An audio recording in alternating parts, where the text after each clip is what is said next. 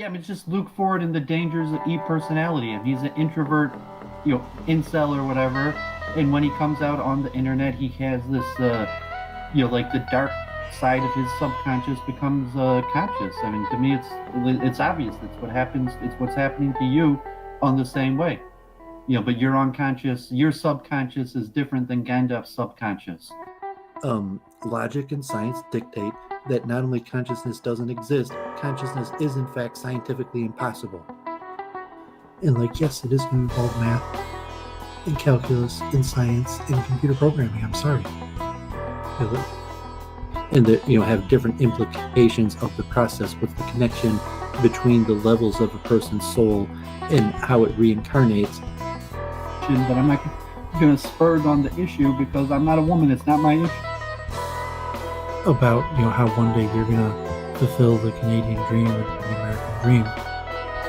So you watch Seinfeld and say, I could do it. I'm going to go out tomorrow and go to work and have a great day, and I'm going to be successful. And one day I'm going to have my own apartment. I'm going to have my own parties with my own friends over, and I'm going to have my own possessions. I'm going to see things that I want and just buy them. Yeah, but that's just so to say, a worthless opinion of yours.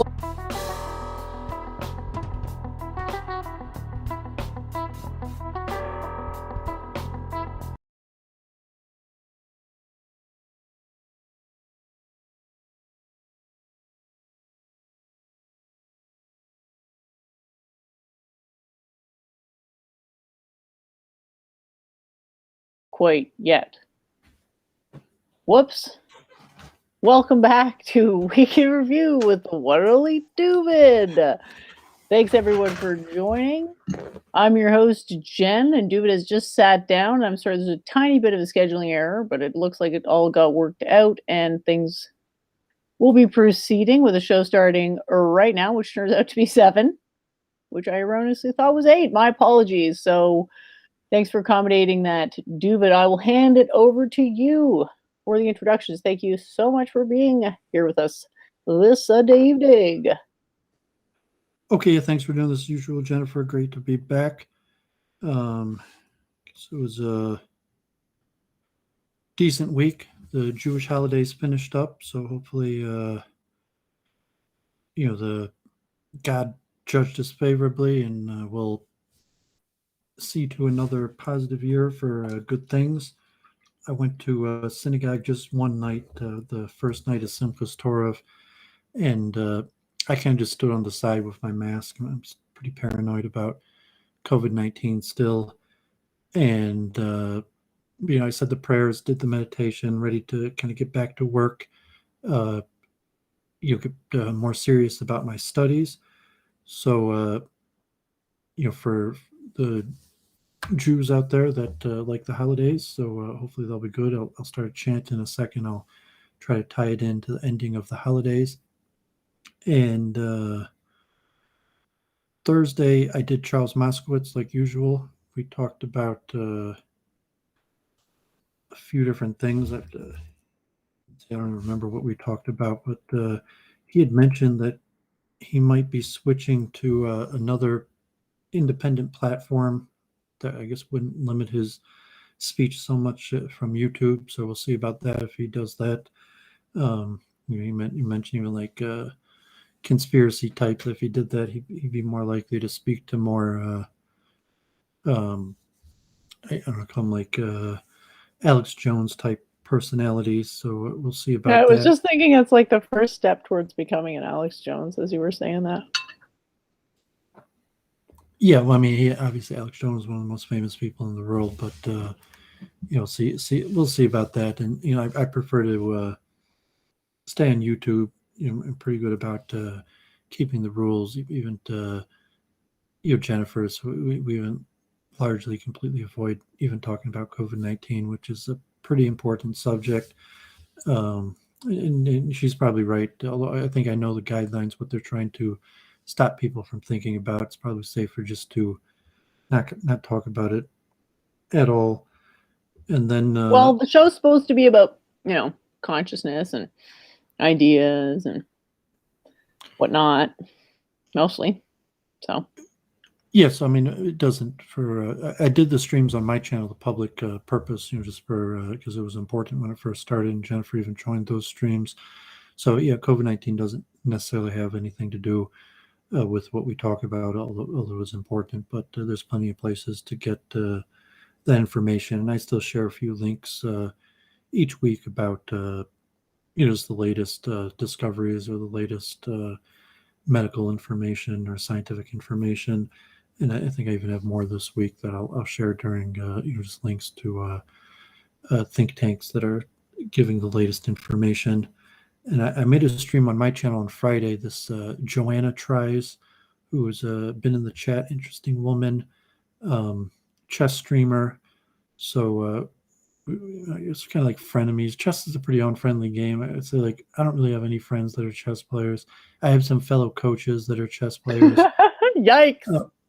Well, I mean, it's like chess is it's not. It's a competitive game, and it's not conducive to having fellow players as friends. You could have kind of like a group of people that try to work together. But I mean, it's kind of like it's a silly kids games, really. So like, if you're still playing it as an adult, to have friends around a game. I mean, it's pretty common. I guess like the Mahajang, grandmothers or something like Wasn't that. the Mahabharata over a dice game or something? Well, I was saying the point is to win. So if it's Just like kidding. I mean, Mahajang or obviously, something, bridge, weird. where people get together and really they just kind of want to talk and be friendly. And the game doesn't really matter that much. Where it's kind of competitive, where like you play to win, and when you play to win, you can't, like diminishes the ability to be friends because the desire to win trumps You see, usually. I just don't see it that way, but I guess that makes me an idiot. But go ahead. Well, maybe you don't do anything competitive like that, and I mean, even if it was a sport, athletic thing, like tennis or something like that, where if you had a friend that you got together to play or spar with, but if you played competitively to beat them, the friendship probably couldn't last.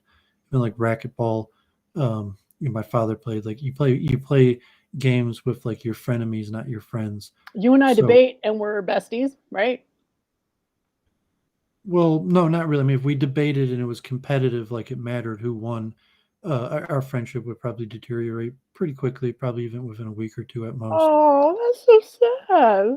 Okay. It's the nature of it, and that's why I always remind Jennifer that debate is a precursor to war and violence, and so like someone that you research together with, like you could maintain a friendship on research or study, but not really anything competitive.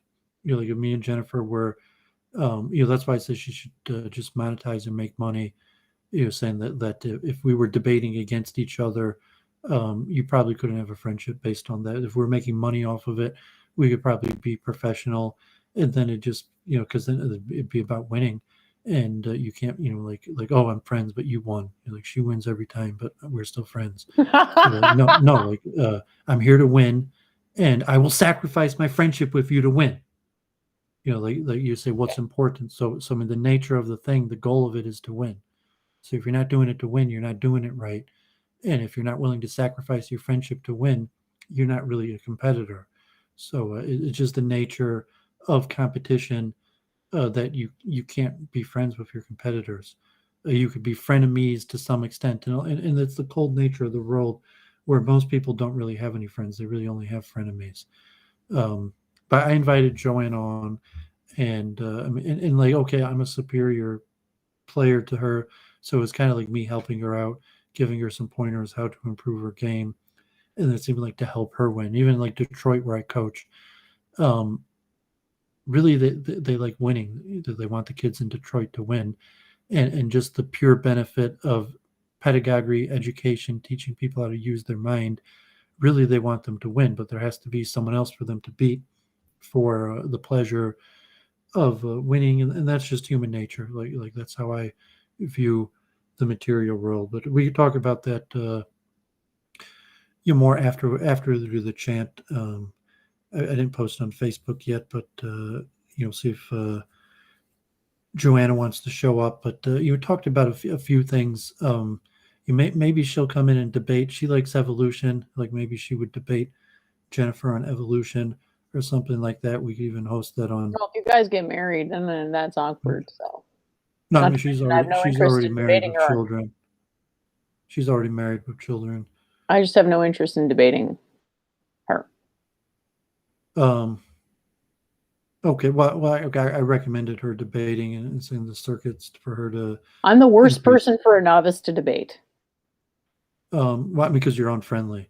The debates I And- take part in are literally bants, Yeah, shitposting, insults, because people are so absolutely out of control in the arrogance of the false statements that they're making that they have to be chastised.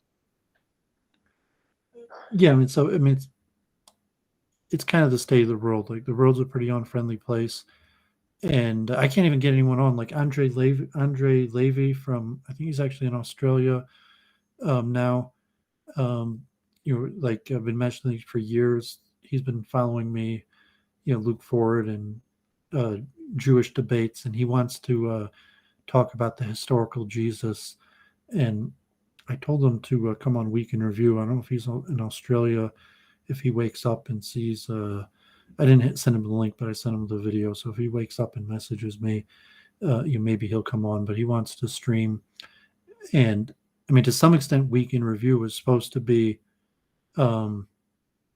Or was at some point, maybe that fell off, and it really has nothing to do with that anymore.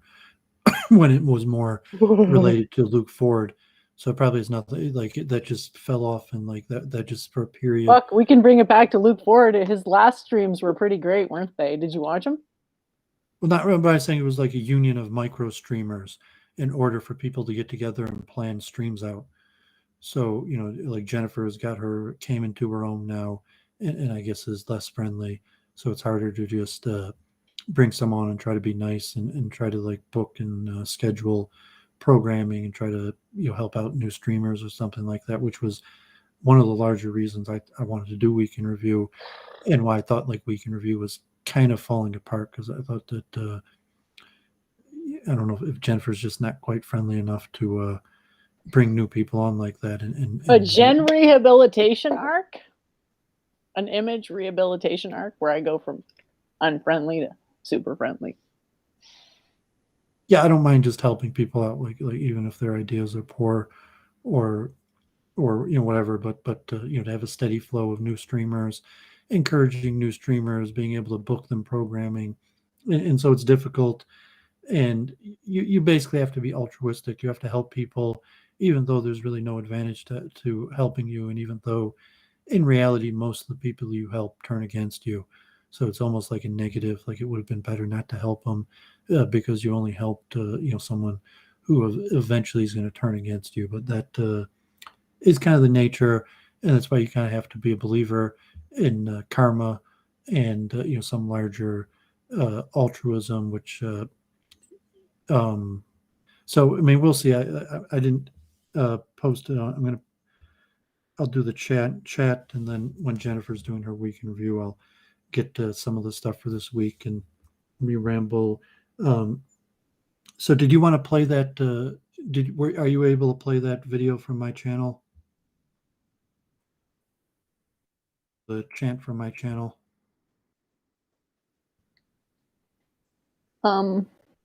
Let's see here.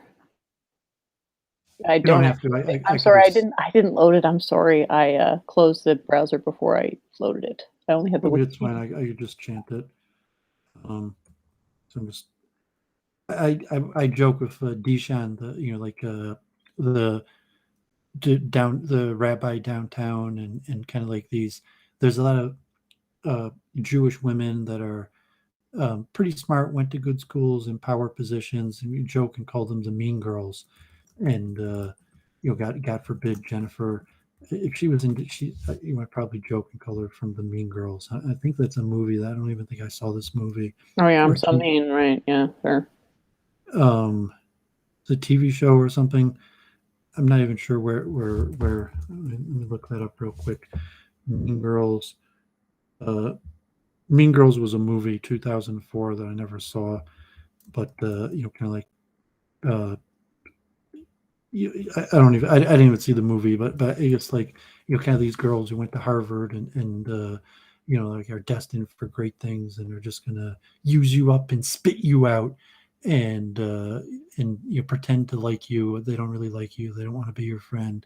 They want to be in charge of you, and God forbid. So I don't know if anyone ever saw that God movie. forbid. Movie Mean Girls, but they're all over the place, and so get used to it.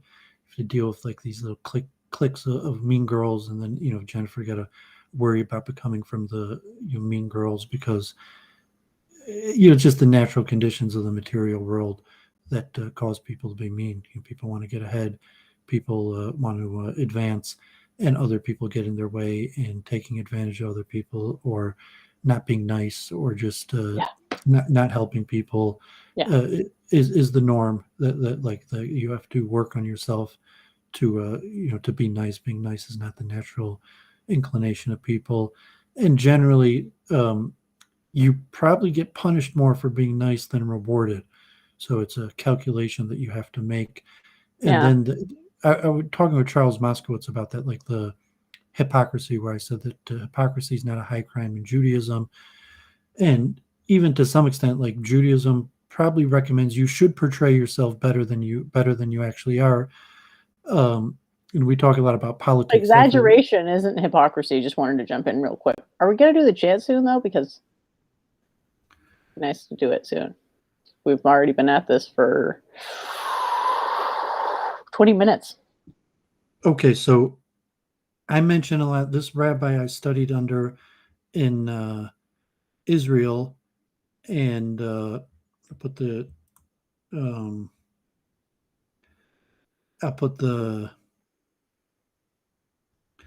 picture in the description. The Tolos Avram Yitzchak Rebbe, and I was there in 1997 when I first went to Israel. The Rebbe's I'd actually seen the Rebbe's father when the Rebbe's father died, and then there was a split in between one of the major Hasidic dynasties over who was going to become the next Rebbe, and the oldest son.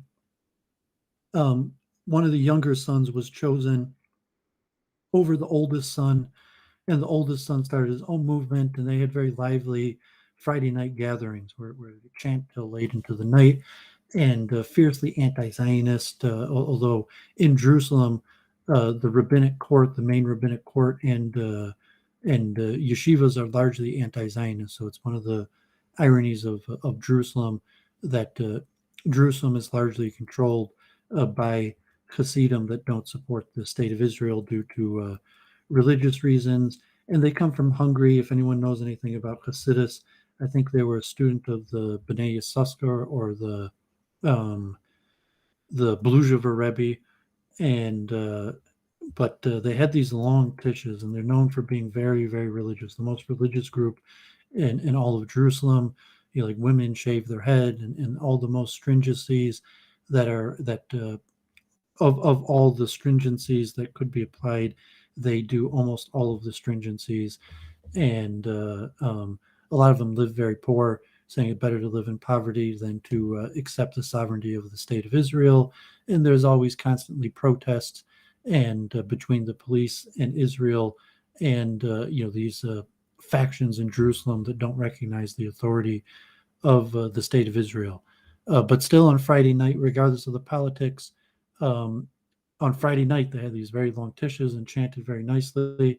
And so this tune is the tune that generally the rabbi finishes his meal in front of everybody. So it's like they call it a tish, which is German for table, and the rabbi eats his meal in front of everybody. And there's some sort of specialness, like everybody coming to the meal together, but really it's just the rabbi eating. People eat in their houses and then come afterwards and join the rabbi at his table. And after the meal, we would chant late into the night for hours and hours, and there was like a transition tune that they would sing after the meal was over, and this transition tune goes back to the Todos Aaron Hasidus. So I put the link in the chat from my YouTube page. So let me chant this.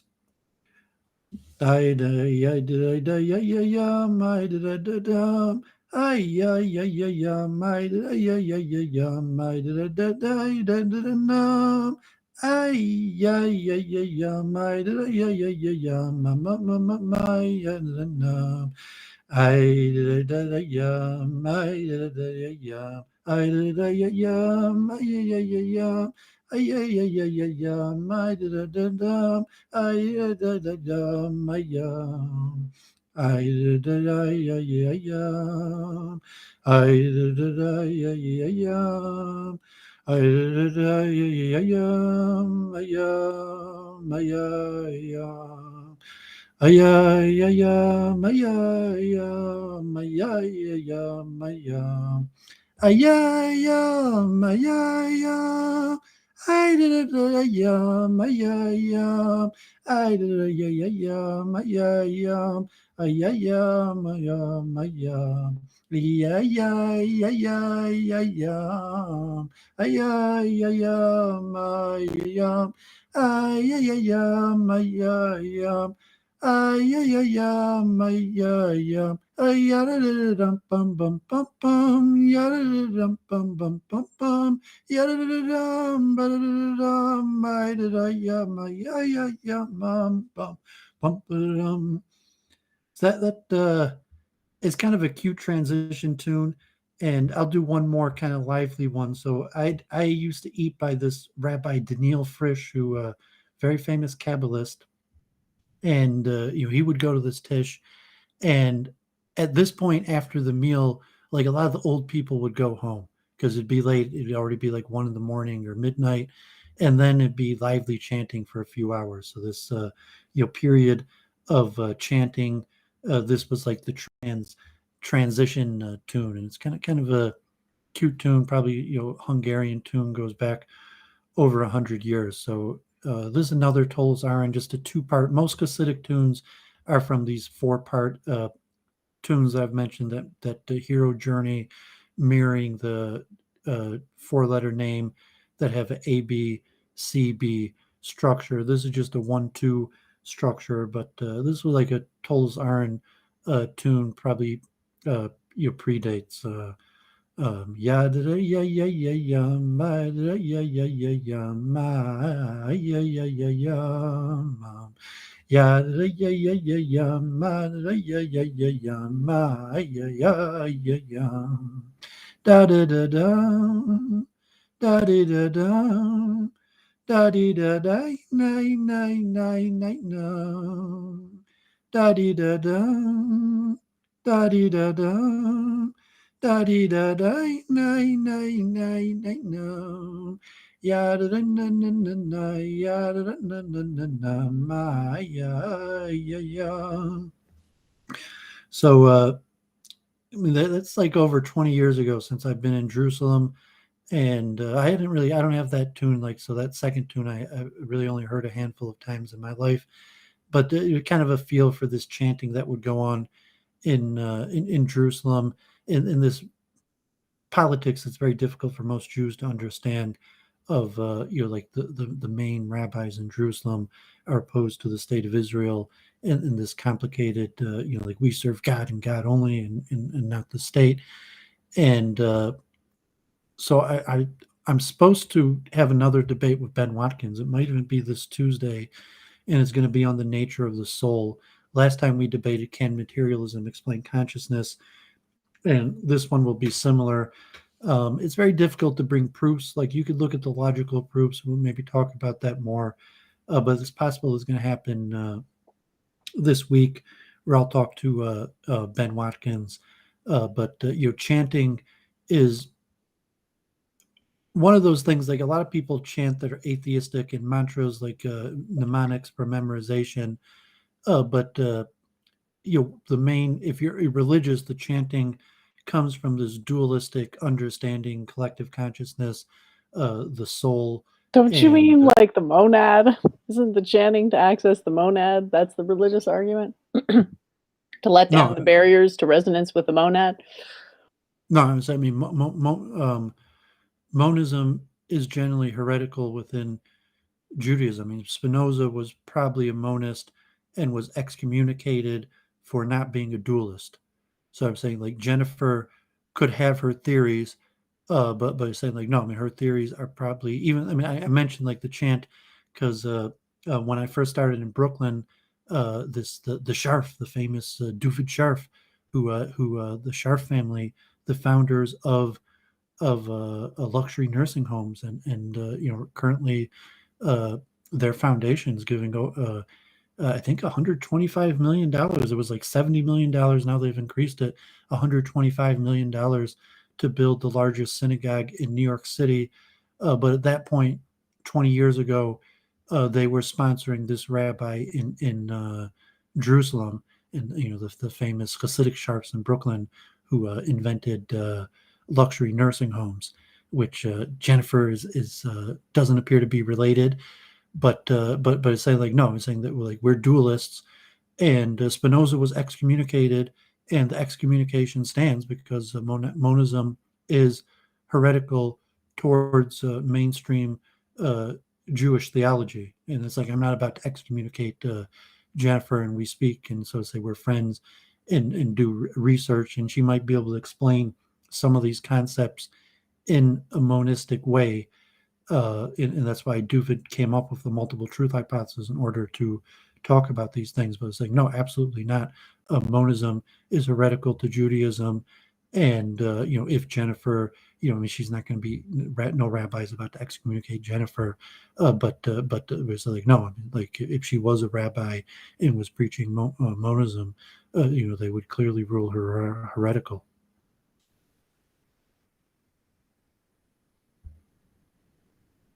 Thanks for letting me know.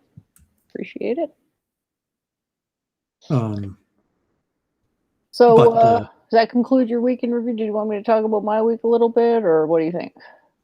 You could talk about your week in review, and I'll put up the various things I had to share. My week in review and news and videos. So you go ahead and I'll get this ready. I just realized I can auto-generate captions with this thing. I didn't mean anything bad on Jennifer, but saying like no rabbi is gonna ever no rabbi is asking Jennifer for her theories, and it's saying if they told her theories, they wouldn't give her a prize.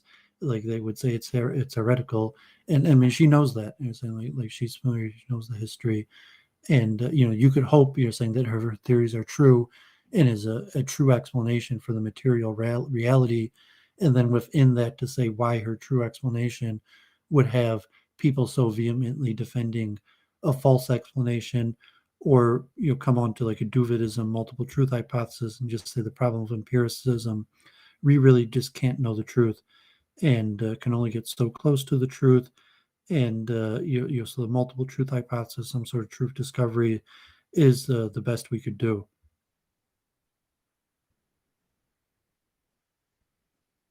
Alrighty. I didn't mean to cause any offense there. I just was unclear how that was different from the monad.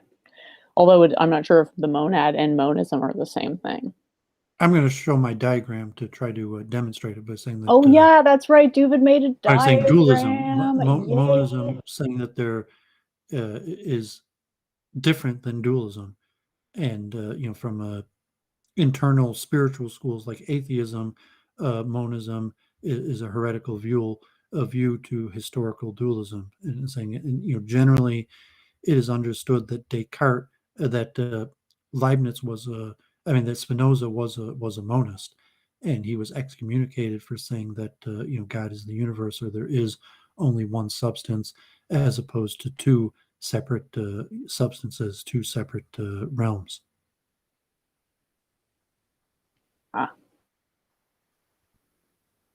I guess to me, monism is two separate realms. I think that's where the confusion is coming from. It's not like they didn't understand what you're saying. They understood what you're saying and said it's heretical. And there's two separate realms but we'll talk. Well, I'll show my diagram and try to explain it more. And then try like the difference between Doovid and his multiple truth hypothesis, and maybe Jennifer, who's promoting her own theories, as opposed to Doovid is more straight analysis and trying to show how there's conflicting theories in schools, and then even having a method to work together with these conflicting schools. But if you're promoting just one school, then you have this tendency to try to, say that your answer, has to answer all questions. So your answer has to give the answer to why these other schools are conflicting, and say, kind of like, I could explain your system also. My system is so good that even though you think that my system is heretical, reality is my system explains your system. This is why I didn't want to use the word soul, to avoid the word heretical ever being uttered in my general direction. This is why I was in physics. This is supposed to offer certainty. I'm saying soul, the origin of the soul is the spiritual realm, and it's separate, completely separate from the material realm. And that's, such a strong point where monism, not just atheism, monism is heretical to dualism. Alrighty.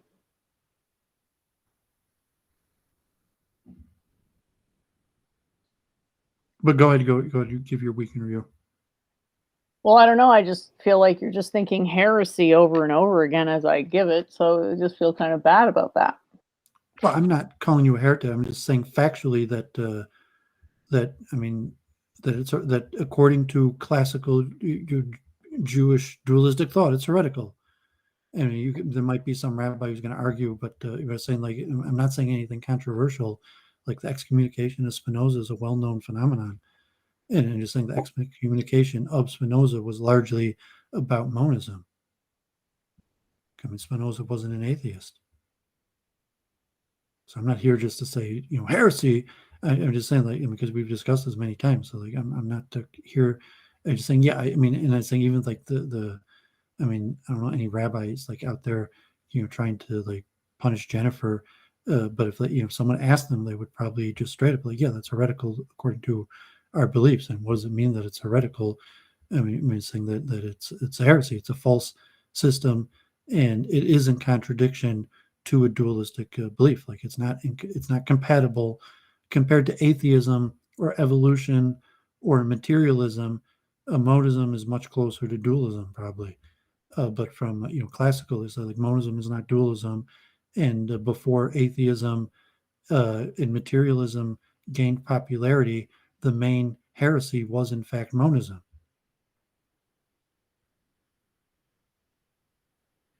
Okay. Just trying to load up my image here. I didn't even have a chance. I guess you just finished your blog post. I'm loading this stuff up. Take a look at your blog post too. I'm sorry I didn't give more time. I was like hanging in the Teach server for a little bit because it always gives me like an inspiration or whatever. So and then I was there, and then I got went on stage, and it was just like not enough time exactly. Trying to get it all, and just right down to the last second, and it was like But I'm probably going to make a post about this sphere as well, because I just don't want to proceed in any explanations. I basically will consider any type of a digression or direction of inquiry that doesn't acknowledge this as a valid metaphor as a trolling attempt, because there's a lot of, well, obviously Socratic trolling going on. It's funny because it's like right there to prove the point.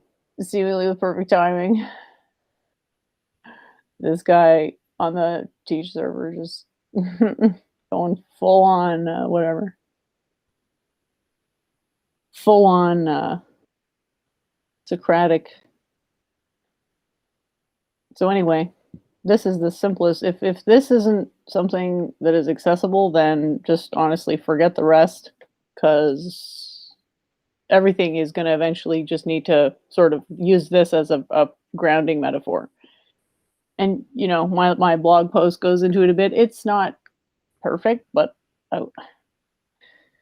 sort of bear with me that this stuff is like a little bit tricky, and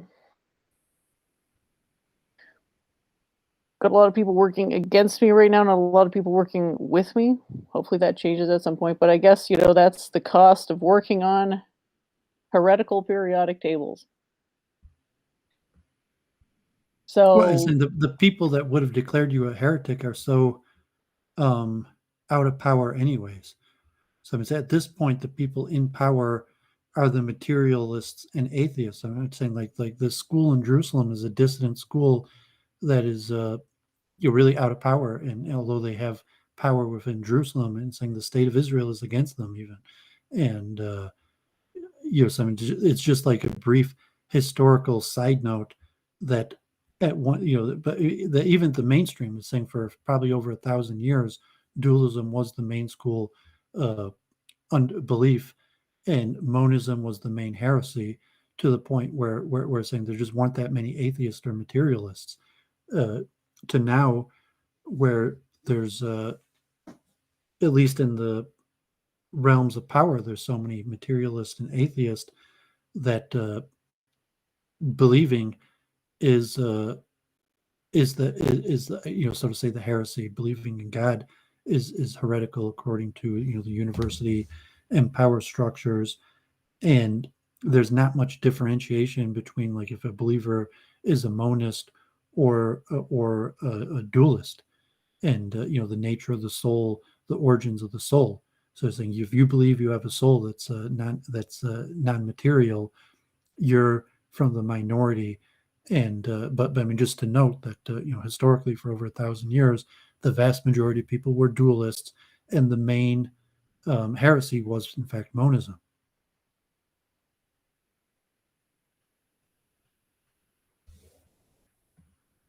Did you see that I was auto-loading the captions? Awesome. I didn't even know you could do that. That's fucking sweet. Yeah, so anyway, the sphere thing. Obviously, the sphere is not the whole thing, is that? Even when using a purely spherical rendering, we still end up with like super spherical situations of like multi-spheres in a single array, which predicts multiple more on the material side of things. So at the material limit, bubble, right? What's a bubble? It's basically S2, but it's not S2 because S2 is the Platonic form. So nothing can ever actually be at S2. Like if you think of something at S2, it's like frozen in place, and there's intrinsic motion. So the motion is always with minimal deviation about the Platonic form relative to the phase space, right? So what phase space you're vibrating in, aka where you're cycling causally, matters, but we'll still generally abide by these principles. That there's an animating principle that is unreachable, and it's this unreachableness that is the animating principle. It's a driven, damped harmonic oscillator, and this dovetails with the idea of the least action principle. So the least action principle de facto sort of axiomatizes a steady state regime, which is how reality actually works. So that have this convergence of things that when they happen to line up with reality, because like notice that really all that had to do, like I know I just put this down, but really all that had to do was switch it on over to the hyperbolic versus Euclidean paradigm, right? Which we talked about last time was the parallel lines never intersecting thing. So that was pretty good, but yeah, yet again, if this doesn't make sense, if the logic of this isn't something you can see, then the rest of the stuff isn't going to make sense either, because everything's going to be more complicated than this in some sense, because this is a very simple metaphor. It's a sphere. To get to a plant or whatever from a sphere, even from to the periodic table or the hyperbolic figure eight, totally different. So anyway, that's basically my weekend review. I don't know what else I did. I've got some other ideas from the blog post. Excited to put them out, and glad I got one out before the end of the week. And hopefully I could do some more streams. I actually recorded a bit in the Teach server before I hopped on this, because the subject just seems really interesting and a lot of non-hostile exchanges happening. So that's a big plus. Yep, that's all I have to say for now, I guess. Okay, so let me do a screen share, and I'll do my research week in review. So the type of stuff I was reading and thinking about this week, streams I was watching. So I showed this to Jennifer, I found this channel that had these. Is my screen share working? So It is now. okay, I have this page Cogito. They have these little like short histories animated, and I watched this first one on the Tamil people, and the history of the Tamil people was interesting. I know quite a few Tamil people, and sometimes they put the together the Tamil with um, uh, slipping my mind the most southern part of India, and right next to the Malayan section that has Sri the Jewish. Lanka? Well, Sri Lanka is the island, and also the Tamil people make up like 20-30% of Sri Lanka, and they have a different language. So it was interesting. And then also the same channel had a history of the Maori people of New Zealand. It was pretty interesting. It had just nice graphics, maps, and so people are interested. I thought that was good content. Also, I was talking about New Zealand last week. I mentioned the Alpine fault that, according to the most basic theory that they teach in modern science of plate tectonics, is that the New Zealand is on a fault line, and it's called the Alpine fault. So you can see a map here of New Zealand and how the Alpine fault goes completely across one of the islands, and you relate to evolution and geology that it has caused one side of the fault line for really like hundreds of miles to be pushed up like 20 or 30 feet. So I guess like in a part of New Zealand for like hundreds of miles, there's like you might just look kind of like a cliff or mountain, but according to the geology, it's the fault line. Yeah, it seems a little weird that stuff's getting pushed up from a fault, right? Bit weird. Well, the two plates right next to each other, and it's saying that at one point, I guess they'd been more even, and something has caused one side to be pushed up over the other. And we talk more about plate tectonic theory, but you could see the geological record because the side that's been pushed up contains elements of the geological record that are much older, and it's being pushed up. So it's a just something I thought I'd mention. I mentioned it last week, so I thought I'd share that. Was it the Alpine fault, and we could talk more about that. It's an important theory. I don't know if this guy's still in the Teach server. I saw this on Digital Gnosis. I guess he's reached out. He's kind of like asking money for college. Maybe he took Are you talking about burps. the one on the left or the one on the right? This was posted on the channel of the one on the right, Fodor, who I guess is part of Digital Gnosis, and the person on the left, Canadian Catholic. There's kind of a video making fun of him, God forbid. He's been harassing people in the Teach server for days, so he probably deserves. It's probably a pretty benign video compared to his assholishness. Well, so he's kind of like asking for money, I guess, because he's took low birth and needs money to help get his way through university. So it's kind of the irony and kind of the point, like you're like, well, why do you need money for university? He said, because he took low birth, or whatever that means. But kind of, and people want to help him out or whatever. It's good to have an education, but then I guess kind of like, who is this guy that's so mean? And then here he is, like begging money, like saying like, who are you that thinks you're so awesome? Look, he's a philosopher, okay? He's trained in philosophy, okay? It's very serious. Yeah, so interesting video. Like, I'm not sure I ever came across him before, but I guess he's a debater, and ironic you got Canadian Catholic hanging out in the Teach server, whatever sense that makes. So here's a new MIT. Makes about as much sense as any of it at this point. It probably makes more sense than you being there. But I'm right where I need to be. There's some seriously hurting people in that place. yeah, it was just kind of like promoting your party at someone else's party and saying like, Oh yeah, right. More like you know, bringing a bunch of people into the server every time I am there. but if you took low birth, you have no choice. Let's say like Mm. Jennifer's not from the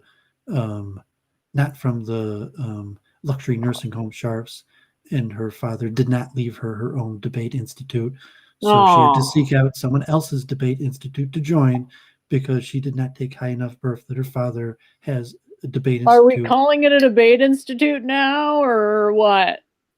Well, hopefully that's what TJ is. If it's not even a debate institute, If I'm not even going to take over the server to make a freaking debate institute out of it, what's the point, right? No, I'm sympathetic to that view. Your standards are just so dang high. well, I don't know, it's not even a standard. It's saying like, okay, like very few people took high enough birth that their father left them a debate institute. So so if you want to be a debate institute, to build one up from scratch, you could consider, but trying to usurp leadership of another debate institute might make sense. So here is a new. I was not suggesting that. He has me listed in his thing as a dishonest interlocutor, whatever the hell that means. And I'm on a list for his debating school, which is $100 a month for a person to talk to deal with Deepak Chopra-esque arguments, which is like, I'm reminded of Molly memes with the whole like not an argument thing, but it's like I'm so dang stunned, I don't even know how to respond. So it's like You're paying whatever. T-Jump now, so you actually paying T-Jump to be part of his debate school. No. Or are you saying that people who pay, I'm number one on the list of featured attractions for his debate school. so people who pay him get to talk to you and saying they can't? I'm a talk to you? suggested attraction, kind of like a bear on a unicycle. I don't know if you've noticed that this is a recurring theme that I try to avoid. God It forbid. keeps surfacing. Okay, so here is this new MIT course. I mean, it's last year, but they just posted it on their page. You got over 20 hours of psychology and economics. I got through the first 2 lectures. Hopefully, I'll finish that in the next few weeks. People, looking for education, should be interesting.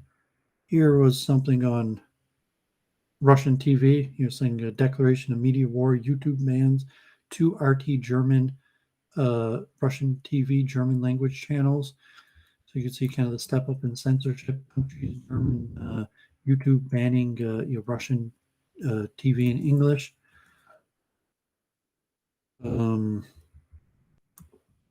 Here was something interesting. Someone wrote a book on Peter Thiel, and I guess Peter Thiel wasn't so excited about the book being written, but he spoke to him, and he spoke to hundreds of people that knew him, and this guy Max Chafkin, and so anyone interested in Peter Thiel, check that out. Here, Pill Eater. Maybe Pill Eater will show up. I think he's been a week in review. If you look forward, Babs a bunch of times, but he was on Lipton Matthews, and so check that out. I've been watching Lipton Matthews, basically all of his content. Like he's a lot of good interviews. Here was this Luke Ford show. He had a few interesting things. He's been kind of doing less shorter things where he talks more about one issue. And here he had the rise of the secular gurus, and it was a commentary off Blogging Heads, which I watch Blogging Heads mostly for the black guys, Glenn Lowry and John McWhorter. Yeah. Oof, what a snooze fest that was. Those three guys. What the hell was that? Yeah, I think Wright is actually the founder of Blogging Heads. And actually, now that I did it, I forgot I did not see the most recent. I have to check this out. So the most recent Glenn Lowry, John McWhorter, and it looks like Glenn Lowry might be debating Al Sharpton, was considering talking about whether he should do it. So, God forbid, maybe we'll talk about this more, like the murder pandemic. And so Detroit to Bay City, saying that Michigan has had a severe increase in murders. And New York City, across the U.S., there's been like a 30% increase in murders. In Israel, there's been a huge increase in murders. In the Arab sector of Arab Israelis, and even to Jew on Jew, there's been a huge increase in Jew on Jew murder, even in Israel. But Detroit, uh, per capita, is back up to the third highest murder rate in the whole world. And Saginaw, another place in Michigan, is per I guess 100,000 people, is the fourth highest murder rate in the whole world. So Detroit has historically been the murder capital of the world, but it went down over past years, and now it's going back up. God forbid, and God forbid it keeps on getting high. And although property theft has went down, and then even here, God forbid, um, uh, rapes, just huge numbers. God forbid, there's like 700 rapes in Detroit last year. God forbid, but there's been really a crime pandemic across across the world. Maybe we'll talk more about that. So, like like I was saying, chess is an unfriendly game. The world's an unfriendly place. But I mentioned that I thought COVID-19 would be a precursor to increased violence because it would just it's just a mass casualty event, and hundreds of thousands, millions of people now have died of COVID-19 just from some disease that just from breathing a respiratory virus. And being that so many people now in the U.S., 1 in 500 people basically died from COVID-19 in the last year and a half, maybe even more, and it doesn't appear to be ending. Over 2,000 people a day still dying in the U.S. of COVID-19. That it cheapens the value of life, and therefore people are more likely to have a higher risk calculation, and so God forbid, people are more likely to kill each other. So that'd be interesting if memes. I guess he doesn't seem so much in his dueling, his original topic, but maybe we could talk about. Well, that wasn't really going anywhere because every time I was like, you need to set grounds for dueling. You need to give a body of people officiating over whether the duel is. It's like, no, I don't want to live in a world where I can be challenged to a duel because somebody got ass blasted because I trounced them in a debate. It's like, sorry, but that's immoral. There's nothing I could say that warrants me being killed for it. That's just, I mean, I always apply that standard to anybody. Well, I just want to talk. I mean, memes had like I don't know if it was an advocation. I just like talking about the science of violence and escalation, and natural escalation. And like in Detroit, I mentioned Chief Craig, who the blue-eyed African American. Like, can a 90-year-old woman be challenged to a duel? Like, where does it end? Well, it's saying there's escalation, and that most murders in Detroit are petty things that got escalated into people killing each other with guns. And so, like, yes, a debate. It could start with just a debate, where so like, yes, if me and Jennifer were competitively debating against each other, it would probably end our friendship. No, but because it's escalation of force, where it's like, I won. It's like, no, you didn't. I won. And then to that, to really just kind of stupid petty things that escalate into people killing each other. And if you're in Detroit looking like, why are so many people killing each other? You're saying factually there were petty, stupid arguments that escalated to violence and eventually to lethal violence with guns. And but the origin of most of the murders in Detroit and probably nationwide are petty arguments or debates. So yes, like, you can't just win an argument and be like, I won, I beat you, ha ha ha, except that I beat you. You're saying, no, that's not human nature. Human nature is that if you beat a person, that they will choose to escalate it, and if they can't beat you in a debate, they will maybe escalate it to some separate realm, which could be violence. And it could be bad mouthing you. It could be trying to ruin your reputation. but some form of escalation that eventually could lead to violence, God forbid, and could lead to murder. And saying that's what's happening here in the U.S. And I just thought it's worth mentioning. Even Jennifer is saying yes, it is debates that lead to murder. I always say that I didn't debate say is a that. precursor. Debate is a precursor. You can't tease people and make them feel like you're better than them without an opposite reaction of causing negativity against you. And some people will choose of a certain level that negativity to violence. Like you make fun of me, I will hit you. And or God forbid, like in the U.S., like you insult me, you might get shot. God forbid. Insult me at your own peril. It might cost you your life. And saying, God forbid, like that police chief, when they retired, police chief of police in Detroit said that's what's happening.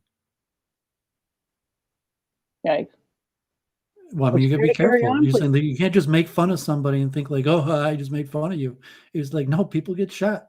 Like, Okay. why do you shoot him? Because he made fun of me. That's why I shot him.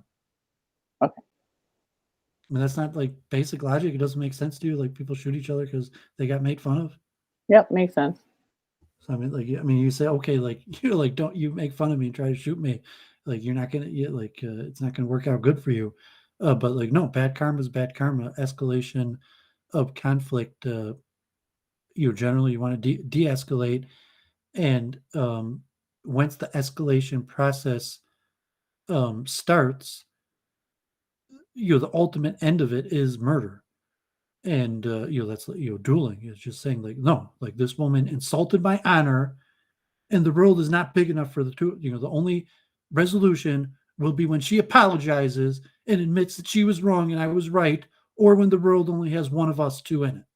And that's the theory of a duel. It's classical, like pulling off the white. So you can apologize to get out of the duel? We have to de-escalate force. So if it's an insult of honor, so just like we played a game of chess and he won, and it affected my honor so much that, like, God forbid, he's going to try to hunt me down and kill me because his honor was. Well, I would say like that's pretty unlikely. But you say like, okay, Detroit has 1 million people in it, and 400 murders. If it's up to 600 murders going to be this year, God forbid, it's astronomical. Number. Relatively. Is there a reason why you're screen sharing? Yeah, I haven't finished. So like, so I mean, we could over and over. We could talk more about escalation of violence and just the factual element that murder is increasing in the U.S. Okay, so this was actually on Sam Harris, and his guest mentioned this, and I hadn't, maybe I heard this term, but I looked it up. So here was a video on the continued influence of misinformation, and I found another video on the continued effect of misinformation. Sometimes it's called the continued influence of misinformation, or the continued influence effect of continued influence effect of misinformation. So Sam Harris was talking about it, and I found this channel had the Arts Cognitive Neuroscience Research Center had like a symposium a few years ago, and had like Descartes and some interesting stuff in one of them. And the idea is that even when a person has been corrected, that there's a continued effect of misinformation. So if a person used to believe something and then they've been corrected and no longer believe it, that it'll show that there's residual effect of prior misinformation, and you really can't get rid of it. So it's a known cognitive phenomenon that you can't really permanently erase wrong ideas. And in certain cases, even if a person is completely corrected themselves from the previous wrong idea, that there's still a residual effect. And I think like chunking theory, that makes sense. That the chunks don't disappear; the chunks are always there. So I thought that was interesting. We talk about that more. Here was something kind of interesting. The World Chess Championship which was supposed to be in Saudi Arabia. Like Saudi Arabia was sponsoring it, and there were complaints from female players because they had to like wear hijab to go to the tournament, and women aren't allowed alone in Saudi Arabia. So if you want to travel from one place to another, you need a male chaperone. So enough of the women people complained, and so they stopped accepting the sponsorship of Saudi Arabia, which put up quite a bit of money, like $2 million, which was one of the largest amounts of anyone had donated historically for the women's championship. So this year, the largest sponsor coming forward for women's chess was a global medical technology company that specializes in breast implants. And so there's a lot of controversy. Some people saying they should reject the sponsorship, and it's demeaning to women to have the women's uh, chess championship sponsored by a breast implant company. And then this, Lee Chess had a bunch of collective comments of female players. Some that said like, okay, like you need the money. It's not like they chose from a whole bunch of people, to have the breast implant. They were the highest bidder of sponsorship. So if they rejected the sponsorship, which I think was $900,000, it could be maybe the next biggest sponsor is only going to be a few $100,000. And so there's a little debate. I was mentioning on the chess server an interesting that there could be that there's like a logic that there's an inverse correlation between IQ and breast size. That that not like it's a rule that large-breasted women are dumb, but there is an inverse relationship between breast size and IQ on some level. There's a few different studies, and then to a certain extent, um, like a deception. So if you're a more intelligent woman, if men by nature are attracted to larger breasts as a biological basis, say, well, I desire an intelligent woman that's going to breed me intelligent children, and the woman who's going to be more intelligent is more likely to have smaller breasts. However, pure sexual attraction, men are going to be attracted more to women with larger breasts. And then, so if top female chess players are probably pretty smart. So on average, top female chess players have smaller breasts.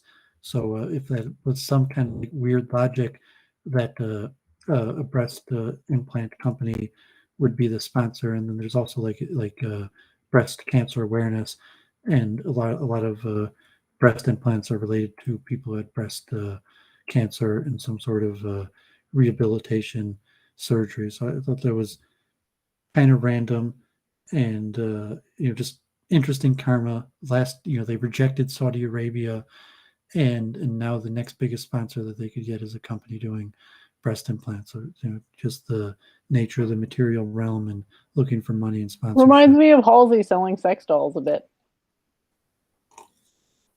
Yeah, I mean, God forbid. And I didn't, haven't had contact with Halsey in a long time now.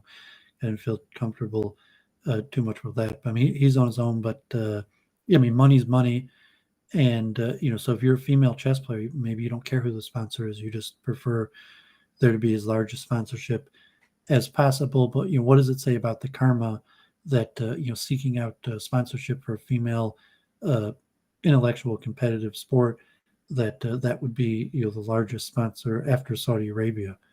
So here we hadn't talked about this in a while. So I mentioned AlphaFold when it came out. I even did a stream on my channel. And I think Jennifer joined me for at least part of that stream. And it's been a while now. So they have a database on AlphaFold of some of the proteins in their database. So you thought that was interesting. Jennifer has somewhat like mathematical models that could predict shapes, although the shapes for protein folding structures are much more complicated and beyond a simple mathematical model.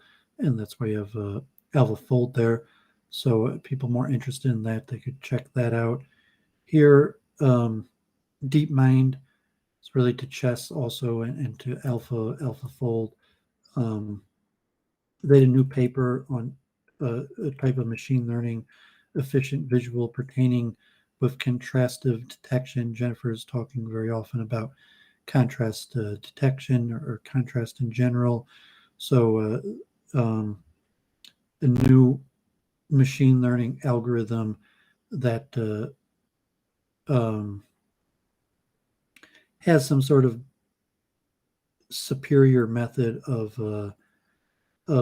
creating contrast or working with contrast to have better results. And as you can see, this DTCON, the blue curve, and like number of epochs versus detection accuracy. And you could see that in less than 200 epochs, this new detect contrast method is producing better results than the other supervised learning or various methods. So this was an interesting YouTube page, the AI Epiphany.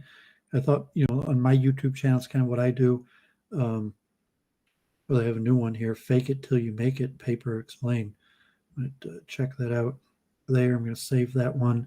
And here was another paper that they explained the sensory neuron as a transformer permutation invariant neural networks for reinforcement learning. So he goes through the paper and tries to explain some of this stuff. So that's kind of what I like doing on my public study sessions, YouTube on my channel. Sometimes in Week in Review, we review papers like that. So there's a pretty good page doing that. Here's my friend Shlomi, who was with Peter Santinello, and he was got YouTube and a traveler.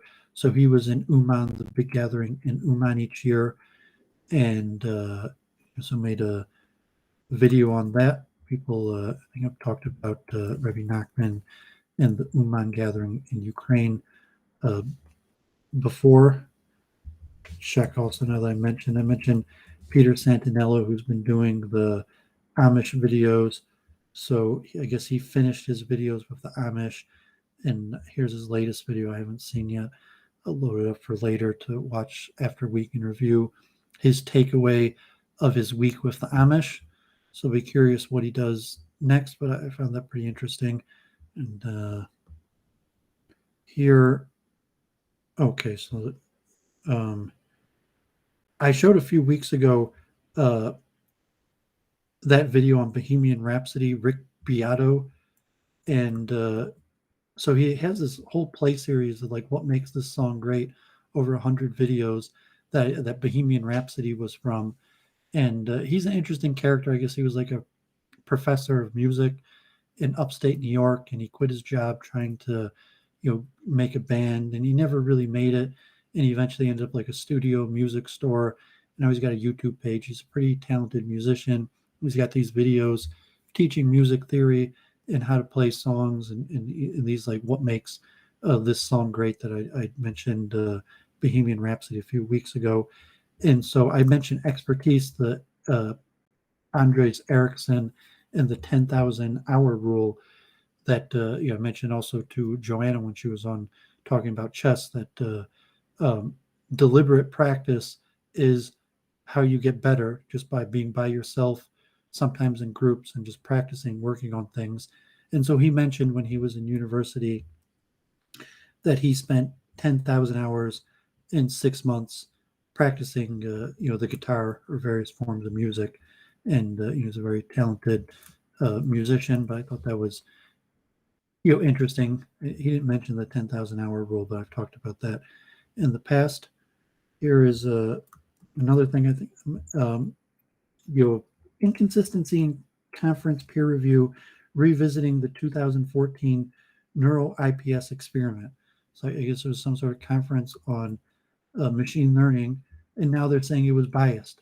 And I guess they had like a panel, and it's a secretive panel because they don't want to share the results with everybody. And it's coming back and saying that the peer review process is biased and you can't trust it. Who would guess? Even in machine learning. Well, I never, ever. Wait, did this thing make it through peer review? So, or was it just like ejaculated from the dark web. It was supposed to be a special event. If you look in 2014 of a conference on machine learning, and they had like a review panel and board, and I guess they didn't let people see all of the inside data or results because maybe a lot of it's intellectual, they protected or something like that. And so they had a panel or board that looked at the results, and now they're saying that it was biased. And but like obviously it's biased, and but we're just saying, so just out there, machine learning, there's a little controversy now saying that their process of peer review is biased. So here was a conference on statistics, and it was on COVID-19 and data standardization and tracking during the peak of COVID-19. And there's a lot of data, and people collect the data in different ways. What does it mean to be infected or sick or deaths or these various things? And people define terms in different ways. And then when you want to collect all the data together, how do you collect data together when people have different definitions? And so here's more a matter of statistics. This I just saw today was pretty interesting. New Pandora Papers. The largest investigation in journalist history exposes a shadow financial system that benefits the world's most rich and powerful. And so it was like a data drop of 600 journalists from 150 news outlets unearthed offshore dealings of 35 current and former world leaders and more than 300 other current and former. And so it was interesting. You might see some of the stuff in the papers, and I guess South Dakota happens to be in America. South Dakota is the most common place where people are offshoring money. So I got this ready for if I debate Ben Watkins. Me and Jennifer have showed this more. What do you mean if? I thought it was happening for sure. We didn't verify date or time. I think it's going to happen. It could even be Tuesday. But they didn't. I've been looking forward to it very much. Yeah, I'm saying that God forbid, like professionalism and scheduling, and so we'll see. But so I'm telling people it might be Tuesday, but it hasn't been verified. Maybe it's not going to happen this week. Are we going on Theology Unleashed? It'll be on Theology Unleashed. Yeah, sweet. I think it'll happen. Ooh, was that Shankaracharya there? This verse is in the Katha Upanishad, and this one just has commentary. And so I mentioned, know that the Atman, the Lord, as the Lord of the chariot, the body as only the chariot, known also intelligence as the driver, known the minds as the reins. The senses, they say, are the horses, the objects which they perceive, the way, the Atman, the senses, and the mind combined, the intelligent call the enjoyer. But of him who is not possessed of discrimination and whose mind is always uncontrolled, the senses are not controllable as vicious horses of a driver. But of him who knows and has a mind always controlled, the senses are always controllable as the good horses of the driver. So it's this famous parable of the soul and the chariot, and it's in the Vedas. I think it's even in Bhagavad Gita. It's in a few different places, and it calls the Atman. So in Plato, he also has such a thing with ethos as the driver, and logos and pathos as horses. And so the Vedic conception is more brought out, and it's interesting because as opposed to having the chariot driver as the soul, it has a separate, and I'm going to show my conception later, that this diagram I was drawing out for Jennifer and monism, but the soul is the passenger, and the intellect is the chariot driver, and the body is the chariot, the reins is the mind, and the horses are the 5 senses: taste, hearing, sight, touch, and smell. And so it's a famous model we've talked about in the Vedas. And so if we do the debate, I might do some slides and I'm going to show that as a model. So here was a simple logistic. I talked about this last week a little bit, and just to show. Logistic? Did you mean to say logistic or heuristic or something else? Perhaps? Logistic, a heuristic, a simple model to help explain. How about a diagram? It's not really a model. A model has to have a unifying theme. I mean, if model is going to mean something, it's got to mean something. And I'd say what you got here is a diagram. It's an interesting one. Perhaps you could say it's a bunch of models, like 1, 2, 3, 4, 5, 6, 7, 8 models. Yeah, they're multiple models, and it's kind of like a multiple truth hypothesis, where so you have basically dualism, monism, materialism. So here on the left, where I have monism, and then you have the sphere, and then I have math and logic, and then from there leading to two separate realms, being physical matter, spiritual mind. So according to the Kabbalists, it's called the spiritual realm and the physical realm, or the Greeks maybe mind and matter. But the monistic understanding, or in a Hindu school, it might be Brahma leading to Vishnu and Shiva, but saying that there's one element that is the higher functioning rule or origin of two different elements, and those two different elements realms are independent, but they're both based on the same thing. So that's monism, where you have so I put here the sphere like just as an element, whatever the mon is, that is the essential element that leads to both the spiritual and the physical realm. But you say if the sphere or mathematics and logic could be considered that element that is both part of the spiritual and the physical realm. That's why I have these different models. So I mentioned last week, like atheistic dualism recognizes a spiritual and physical realm, but doesn't recognize a deity. So you have deistic dualism recognizes a deity that is separate and in power over the spiritual and physical. And most deistic dualism would have kind of a hierarchy where the deity is above the spiritual and the spiritual is above the physical. Say that the deity is causal to the spiritual. Emergent. Everything is emergent from the deity, right? Yeah, but there is systems, different models where the deity, where physical and spiritual are both equally emergent from the deity, and the difference could be the role of something like math and logic. So here, atheistic materialism, which is the most common, is that all there is the physical matter, and math and logic are a part of the materialistic universe, not separate from it. So if you put math higher order rules, like if there's only a physical materialistic realm, what is the origin of higher order rules? And so like a T-jump point of view, that like math and logic or any higher order rules don't arise from something separate from the material realm. They're part of the material realm. And it could be that like I would argue that that's one of the arguments against atheistic materialism, is what is the origin of math Morality? and logic. Well, I didn't even put morality. So these diagrams don't even have morality. But you can source morality from an absolute, whereas these atheistic materialists don't have an absolute.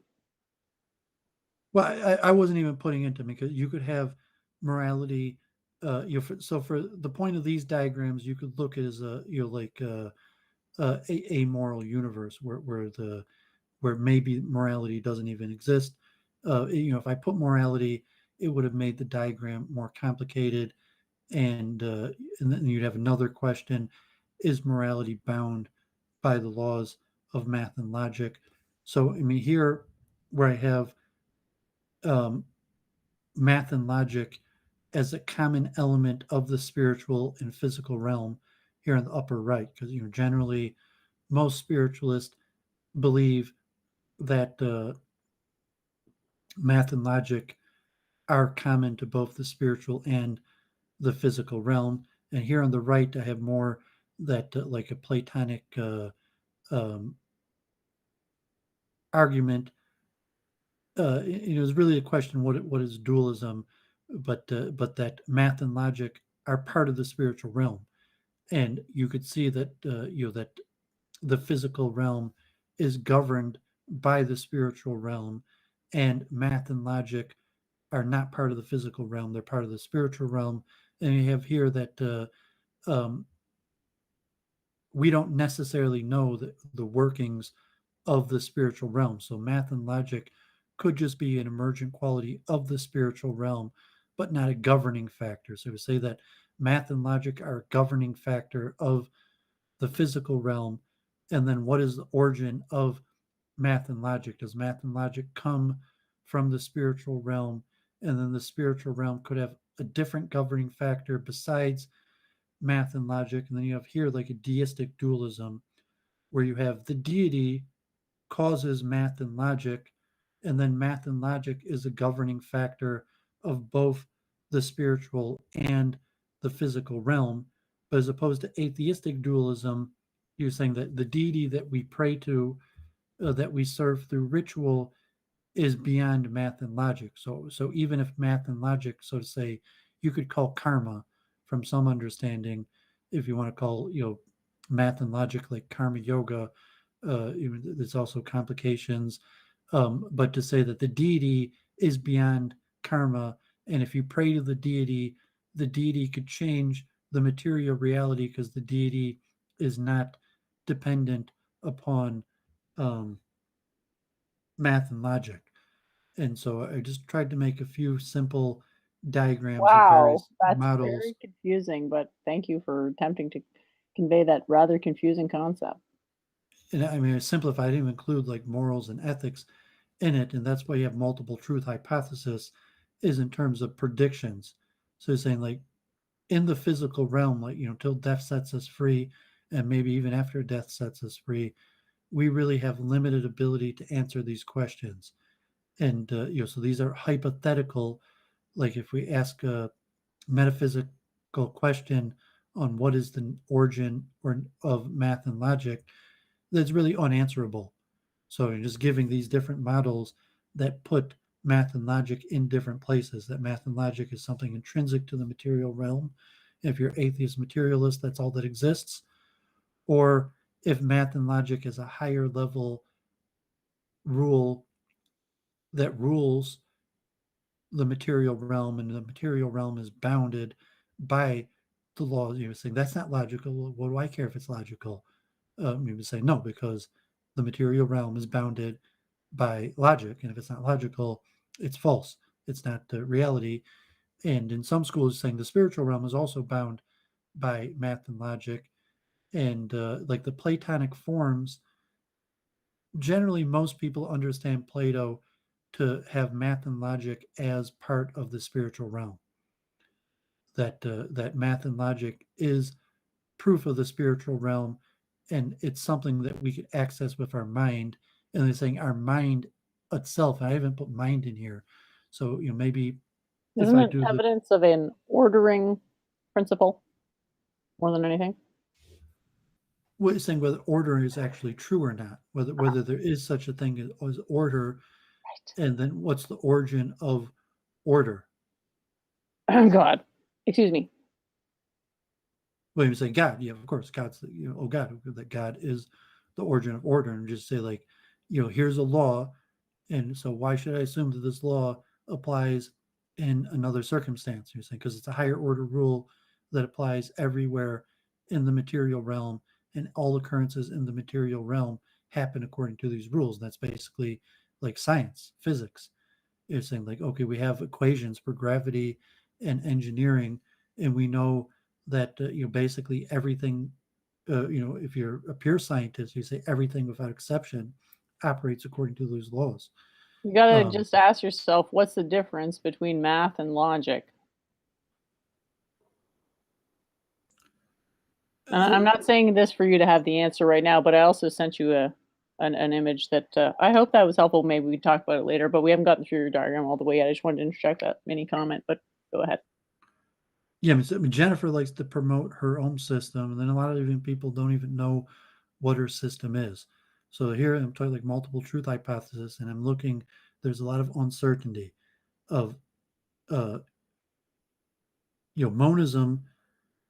I was saying monism is heretical because monism is not a deistic system. If you say the deity is the monad, you say, "Oh, I'm not a heretic," because the monad is just another word for God.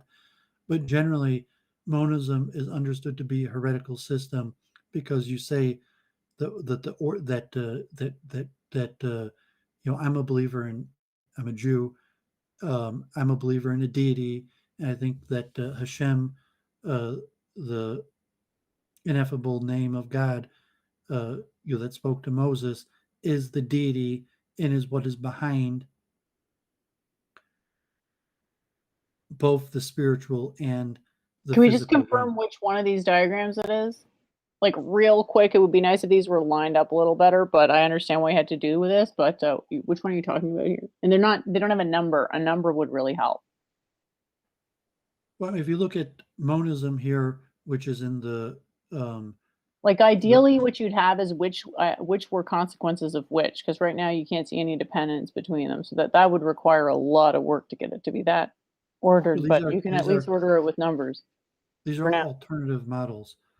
So I mean, if Which is it's why not, they should all be labeled with a different number because it's not clear that I've well. written, maybe it's just too small to see.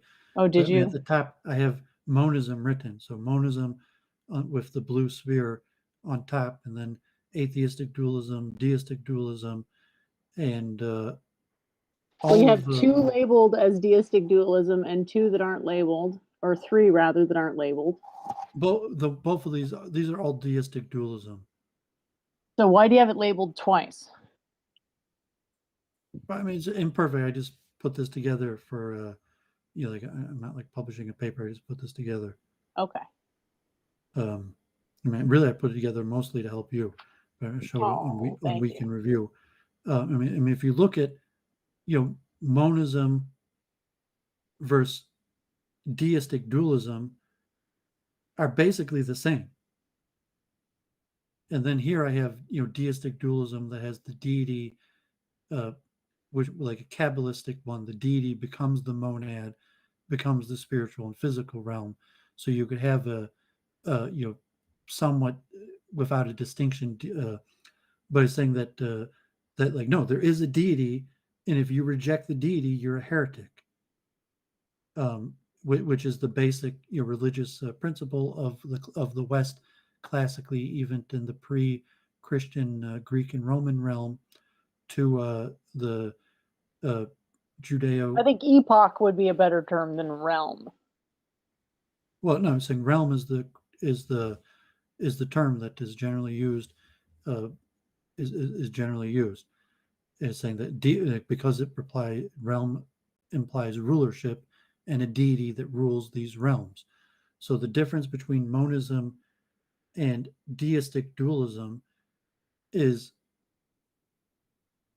that it's the deity that is the origin. Isn't I mean, to make in the diagram that would be different. Monism is unclear. So I mean, it requires a little, but the difference between monism and dualism is a minor distinction because you have an extra force that causes both the spiritual and physical realms.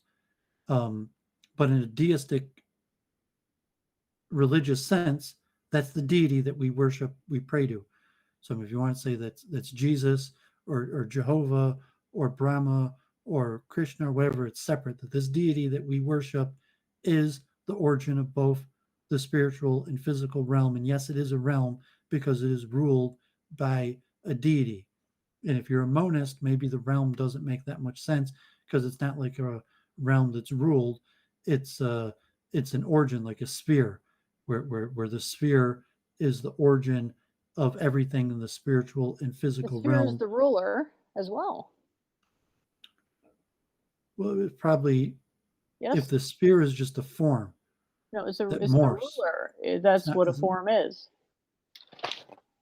Well, we talk more about these distinctions. We're saying that Woohoo. unlikely.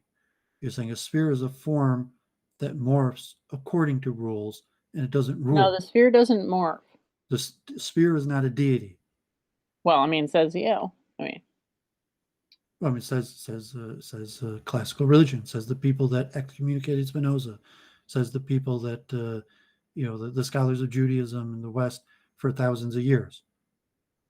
So, I mean, put it hardcore. I mean, Jennifer could promote her theories. They were saying like, well, it's heretical according to classical Judaism, or classical Christianity, or even classical Greek paganism or Roman paganism.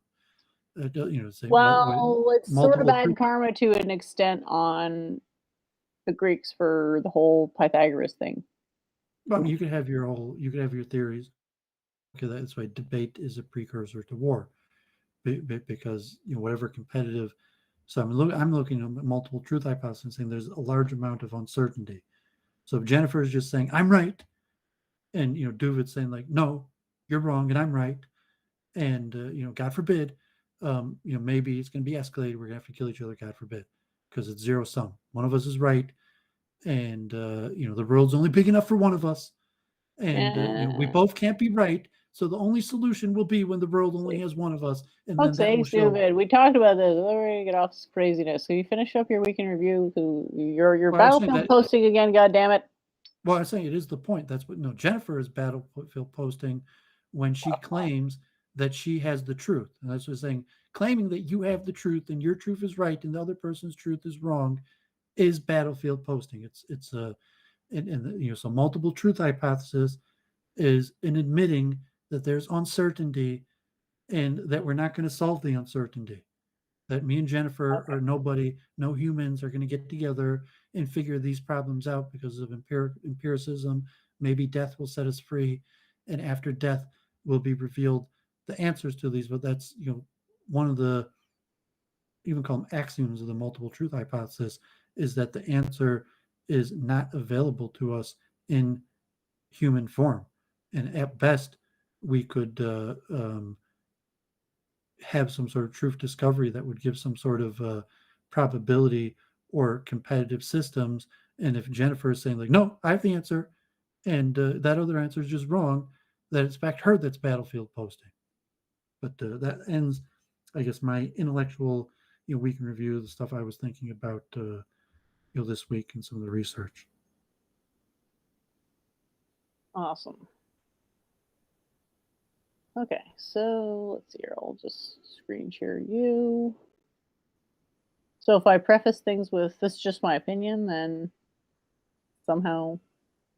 But if you say this is the truth, and I say no, it's not the truth, and then you repeat yourself that yes, it is, you are Battlefield posting. You are starting the escalation that might lead to a duel. You don't see what I'm saying? Like if you say this is the truth and I'm right, and if you disagree with me, you're wrong, that's Battlefield posting, because the logic to it is this woman thinks she's right and she's not, and we have to escalate it. She said that I'm wrong, when in fact it's her that's wrong. Okay. So the multiple truth hypothesis is saying no, I mean there's a large amount of uncertainty, and we don't know who's right in this sense, and take a religious dualistic and say, okay, death will set us free, and maybe the answers in Hebrew they say like the Gila Shlema, the complete revealing, maybe when Messiah comes. But even when Messiah comes, these answers to these questions are unlikely to be answered, so that when our soul, so to say, death sets our soul free from the entrapment of the body, that maybe our soul, not being bounded by the material body, will have the answers to these questions. And this is a classical theological way of expressing these ideas. And then, Jennifer saying, I have the answers to these questions. And he's saying, of course you don't have the answers to these questions. 0% chance you have the answers to these questions. And And then if you're going to insist you have the answers to these questions, it's like, well, you're saying, like, I know the mind of God. And it's like, well, if you know the mind of God, you know the secret of life and death too. You know the mind of God. At the ultimate battle of Armageddon between good and evil, you're saying you're going to be good. And so that's the typical, Judeo-Christian, like, Armageddon, bring it on. You think you're right, okay, I'm ready for Armageddon, bring it on. And so you put it into typical, but battlefield posting is theological, and that was the purpose of multiple truth hypothesis, is to avoid that, and saying that, okay, like, yeah, I accept that I'm never going to know the answers to these questions. Maybe when I die and my soul returns to God or some sort of higher realm, that these things will be understandable. But we could work with these competitive ideas and even have some sort of truth function that might have a predicted value, like Schrodinger's equation of like a truth discovery function of not saying what's true or not true, but what's more relatively true according to the material realm, or according to the evidence that we have available. Awesome. I can actually share your diagram. Yeah, so just to quickly go over this again, why did you think this would help me? Was what? Oh, I just loaded up your diagram on the screen. Why did you think this would help me? My diagram? Yeah, I grabbed it earlier. I downloaded it, so it's up there now. Well, I stopped sharing now. I see your diagram and none to self. You mean my diagram with the 6 different, with just trying to, because I didn't think you understood what I was saying, like monism, dualism, because you're too like caught up on promoting your system as opposed to just analyze competitive systems, and just like, well, I have my system and it's right. Why would I even consider? And anytime I mention a competitive system, you're just like, well, that's wrong. And let me promote my system, as opposed to just some sort of analysis of competitive systems. That's the main reason I made this diagram. So just see that there's competitive systems in these. Saying battlefield posting, meaning that yes, that people from these different schools created armies and killed each other. That that there was a distinction in the worldview, and there might be predictions that come from it. So just to understand what is monism, what is atheism, what is dualism, in these various questions, I'm accepting that we're not going to be able to come to a conclusion. As it appears that Jennifer is basically like, I have the answers to these questions, and that's why probably most people think like you're ridiculous. Of course, you don't have the answer to these questions. Okay. So if I may try to, convey what these ideas are, you're saying there's the deity, and then there's, like, for deistic dualism, and what you have, like, it's basically run on top of you right now. You're saying there's the deity, and then there's math and logic, and then spiritual and physical arise, like, in parallel? Is that what that one is saying? It's the one that's not the one fully at the bottom right, but just to the left of it. The one over you or the one over me? Over you. Yes, I'm just looking at 2 separate realms. There's a spiritual and physical realm, and they're independent. And the deity is the source of both of them. And I have math and logic included. Like the other diagram that doesn't have math and logic, with under atheistic dualism, then I have deistic dualism that has just the deity giving rise to the spiritual and physical realm. That's classical deistic dualism. So there's a God, and the God created and governs over 2 separate realms, and the soul comes from the spiritual and mind, and the physical and matter, and they're separate realms, independent realms that might have some sort of overlap, but they're separate realms. That's why just put them in boxes and put a label. And the diagram that has math and logic, I just put that there to show that math and logic could be a common factor of both the spiritual realm and the physical realm, or the diagram over you, which shows math and logic as an emergent property of the spiritual realm and a governing property of the physical realm. So just the three box where you have the deity and the deity giving rise to the spiritual and physical realm, without any hierarchy or governing principles, as opposed to looking at math and logic as a governing principle. And then the question of what's the origin of math and logic, But what's and the what is math? difference? We got to start with what's the difference. Well, the difference with between logic. the diagram over my head and the diagram over your head. Right. In the diagram over your head, math and logic is an emergent property of the spiritual realm and a governing property of the physical realm, but not a governing property of the spiritual realm. So it'd be saying that math and logic are not higher order rules in the spiritual realm. There are other rules that we may not be aware of. You could call it morals and ethics, or they could be other rules that are that are beyond the ability of human forms to understand. But just saying that math and logic are in fact governing rules of the physical realm, and math and logic is an emergent property of the spiritual realm, as opposed to the picture over my head that has math and logic is a creation or an emergent property of the deity, and both a governing rule of both the spiritual and physical realm. And so I'm looking that we can't, I mean, Jennifer would be like, like one of these is right, one of these is wrong. It's like, no, I mean, according to, like, we don't That know. is actually a straw dinosaur of my position. But continue. So I'm just saying that generally these are understood, like the existential questions are existential because there's no way to answer them. They're never going to be answered. There's a limitation factor of whatever reason that means that we can't really answer these questions. So we say, yes, I see that math and logic are governing rules, and it appears that math and logic govern everything in the material realm. There's nothing in the material realm that is not bound by math and logic. And all the way on the left, I have atheistic materialism that just says that's all there is.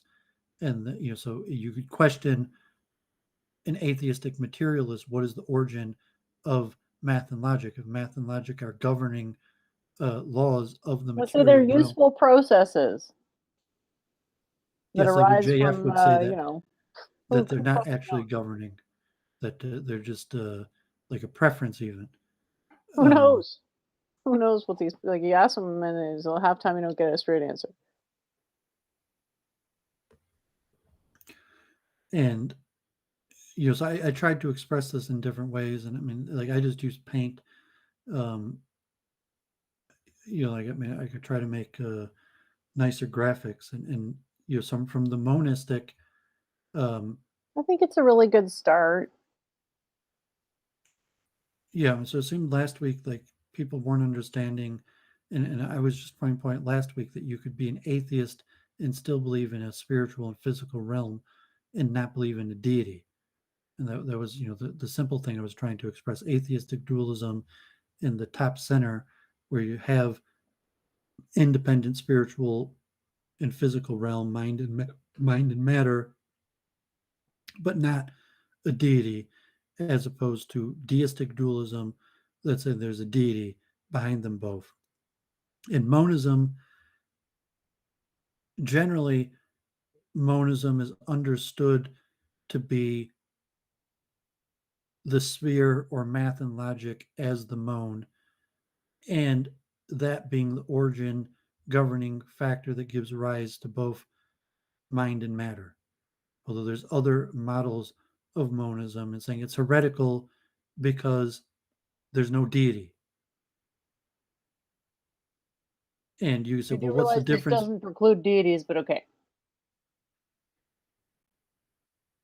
Yeah, so I'm saying that if you're from a traditional realm, Greco-Roman, Judeo-Christian, You're saying there's a deity, and it's the deity that we worship, and the deity that we worship is all powerful, the creator of all things, and mechanistically, you say that we could communicate with the deity, and the deity could go beyond the rules that govern both the spiritual and the physical realm. In Hinduism, you might have these diagrams instead of math and logic. You have karma. We're saying that the deity is not bound by karma. The deity is above karma, and so prayer or ritual could circumvent karma. And I didn't include that in these diagrams. Maybe next week, if this is successful, I'll try to update these diagrams. And if I debate Ben Watkins, and you just say that, what is the soul? And the soul, you're saying the soul is But it's contingent. hard to arise a soul within this model, as these are all rather impersonal from a standard definition of a soul POV. We're saying the soul is in the green. The soul exists in the spiritual realm of mind, and it's separate than the physical realm of matter. So it's a different model that would say, I am not my body. This is not me. I do not arise from here. That my soul, my mind, in essence, has nothing to do with this. It's a separate realm. There's a connectedness. There's some Well, it has something to do with it. It's the ordering principle of the way you look. Well, it's saying you could look at, there's some connection, there's some interaction, but like, no, the I am not my body. And I that am not my body will survive death. And the I that is not my body and my mind that thinks about ideas, because ideas don't exist in the physical material realm. Ideas, so here are in the green. That you say from a dualistic system, that mind is a completely different realm than matter. And so just a predictive model, if you're saying I have a soul and a mind, and they're not from here, they're not coming from here, they're from a different realm. Sure. And could you make a predictive model based on that? And so I was doing these largely from the debate, and then maybe I would press Ben on the origins of math and logic or higher level rules, whether higher level rules imply a different realm, that where you can't have laws that govern a realm that come from the same realm, and not that postulating a spiritual realm solves the problem, but just saying that I in my mind is not part of this physical realm. Well, it's an interesting question. Like, where does logic originate, quote unquote? Because to be honest, I don't really have a logic, quote unquote. That's not going to be quoted wonderfully, but logic Well, is as I mentioned, I put straight to what I do. There's no real logic, quote unquote. It's just that things are logical, or they aren't. But if you're the upper left hand, you're the monist. That's heretical, because you're saying, like, no, the deity is the origin of it, and if you believe in the governing principle without the deity that created the governing principle, that's heretical. So you have atheism, which is heretical, but monism is also heretical because it doesn't have the deity as part of the equation. And so the point I was expressing. So if you could be a pantheist, and there's, I guess, different schools of pantheism, saying if you're if you could be a materialistic pantheist and say the universe is all that exists and there's no spiritual realm. But if you're a pantheist in a monistic sense, and you say that there is the universe, including the spiritual realm of the universe and the material realm of the universe, and some sort of governing laws that rule both the material and the spiritual realms of the universe, pantheism is heretical because there is no deity. And in a classical system, the universe is not God. There's a deity that is separate from the universe and the origins of the universe. And if you reject that deity, whether you're an atheist or a monist, that is just as heretical, either one. That monism is just as heretical as atheism. Maybe it's not as bad because at least you recognize there's a soul that survives death and a spiritual realm and karma. However, you still fundamentally are in violation of the Ten Commandments, that you're rejecting the deity that is separate and commands the universe.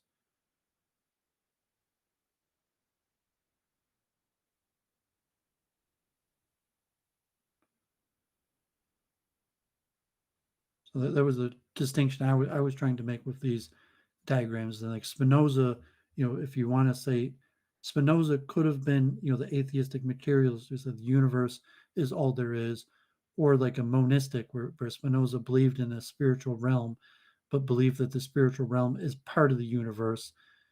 And I worship the universe. And you say you're a heretic if you worship the universe.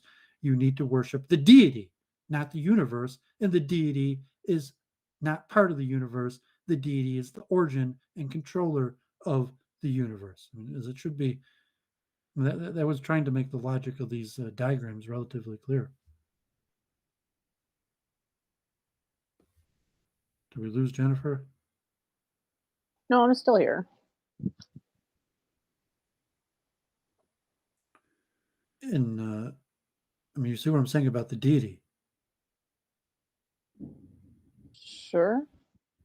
So, your system doesn't have a deity, or does it? I'd rather not speak on that for this exact reason, is that I don't need to ruffle any more feathers than I already have. I got people furious with me about my use of certain words.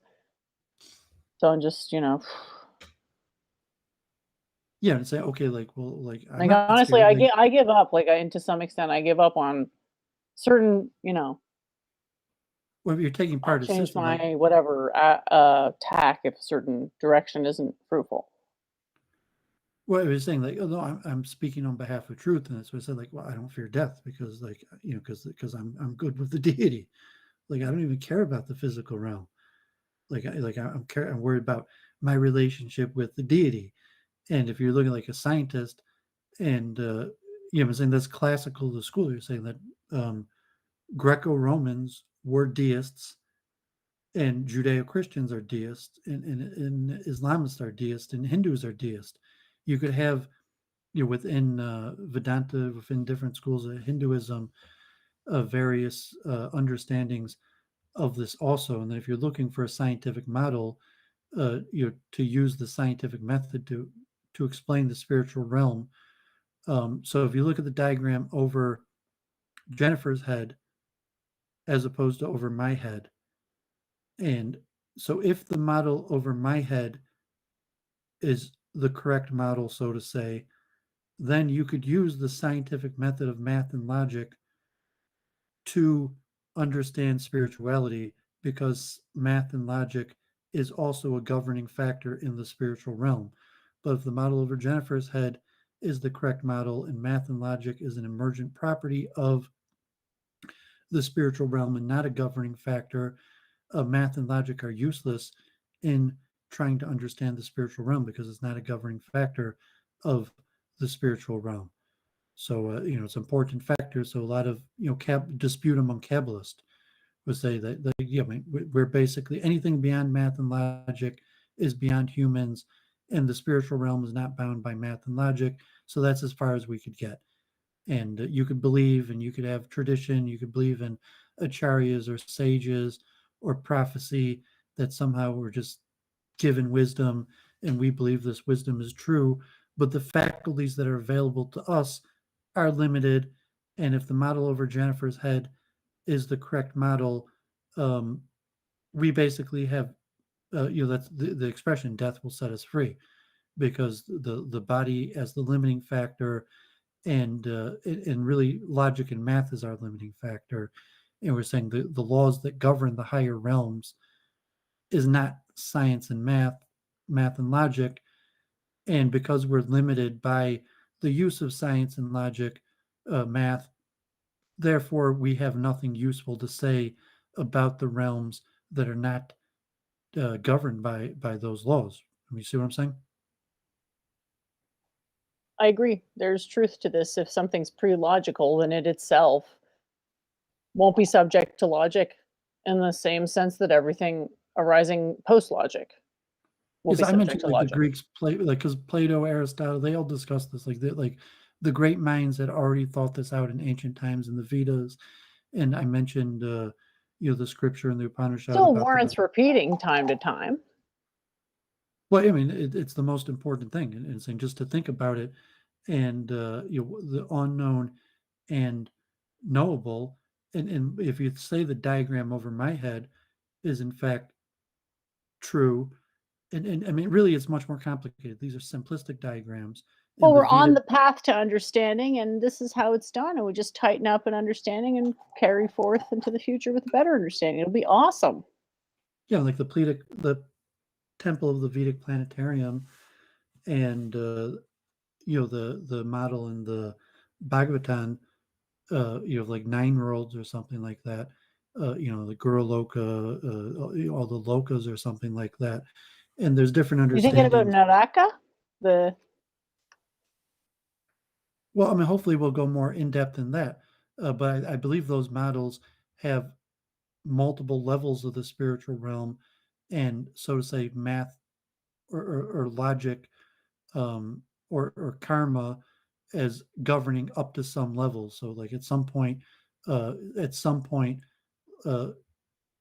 in the spiritual realm, uh, logic might be a governing factor, or karma might still exist, and then you might have higher levels of the spiritual realm where these governing laws are no longer in existence, and we could only speculate and say, okay, like I hope like if you say like go back to Godhead when I die, instead of being reincarnated, that my soul will not be returned to these lower realms that are governed by these lower rules, but will return to these higher realms that are not governed by these lower laws, or sometimes they have them intercorrelated where all the realms are working together. So I mean, it's a pretty interesting thing to think about, and that's why you need multiple truth hypotheses, because you have to recognize the uncertainty and limit, just to say, I have the answers. Of course, you don't have the answers.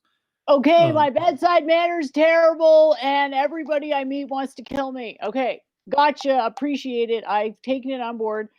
Rehabilitation program for my image beginning right now. Okay, great. No, Ongoing. obviously, Jennifer knows a lot of wisdom. Thank you. I made these I'm not diagrams trying to. I'm specific. trying to make it seem like there's a mountain, and as you get towards the top, there's a convergence. But there's multiple ways that convergence can be expressed, and to some extent, quibbling in a way that leads to these violent threats is not completely unproductive. Well, I'm saying that it's your theology that's causing it. It's not me. It's your claiming that you have the answers that causes it. All right, so I need to phrase what I'm saying in a less antagonistic way, then. Yeah, I mean, this is actually this drawing here that I sent you. I mentioned if you're, I put the picture like of I've shown it before of like the staircase going down to hell and then going up with that if Jennifer's pointing up and she's saying I have the answer to get to the top, you're more likely to listen to her than just saying I'm pointing you in the right direction. But unfortunately, like once you get a little bit like I don't have any more advice for you, you're gonna have to find out the path. No, the reality is that I just don't have the energy to have that many students to the level required to actually assimilate certain teachings on the level required to apply them. I don't have to take any students I don't want to. I'd rather have people sort of on their own path of discovery to some extent for a while. Obviously, we're just not on the same page in any way, shape, or form. But with the whole everyone wants me dead thing, well, at least, a bunch of people sort of seem to want very bad things to happen to me on a regular basis of disparate crowds. So, it's got to be something there. Well, I mean, say like the world's an unfriendly place, and it's saying if you're I want to help you with your thing with what's his name, but go ahead. If your right necessitates other people being wrong, you're saying by nature that's going to escalate conflict. And you're saying so you're saying, oh, me being right means that you're wrong. I'm sorry, and I accept the conflict.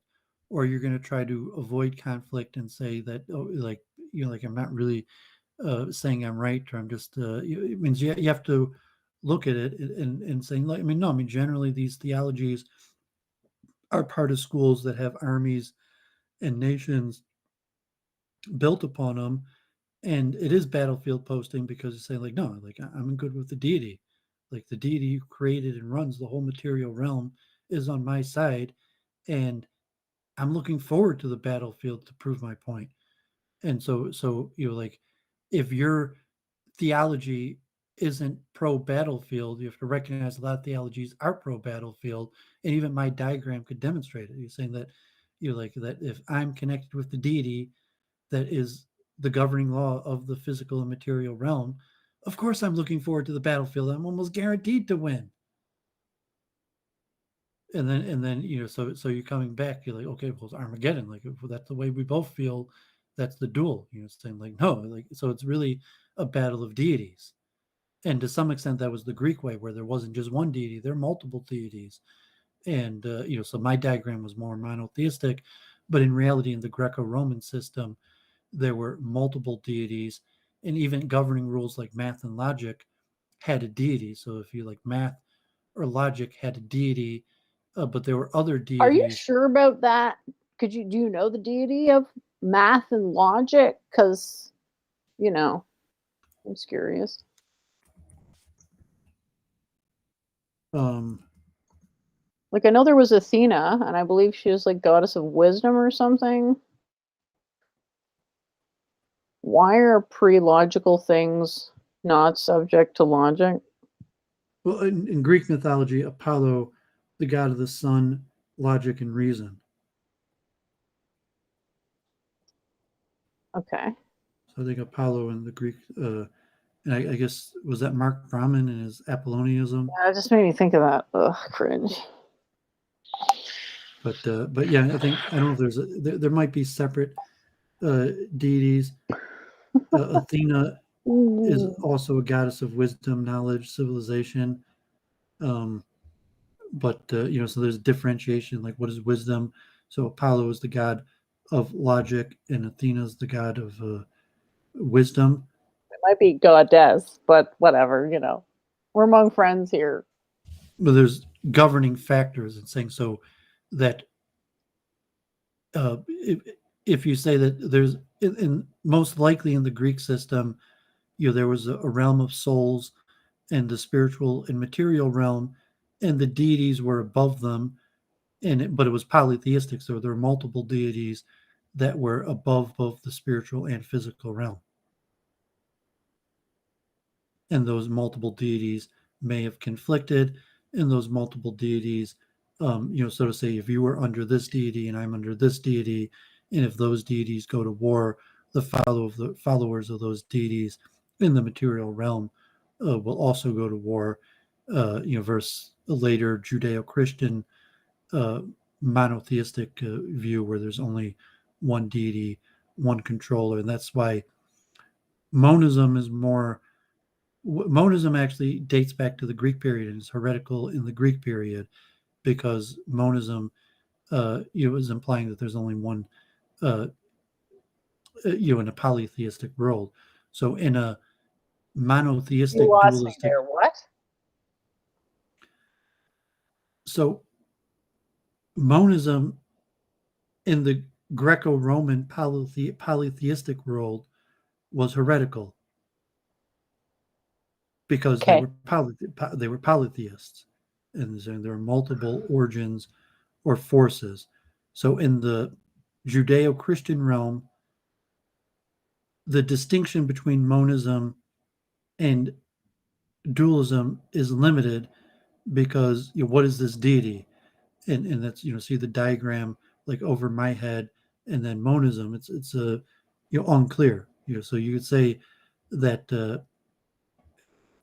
that my prayer or whatever that in a Judeo-Christian dualistic deism, that there's only one God that controls everything, and our rituals and prayer reaches that God, and that God could interact with us unbound by the rules of anything lower. And that's the distinction between dualism and monism, as opposed to polytheism, which I don't have a diagram.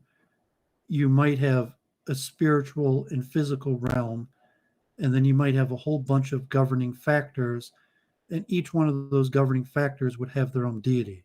So I don't have a diagram for that, but if you could conceptualize that, where instead of having like math logic as the unifying governing factor, you would have a whole bunch of governing factors, and all of those governing factors would be an emergent property of a deity. And then as a human, you could have some sort of interaction with that deity. So if Apollo is the god of logic and Athena the goddess of wisdom, that if you went to the temple of Apollo or Athena and offered a sacrifice, that you could, so to say, circumvent logic or wisdom by going straight to the deity. So it's like, oh, Jennifer beat me. She beat the F-O'd me and showed me that I was logically wrong, but I offered a sacrifice to Apollo, and he got Jennifer back because he's above logic. And even though she demonstrated within logic that I'm wrong, the god of logic, you accepted my offering. And then there'd be conflicting. So, like there'd be conflicting systems, that there is no unifying factor. So that, you have various deities, and those deities are naturally in conflict with each other, and there is no grand unification. I would say, think of it like, can you see what I've got on the screen right now? Yeah. The little hairs on the cell, you think of those as the polytheistic gods. And then there ceases to sort of be a monotheistic god at that point, because everything is a superposition of what the individual little lines are doing. Maybe. That seems to be a pretty good model for how polytheism could be also emanating from monadic understanding, because like, didn't Plato have a monadic understanding? Didn't Pythagoras have a monadic understanding? Am I completely misunderstanding how ancient Greece worked? Like, help me understand this a little bit better, please. Once I'm making, polytheism is generally saying there is no grand unifying factor. So monism, I thought it was more saying that the gods could be at odds with each other, just the same way like that the cilia on the cell aren't exactly always in the same position or whatever, dictating the overall motion of the cell to the same extent or whatever. Yeah, but saying that's the natural state for the gods to be at odds with each other. There is no unifying factor.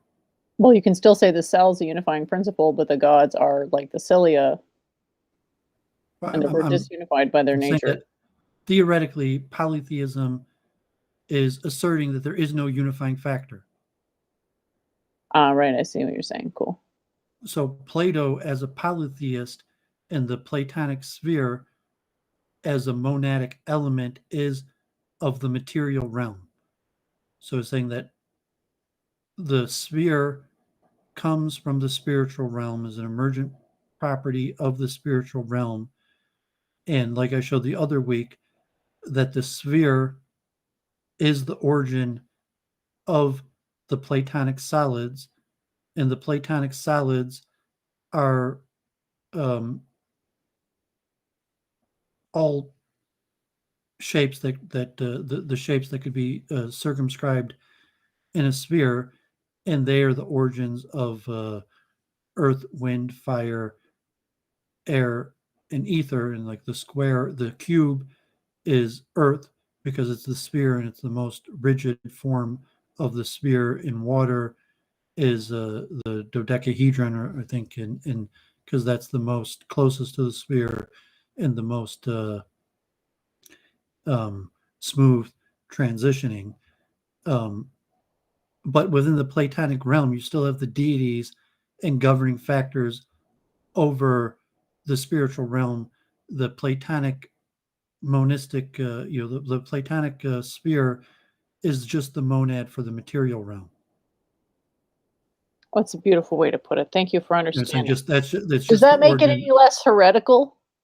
Well, it's just the origin of earth, wind, air, and fire. Not sure if I would word it that way, but You asked the Platonic system. The Platonic solids are representative of the four elements of the material realm, and it's saying they all have one origin, and they're really all in transition between each other. There's only one element, the sphere, and when the sphere is in the form of one of the solids, which are all circumscribed within a sphere, it's represented in the material realm as air, earth, or wind, air, wind, or water. But the spiritual realm and the soul and ideas are separate from the monad. So in the Platonic system, the monad is not the origin of the spiritual realm. And most hold that the monad is an emergent property of the spiritual realm, and the spiritual realm is above the material realm, and the deities are above the spiritual realm, and the spiritual realm has other emergent properties like logic, like emotive attributes. So say like emotive attributes in the Platonic system are probably elements of the spiritual realm, and they are governed by deities. That makes sense. it's very abstract, a bit tough to follow, but I think if, the diagram is sort of the key, that the diagram that removes the redundancy of information. Well, I mean, your diagram could be accurate here, because your diagram doesn't include the realm of the spiritual realm, which in the Platonic system would include the emotive attributes and thought and math, Yeah. and logic. And, yeah, I just wanted to do it for materialism because I figured geometries. that would be a good place to sort of start. So are you even claiming that I put in my diagram as a possibility, and I don't know if that's your claim as a monist. I'm claiming God as the universe that the as origin a of the emotive counter-thesis attributes is also the sphere. Are you claiming the origin of the emotive attributes is also the sphere? I am proffering a universal God as a counter-thesis to atheists as regards other claims. I kind of feel like it's not my domain of expertise, just seeing as I've focused so heavily on physics, why go outside your domain of expertise? Well, you're saying you have nothing to say about the spiritual realm and the realm of ideas. Well, you asked earlier if an idea can be made from a sphere. I mean, maybe, but is that useful? Is that a useful model? Well, I mean, the sphere is likely a physical object. So you're saying the sphere. Like, I honestly haven't thought about the question, so I don't want to like blab some nonsense that I haven't considered. Well, that's what I said last week. I was saying a sphere is just x squared plus y squared plus z squared equals r squared. So you're saying the origin of the sphere is non-material. It's technically is less than or equal to. So if we're talking about a sphere in the sense of like describing an electron, that would be less than or equal to because it's non-locally, like within its waveform. The surface of the sphere is x squared plus y squared plus z squared. Yeah, that's right. That's the boundary of the waveform, right? But you're saying that the idea is the expression as where a sphere is a physical object. Yeah, and then ideas are like, yeah, that's a whole other can of worms, right? Like I'm having a hard enough time contending with logic as a word, let alone to tackle a word as an idea as big as the word ideas. Rip. What's important in dualism is recognition that ideas do not exist in the material realm. Ideas are governing factors of the material realm, and they're not part of the material realm. So saying the sphere is, if you want to say that the equation x squared plus y squared plus z squared is less than or equal to r squared is the governing law of the sphere, and the concept of It's the of the localized equation distribution. is non-material. The localized That the distribution. material is dependent upon the spiritual. That in Yep. order for there be a sphere, there has to exist the idea of that the Cartesian. The idea of the sphere pre-exists the sphere literally.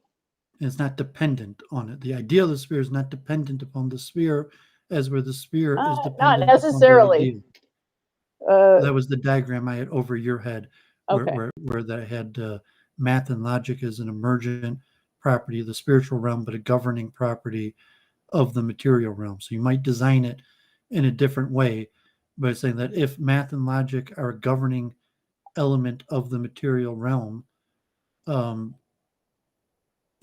material realm is dependent upon math and logic, as opposed to in the idea of the realm of ideas. It's not a reverse dependency of math and logic on the material realm, or you're going to postulate that there is some sort of co-dependency of the spiritual realm to the material realm. Was that a question? All I wanted to do, I didn't want to, due to having rough. You want to ramble? I'll take a break, and you could ramble out your my thoughts. diagram. I'll explain how I see it and why there's a problem, but I don't know how to solve the problem. Okay, I'll take I just don't give a shit in a way. It's like, are you going well? Is it interesting to you? Want to keep going with this?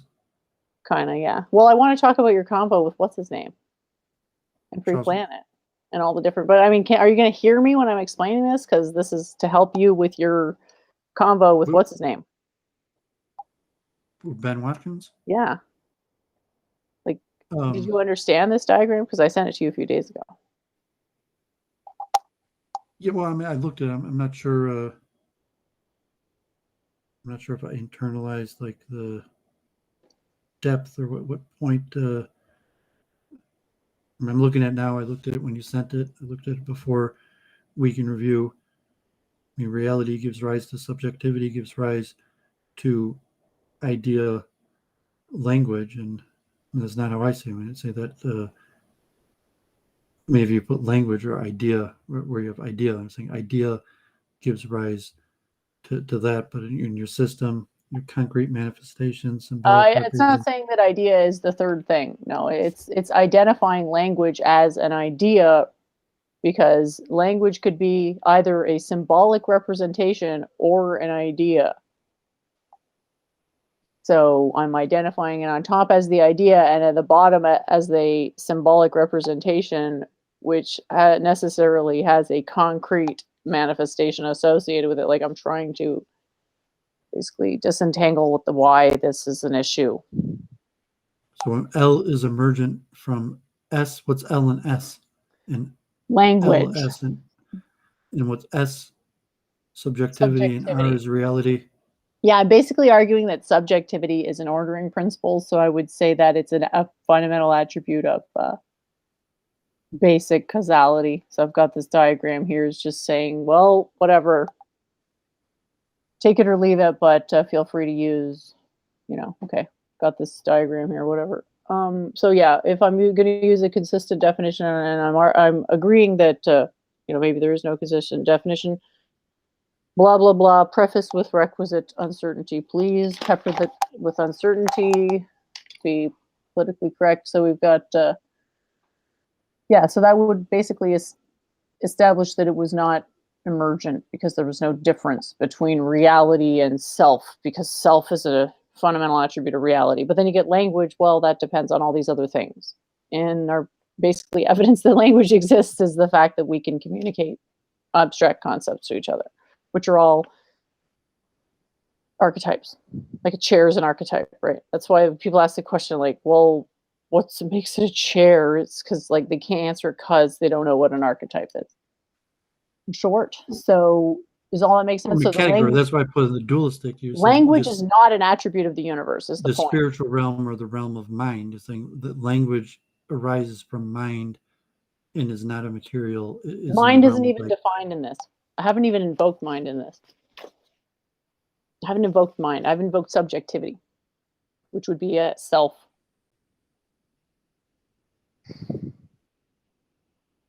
But a language is not an intrinsic attribute of the universe. Do you agree with that? I mean, not necessarily, anyway. Well, I mean, generally, say language in the classical dualism is part of the spiritual realm. It's a product of mind. Okay, And but that's is what it I a said. fundamental attribute of the universe? Like, is it like language then gravity, or gravity then language? Because to me, a language is like kind of subjective. That's why I put subjectivity there. Well, I mean, that's like the Plato and the chair. That Like, the to category, presuppose that the universe has a language is presupposing a lot. So, I mean, the category doesn't exist in the material realm. The category is a concept of sure. mind that's descriptive. You I'm say, or you talking want to about say here, you mean literally in the history of subjective. mankind. I'm talking about literal history, though.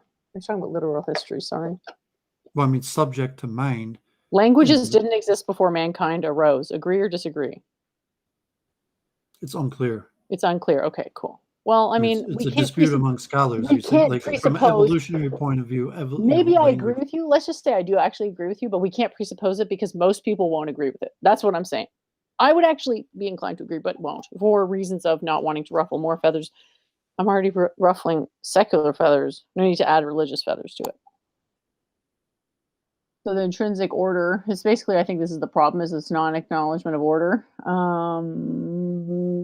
I say causality is the reason we can even define logic in the first place. And if reality admits a language which is not dependent on human subjectivity but accessible by humans, that would be what we identify as logic, the archetype that maybe we can't actually access, but it's something we know exists. In the same sense, we know a perfect sphere exists, even though we can't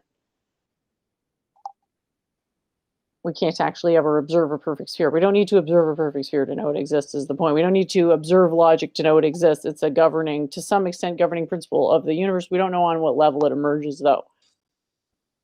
Because obviously it has prerequisites that themselves cannot be deduced logically. And so the question then becomes, how do you deduce what pre-logical things should, like metaphysical, I would argue they're called metaphysical necessities. So that's about it. And I didn't actually, I did give an opinion at the end, and I would say that this would be hard to disagree with, but that there are probably a couple of acceptable definitions of the term that, if you're going to hit Ben Watkins with anything on this level, what are you expecting him to exactly come back with?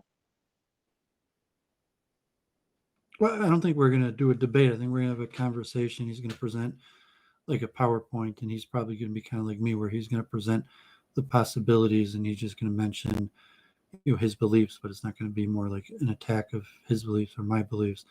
It's going to be more educational, explanatory. Because even my perspective, you can't really prove that there's a soul. You can't prove that there's a spiritual realm. You could intuit. You could have logical, so to say, proofs, or you could have predictions. You say which model is more predictive and intuitive with the understanding of people. So that's more the approach that I'm going to take. And I think, if he's from the new atheist or I forget the school of atheism, where he said, that you can't atheism, you can't prove atheism. You could say there's more reasonable or logical. There's reason. There are certain pieces of evidence that are better fit with a god or with a spiritual realm. Like T-Jump is saying there's no evidence, nothing better fits with a spiritual realm. From school atheism, Ben Watkins isn't a T-Jump atheist. He's he just said that saying that he's not completely rejecting any sort of spiritualism. He's saying it's much less likely, and so he recognizes the uncertainty. So if T-Jump is taking kind of your approach, where you say, like, I have the answer, and if you think I'm wrong, it's you that's wrong. That's not the approach Ben Watkins is going to take. I don't think so. No, I don't think so either. He seemed to be quite amicable last time, so I'm actually really looking forward to it. Yay! This way, debate is kind of, it's like it's a precursor to the battlefield. And so I'm not going to have a debate with Ben Watkins because I'm like, I don't think we don't have any beef with each other. We're both kind of looking for the truth. We might be representative of schools, but I don't think we're in combat or just saying that hopefully we're like we're on the journey together to discover truth, and we just have different ideas of where we're going to end up, although neither one of us is certain where it's going to end. Well, he seemed to give credence to panpsychism last time. Am I remembering that right? He just agreeable. He's pretty agreeable in general. So like it's unclear if he was agreeable to everything, or if he was if like a multiple truth hypothesis was going to give some sort of true function, where at least he was like he understands the logic behind that, and that there is benefit to being from that school. Like from my diagram, if you put in the different schools, and you're going to say that there's certain elements of explaining reality where all of those various schools are going to have more explanatory power.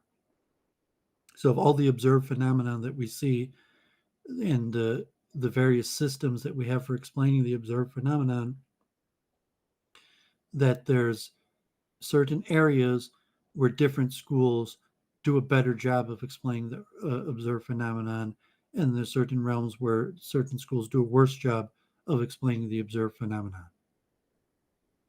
You're saying atheism, you're saying if T-Jump is going to take the perspective that atheism does a superior job of explaining all realms of observed phenomenon. There's not a single realm of observed phenomenon that atheism doesn't give a superior understanding to, and that's the school that T-Jump is going from. As opposed to Ben Watkins, he's saying he doesn't believe in a deity. Well, I don't really think he accepts the principle of a metaphysical absolute, so you couldn't even call him a standard atheist. More like an anti-realist. Well, he put himself as a materialist, saying that all there is the material realm. And so at that point, if you want to call him atheist, we're saying that a materialist, that there is nothing other than the material realm, that at least he would recognize that there's certain observed phenomenon that are better explained by there being a spiritual realm, as opposed to T-Jump, who would say there's nothing that is better explained with the theories of a spiritual realm or mind or a soul. You're saying like T-Jump says soul is just false. There is no soul. It's all product of the brain, and anything you tell me about a soul is of no benefit. It's just a fairy tale fantasy, and it's not helping you or anybody. As where maybe Ben would recognize the uncertainty. There's a lot of uncertainty. Materialism seems to make better predictions and create a better understanding, but he admits there's still a lot of uncertainty, and materialism can't explain a lot of a phenomenon. But he's still going with materialism, and but he's willing at least to recognize that there's some phenomenon that materialism has a struggle to explain, and that possibly dualism or some other realm might explain better. T-Jump is not going to cede any ground at all and just say there is nothing that can't be explained by materialism, and there's nothing that any spiritual explanation has of all benefit over materialism. And I forget if that's new atheism or atheism. If atheism is what Ben Watkins was and T-Jump is the new atheist, the classical atheists weren't as extreme as the atheists today. So like Richard Dawkins is the new atheist, and T-Jump is from the new atheist school that has came to the point everything could be explained by materialism, and just bringing up spiritualism or soul or mind separate from matter is counterproductive and anti-scientific, anti-intellectual, and maybe even contradiction to logic itself. Yikes.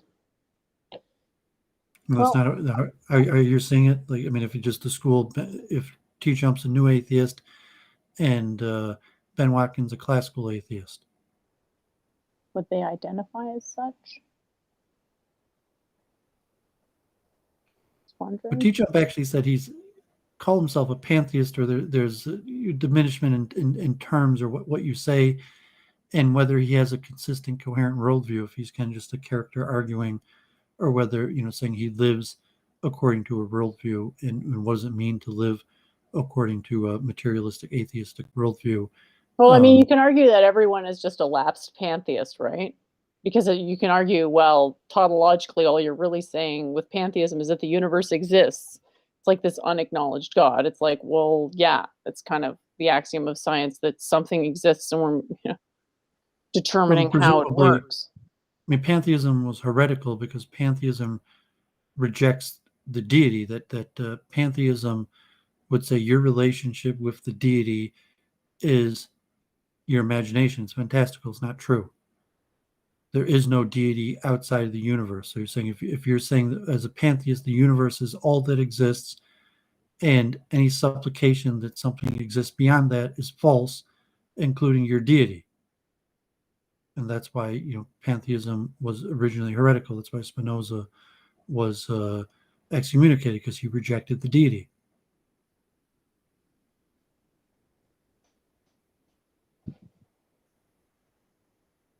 And I don't know if your system, if you're calling yourself a pantheist, are you rejecting the deity? You're rejecting the possibility of a deity. When you say the universe is God, are you I'm just rejecting trying to that make an there could be argument something against separate from the atheism. universe that exists, that has control over the universe? I'm making an argument against atheism. I'm not trying to make an absolute statement on theism. We're arguing against dualism. I'm arguing against atheistic, what I call reductionist materialism, I guess. Yes, I mean, it's important also, like, hopefully speak to Ben or T Jump. Seems like he's even upping his game. Like, to some extent, I mean, to there's get no comfortable with the correct terminology or the historic terminology. You could develop your own lexicon, but at least be comfortable with the historical or largely used terminology. You want me to preface what I say? Hey, this is my heretical teachings. You want me to say that in a math class? Is that all right? Or a logic class? Well, I mean, you don't have to. It's just like Christianity and Judaism are conflicting religions, and like you talk about Judaism, you say like, well, you should know that there's this other religion and we're in conflict. And so if you have students, if you're teaching your students, you're saying that I'm teaching you a system that's in conflict with these other systems. I mean, you have to mention it like every time, but like to some extent you might have to, because you have to understand conflict theory, and you have to say if you have a system that is in opposition to other systems, and some things are like, if you're saying what Spinoza is saying, you say, well, wasn't Spinoza excommunicated? And so you're saying like, well, the people excommunicated him are wrong.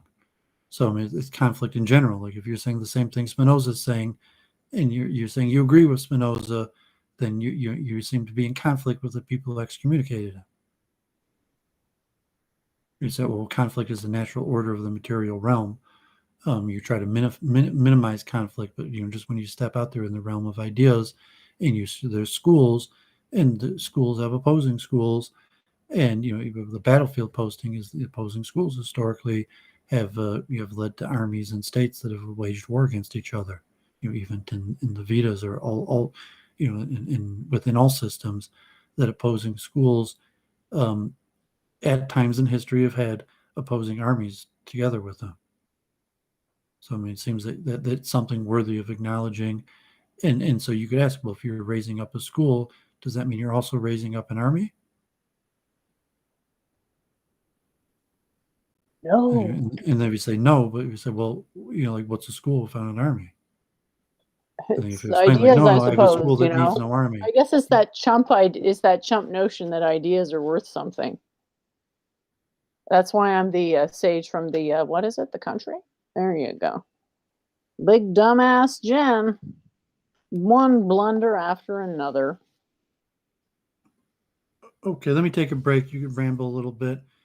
I guess we have semi-lower viewership, so we're at peak viewership now, 15. So I've said a lot. It's been over 2.5 hours now. So we'll let Jennifer hopefully ramble or speak to the chat or see if anyone wants to come on. I'll probably be like 5-10 minutes, and then I might take a little medicine event, and then say a prayer for a second. After 5 minutes, 10 minutes tops. I'll be back down listening. And if someone else wants to come on or see if you're comfortable rambling, I have a Greek salad, or we could wrap up, or we could go talking about this more. And hopefully you'll start to understand more the necessity of the multiple truth hypothesis. And just think there are conflicting systems, and you need some sort of system to work through conflicting systems. Okay, well, I did a recording in the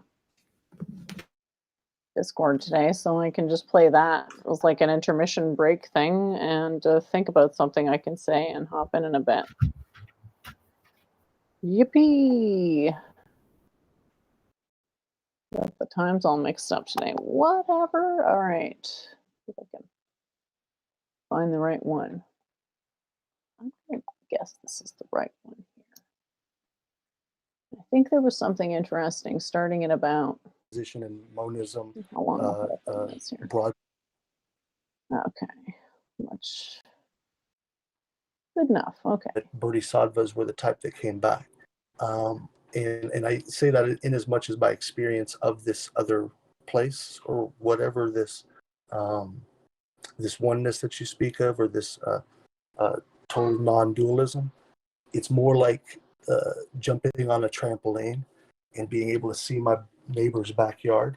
I can only see it for a little bit before I kind of come back, right? So it's things that I've seen, but not. So you're a monist, but you also said you're a non-dualist, and it's some weird tweak here, right? Because if you're a monist at the metaphysical level, you believe in some kind of like shared mind, that they're not separate. You're not a physicalist, but yet you're a non-dualist. Yeah. So again, this comes back to me and a gentleman were having this discussion out here day before yesterday. And it was similar to what me and Walker were talking about. I told him that he was conflating consciousness and mind. And I said something along the lines of tethers those two things out, that to have a mind would only be a reality if there was a consciousness that with which you were able to be aware of it at all. And so that we can have, and that the nature, so imagine God being infinite, being omniscient. An omniscient mind requires a consciousness with which to be aware of it. But if God is omniscient, right, in his by nature, then having that infinite consciousness, what would naturally arise is a byproduct. As Nagarjuna would put it, they mutually co-arise. If you have an infinitely aware consciousness, that consciousness would be aware of this phenomena that we would call a mind. And that so we can all share this mind, even though it's in a way distinct from our consciousness, and more importantly, that the consciousness is actually a non-dualist. So there would be no differentiation on that more foundational level. And then we move up to an infinite mind, and then there we find unity, and that within the infinite mind, going down into the realm of finity, then you have all the duality, all the multiplicity that you could imagine, because that's exactly what that domain or realm is. It's the Sorry, I thought you were finished. No, you're fine. Would you say maybe you're like an objective idealist, kind of like Castro? I'm not sure what an objective idealist would be, actually. It's really hard to explain his position. It's a different type of idealism. Is that like you never step into the same river twice in the real sense? Yeah, I think T-Jump had a conversation with him. I think he would probably be able to explain it a little better. He's got a it's an odd kind of flavor of idealism. It's a non-theistic idealism. I think that's more encompassed around a mind and not so much consciousness like Kel's talking about. It can also be difficult to try to swap these ideas back and forth between Eastern philosophies and Western philosophies because they don't necessarily map to each other very directly. Yeah, I did have a couple questions about your metaphysics. Do you make further distinctions from metaphysical necessity to physical necessity, practical necessity? Do you any further restrictions on there, or do you just hold to a kind of logical and metaphysical necessity? So going back to what I think it was Good Faith that said about Parmenides and never stepping in the same river twice, right? So that on one level, you could say that everything is changing constantly, but that on a more foundational level, that nothing is changing. What I mean by nothing is changing is that I believe that I believe in modal collapse. I believe in the necessity of creation, and that but what's necessitated in this quote unquote creation, it's not a creation. It is experienced by us as something that was created because we experience the change that is not actually real, right? Like And the So you change is occurring around us, but not within us. Kind of like as change is on a B theory of time, like we were talking about the other day. It's not really a change because Yeah, all it's only exists. your reference point changes. And so Yeah. if you change the reference, then of course you've made a difference. But the point of reference of yourself doesn't. yes. wait, but do you hold to like the hard version of what Parmenides meant there? That like ontologically, the river is different. Like when someone feels it as cold and someone feels it as hot, it is actually cold or hot ontologically. Is that your view? That it's experienced that way. That's what it will keep coming back to, is that reality is something that we know nothing of apart from our experience of it. So we experience thought, emotion, sight, sound, smell, taste, and touch, but that outside of which, though, we know nothing else. So any reality that we experience is one that we experience through the senses, which would make it nice and neat to ontologically place it right there within the mind, and then that we're aware of that mind or those phenomena through the consciousness or through our consciousness. And there's a difference between the universal mind and the particularities that we're experiencing, for instance. So I'm experiencing my mind, Walker's has his mind, Eddie has his, and you have yours. And those are finite particulars of this infinite universal mind. Right. So it's like nested. You basically see it as like nested minds, nested Like consciousness. Russian egg dolls. Yep. Right. Okay. Yeah, and you headed off the other question I was going to ask you about necessitarianism. Yeah. Well, and again, I believe that it is necessary, but that it's not experienced that way by us. And that this particular doctrine, my initial presupposition is that what Geyer Cantor called the infinity of infinity, or the infinity of infinities, it's what I ascribe to, what I define, or what Baruch de Spinoza called just simply infinity. I refer to as an infinitely infinite infinity, or an infinity that has an infinite number of dimensions and is infinite within each one of those dimensions to an infinite degree, or right? So it's infinite in dimensions, in the number of dimensions that it has, and the degree or the scale or scope of each one of those dimensions individually, right? And that if you reverse engineer from that position, it will, darn it, I was so going somewhere and I got tripped up on the. It's okay. The infinite qualities of infinite quantities. Infinite. Yeah, when I popped up here earlier, it was to play moderator because you used a cuss word. You said, what was his name? I've done Darth forgot. Dawkins. Somebody told No, me a cuss word. no. Jay Dyer. Jay Dyer. Yeah, Oh, you said Jay Dyer, and I was like, oh no, he didn't. That's funny.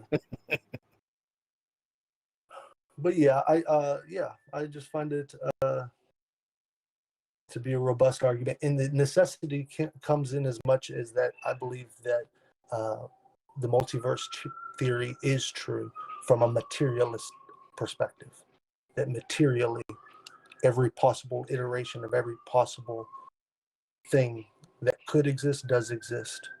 Yeah, it seems to be a direct. I mean, about as direct and opposite to physicalism as you could get. It seems that it's such direct opposites that what's considered under physicalism as all physical and nothing else would be on yours would be all mind and nothing else.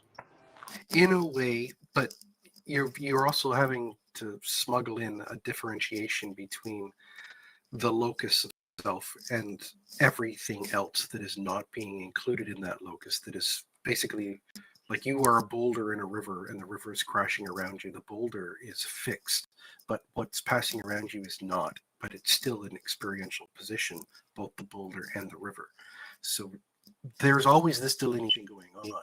And so whenever you're being asked what component of the metaphysics is being addressed, you almost need to have two of them in play at the same time, one that addresses the mind and one that addresses the reality.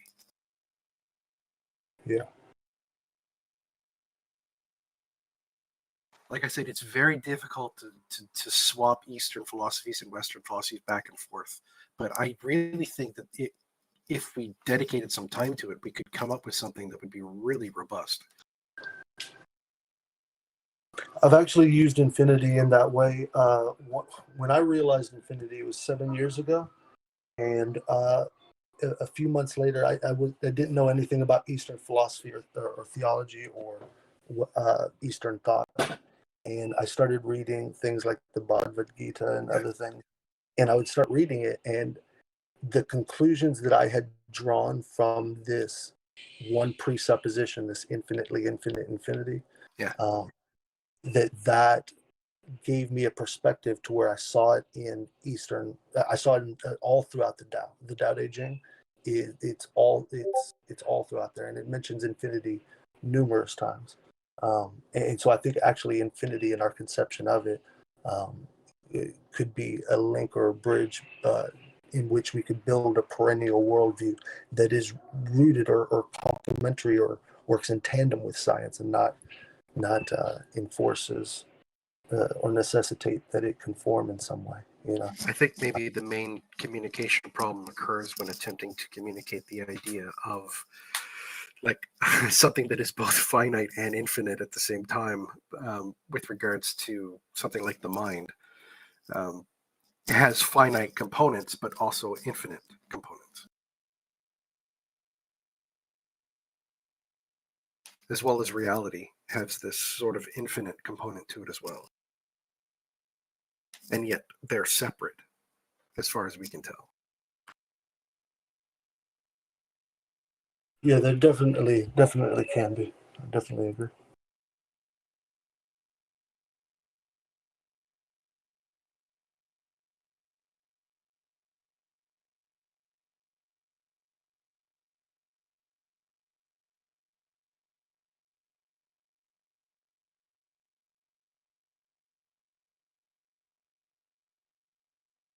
Yeah, you might judge me, but I'm still trying to think of what I was trying to say earlier. Horrible. So Ludwig left, right? That's okay. Old age gets to all of us. I'm probably older than you are, or maybe not further behind either. Or Yeah, I was trying to talk to Ludwig a couple days ago, and I was I'm pretty sure he made the argument that before T0, as he described it, that God didn't know contingent knowledge. And I kept pressing him on it the next time we spoke. I think he changed his position on it because I was going to ride him hard on how he could explain that God isn't learning if God didn't know contingent knowledge until T0.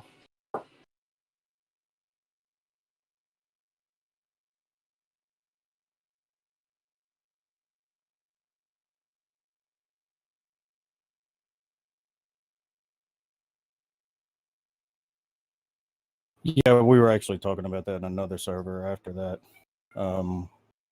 about his model of knowledge and how he was trying to say that knowledge was external to God. And I don't even know full exactly what all he was saying. I came in the middle of it, and I heard him kind of go back and forth from external to God to contingent to not contingent on beings to I was lost.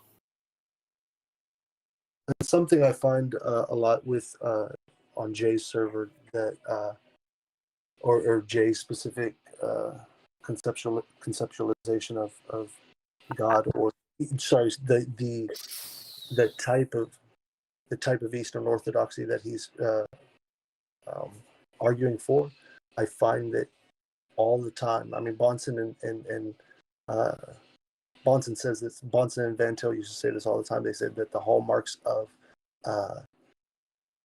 wrong worldviews, or worldviews that contain egregious errors, is arbitrariness and inconsistencies.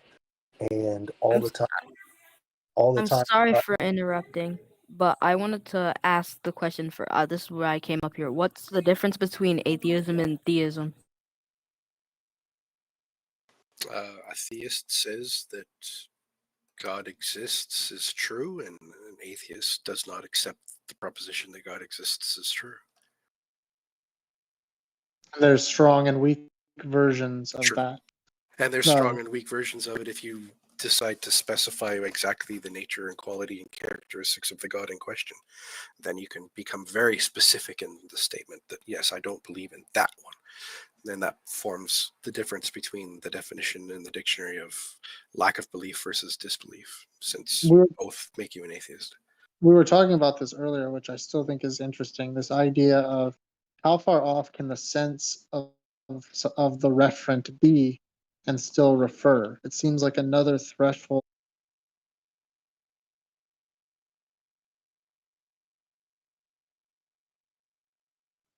Doovid, you back? You want to keep going? Yeah, I sure. see you got the salad there.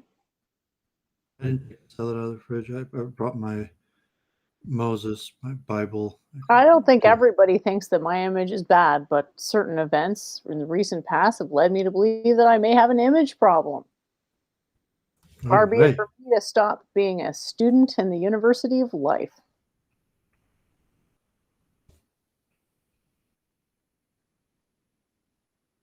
I should make costumes.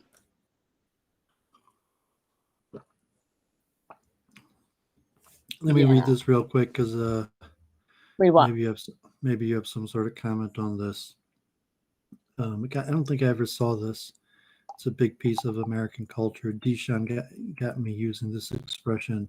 Mean Girls is a 2004 American teen comedy film directed by Mark Waters and written by Tina Fey. The film stars Lindsay Lohan, Rachel McAdams, Tim Meadows, Anna Gasteyer, Ann Poehler, and Fey.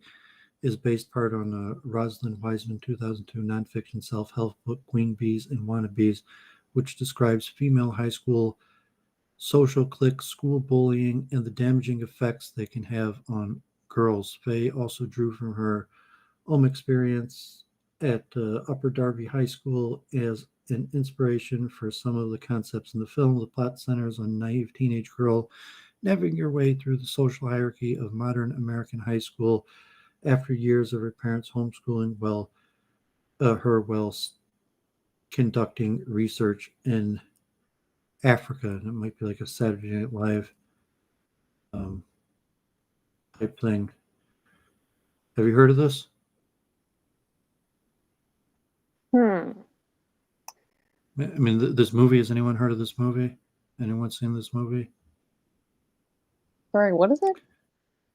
Mean Girls, Mean Girls. I don't know. if I've seen it. 2004. I mean, it made $130 million.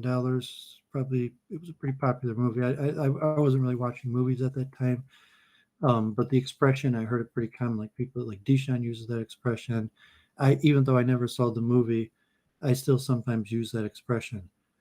And but like they're I probably think Mean using. Girls might have existed prior to the movie, just as a moniker floating around, perhaps. Yeah, probably, and there might be a few.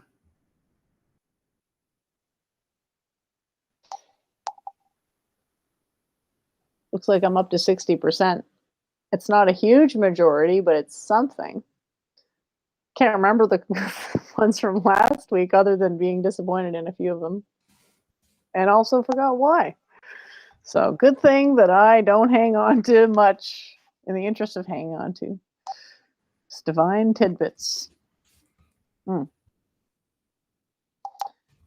So I don't know if anyone's going to come on. We'll have to see. But is there anything else you want to talk about with your Ben Watkins thing, or anything else that was interesting this week? How about the Charles stream? Did that happen?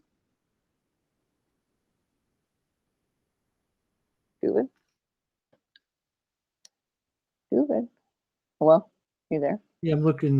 So just the Google answer. Mean Girls are mean because something about you brings out something in them that they hate or makes them feel insecure or jealous. They enjoy picking on others because it makes them feel powerful and better about themselves. The Urban Dictionary, Mean Girls, and these are written after the. I mean, it's probably used before the movie, but girls who are bullies and use girl aggression, nasty comments, trickery, deceit, excluding people from events, spreading rumors, stealing boyfriends to manipulate other girls. They will use text messaging, AMI, email, three-way calling, and other weapons of their disposal to achieve these goals. So it's coined by Rosalind Wiseman in her book Queen Bees that movie was based on. These girls are often popular because everyone is either afraid of them or wants to be like them. They tend to have armies of followers, friends, wannabes comprising their clique. However, very few people actually like them for who they are. A movie based on Rosalind Wiseman's book, Queen Bees and Wannabes, which takes an intimate look at the inner workings of a high school and the all-powerful girl clique who seem to run it. Starred Lindsay Lohan before she went blonde and possibly anorexic, and therefore was still hot. See some other definitions, very highly watched among the high school population, as many girls could actually relate to the story. So I did not know that when, like I heard, maybe that's what Deshaun means. He probably has his own like adapted meaning when he uses the expression. And if I use the expression like it wasn't, I didn't thought about it like that because I hadn't seen the movie or read the book.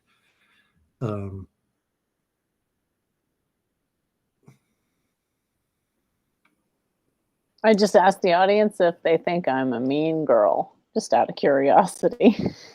God forbid. So it looks like we've got a majority that I should moderate debates to rehabilitate my. It's just to sort of be like, yeah, I'm so what's the word? Impartial. Yeah, I mean, you got to do like. I mean, you weren't so bad like you have to be sentenced to Montclair, but like you have to be sentenced to a rehabilitation program. Well, I mean to like community service, and that probably means like debate coaching. Like you got to just so I give should sign back. up for Teach's school then? No, I mean you should be competitive to him, and by opening up your own debate school that doesn't charge. I'm just like a girl, And just saying, I don't like to be competitive in that sense. I don't saying, want to go against open my, up a competitive debate desires. school and say that like, no, I'm not going to team up with T-Jump. Like that's a blasphemy to the meaning of debate, and for me to debase myself by teaming up with such low standard, bad character, poor displays of what it debate really means. You would better open up your own school. You could say that even like modern day debate is and the best. I have this image problem. Let's you see, open like up the Stephen school where Molyneux anybody in- who would be my student hates my guts. Okay. where you good say plan. if you can't beat them, join them, and you say like, no, I will not join them. Like like God forbid, that's what they had the interviews with the vaccine hesitant people and coming down to the people like, I would rather die than take the vaccine, which could be a pretty extreme risk reward calculation that a person would feel that way, versus vaccine hesitancy. But yeah, you gotta say like, no, like if the only choice is to join that club, you gotta open up your own club. And God forbid, in like debate, you're saying like you want to be involved in debate. It's like modern day debate, Introverted, okay. T jump. Well, so you gotta learn how to avoid conflict. And so like, I'm doing my back. best. I'm doing my just best give by back. getting You just out be of the like, way you at the just be like, beginning. That's my goal here, but apparently you just put whatever. yourself aside, and you just give back, and you like you do something to benefit other people, and you make a point that that it's not about you. You're just helping out, doing a service, and saying like, yeah, you should do like I mean, Claire. It's not really. I mean, it's very difficult to do it, but at least conceptually, that you could do something that's clear, like giving back, like even though the ego asserts itself, but you say like, yeah, you got to train noobs. Being nice to noobs is usually the quintessential penitent pardon. Saying that's the creation of good karma. So not necessarily like the creation of students that are but more benevolent, where you don't have control because you just teach people regardless of what they do with it. I mean, the Kamala Harris. That would appear to be dumb-tastic. She's like, here you go. Teachings go. Brrr. Welcome to the show, Project Sigma Dialectic. Well, I just mean you should moderate debates and help promote people, help get started. Hey, Jen. Hey, David. Hey, Project. Good to see you again. Likewise. Oh, please don't let me interrupt. Okay, well, you came here to not add anything? Oh, well, I was just kind of, I came here because I have absolutely nothing to add. Oh, no. I was just collating, listening to what you had to say. I think maybe I had a couple things to respond to. Please keep going for a minute if you would. Like I want, like Jennifer's more like chill session type thing, where like I'm more, put people to work, like type like always want to increase progress. So like, yeah, like certainly like Week in Review originally was intended to be like a booking ground for streaming. It's like Week in Review need content to review. Like when we first did Week in Review, I was on average putting out, I was on average like multiple streams each week. I was putting out content on my own channel. Even for a period, I put out like a few videos a week, and I was appearing on other streams quite regularly, like Brundlecast a few times a week, Luke Ford, Halsey, or even occasionally on bigger streams, and they had Week in Review, something to review. So like, but I mean, we also have our ideas that we're advancing because we've been talking about consciousness and these various theories for a few years now. So there might be a little audience, niche people that have interest in these topics and are more topical. But they're saying that's why I want Week in Review to be like a constant ground of rising and falling personalities, meeting new people, and even straight booking or organizing events. And it's saying like, yeah, I mean, generally, like you just got to be helpful, and that's how you build up good karma. Even so, like JF, like he's always appearing on new streams, even like small streams, even people with just a few hundred subs. I see, so you follow people and you see like they appear all the time on people, even just have a few hundred subs, and you got to organize it, and you have to be able to encourage people to be more active and saying like just debate. So if it's like Joanna, like she wants to enter the arena, she said she did debate as a kid. Like she's a debater. She's done it. She competed at it. So she was going to do it, and she had a topic. It was like evolution, and then it's like. Yes, I don't really want to open up a competitor to modern day debate. Although, like, I do think it could be much better done. And I mean, it's tough to get So people you don't to do want it. to open up a competitor, but there's a big old segment of the Well, it's- market just begging to be poached. Basically. Well, it could be, but I Well, it think might have to cut down or even put the kibosh on the whole battlefield posting thing. Well, no, I mean, because because it's benevolent. It was saying because T Jump is Death trying to make. threats aren't generally taken as benevolent, which is what that manner of speaking is often construed up as, at least by me. Oh yeah, I mean, God forbid. I mean, like. So how are we gonna express it in a way that doesn't make it a complete Buzz Killington? Well, it may not be able to be done. I was saying, like, I mean, this is your venue. I was saying if you're going to behave according to rules for the sake of debates or events, like that's obvious. We're saying if you want at the truth could be conveyed in to all levels, and saying like, yeah, there's a PG-13 version, there's a PG version, there's a G version to the truth. But I mean, the higher level, the truth, let it be told is scary and dark, but it doesn't need to be said at all times in all circumstances. In fact, like generally, it rarely needs to be said.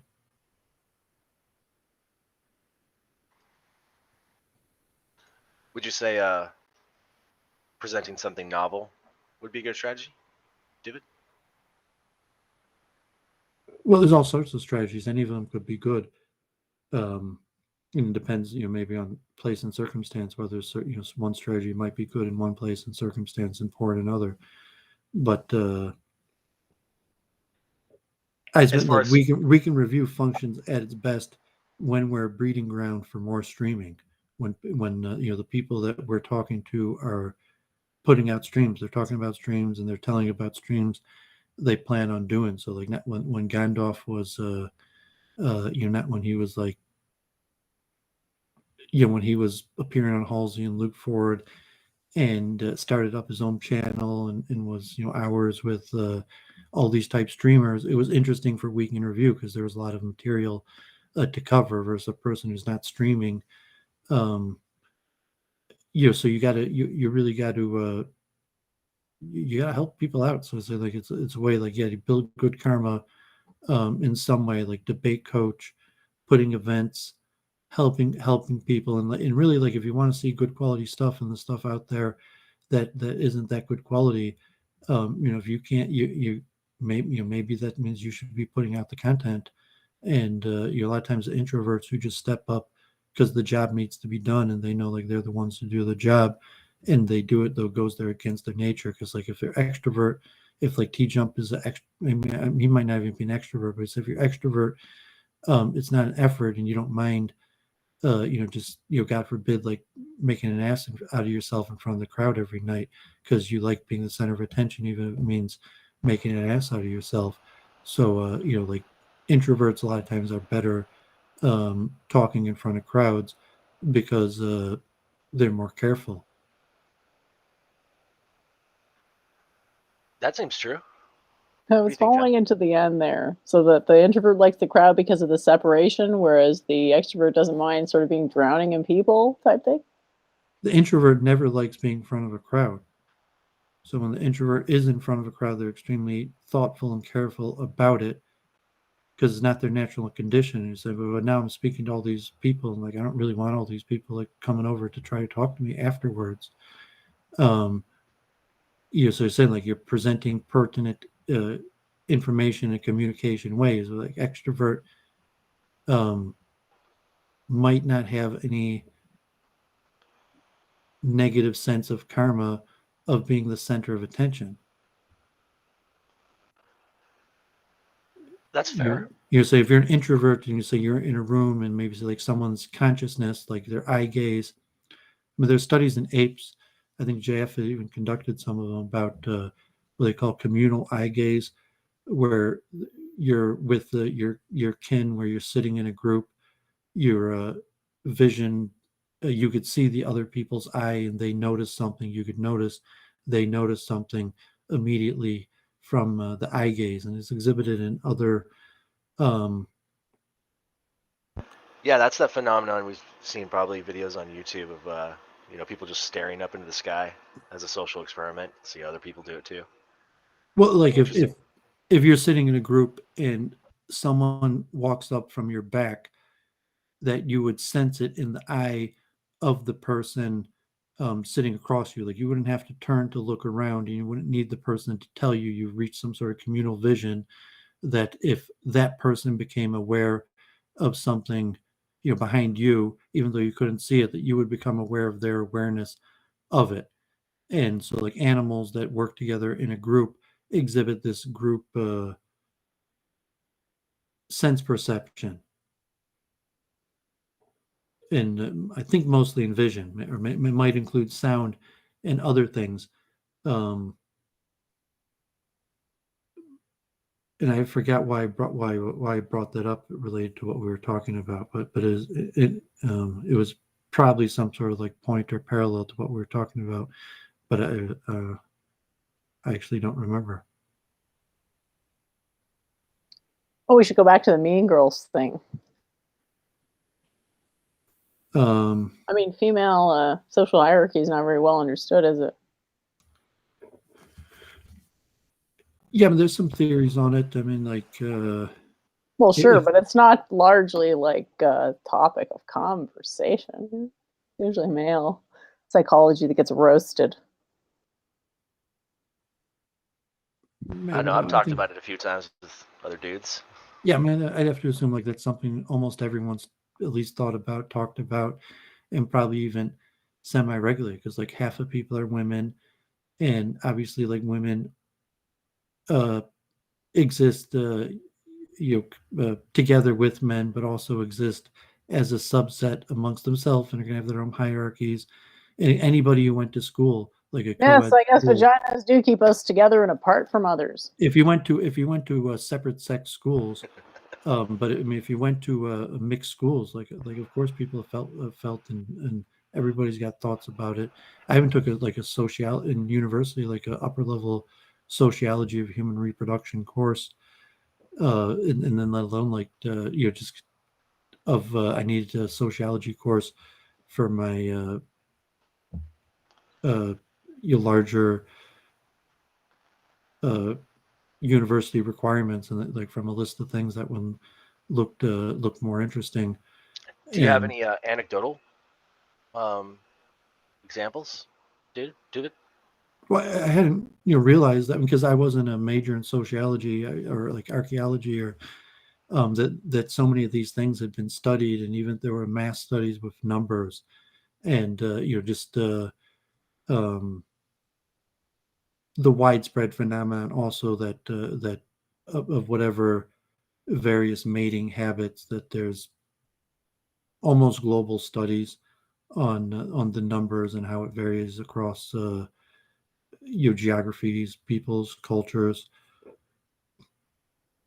I mean, it's fascinating. But I said, like, yeah, I mean, that's like the primal function of being human. Like, no, I'm saying like it's a difficult thing to talk about. But like, no, definitely everyone's thought about it. Everyone talks about it, probably like relatively frequently. And even like humor or something like that, it's like people laugh because like they avoid certain subjects, and saying that's the cognitive dissonance release. If you're saying like Freud, civilization, it's discontent, that God forbid, like murder, rape, steal is actually what people are thinking, and then or what does it mean to be thinking? But that's the primal urge. And if you want to say thought or some higher level control lets the person act in a civilized way, even though some part of the body is sending a direct message, God forbid, like murder, rape, steal. And I've talked about that many times. We've seen like multiple truth hypothesis, at least considering that that's a possibility. And then you're saying that actually talking about things limits, God forbid, misunderstandings. Like talking about violence, God forbid, could de-escalate violence, especially like if it's a level of violence to say, usually people talk about violence before they commit to violence, and at the, from the thought to speech to action, at the speech point, it's usually possible to de-escalate. That most times, that if there's been a point of speech, that there's a de-escalation possibility. And so there's just interesting ways to analyze. It's like we we're talking about math, science, higher level rules. So sociology, psychology, you say no, like this is a higher organizing level rule, and the science of expertise, like people who follow the process, achieve these results. It's measurable. It's science. And if it's like related debate, like, and I could teach you, like you want to debate any of these topics, like because you enjoy research, you enjoy getting to topics and a deeper understanding, and because it's monetized, like T-Jump modern day debate, it's going to be of a lesser value just because it's monetized. Let alone like all their character flaws. Huh. Hey, I wanted to acknowledge you guys. Thank you for the previous cast where you suggested attention to the cognitive dissonance of laughter. After you guys had mentioned that, I found that I've been noticing it quite a bit more. So thank you. It was very enlightening.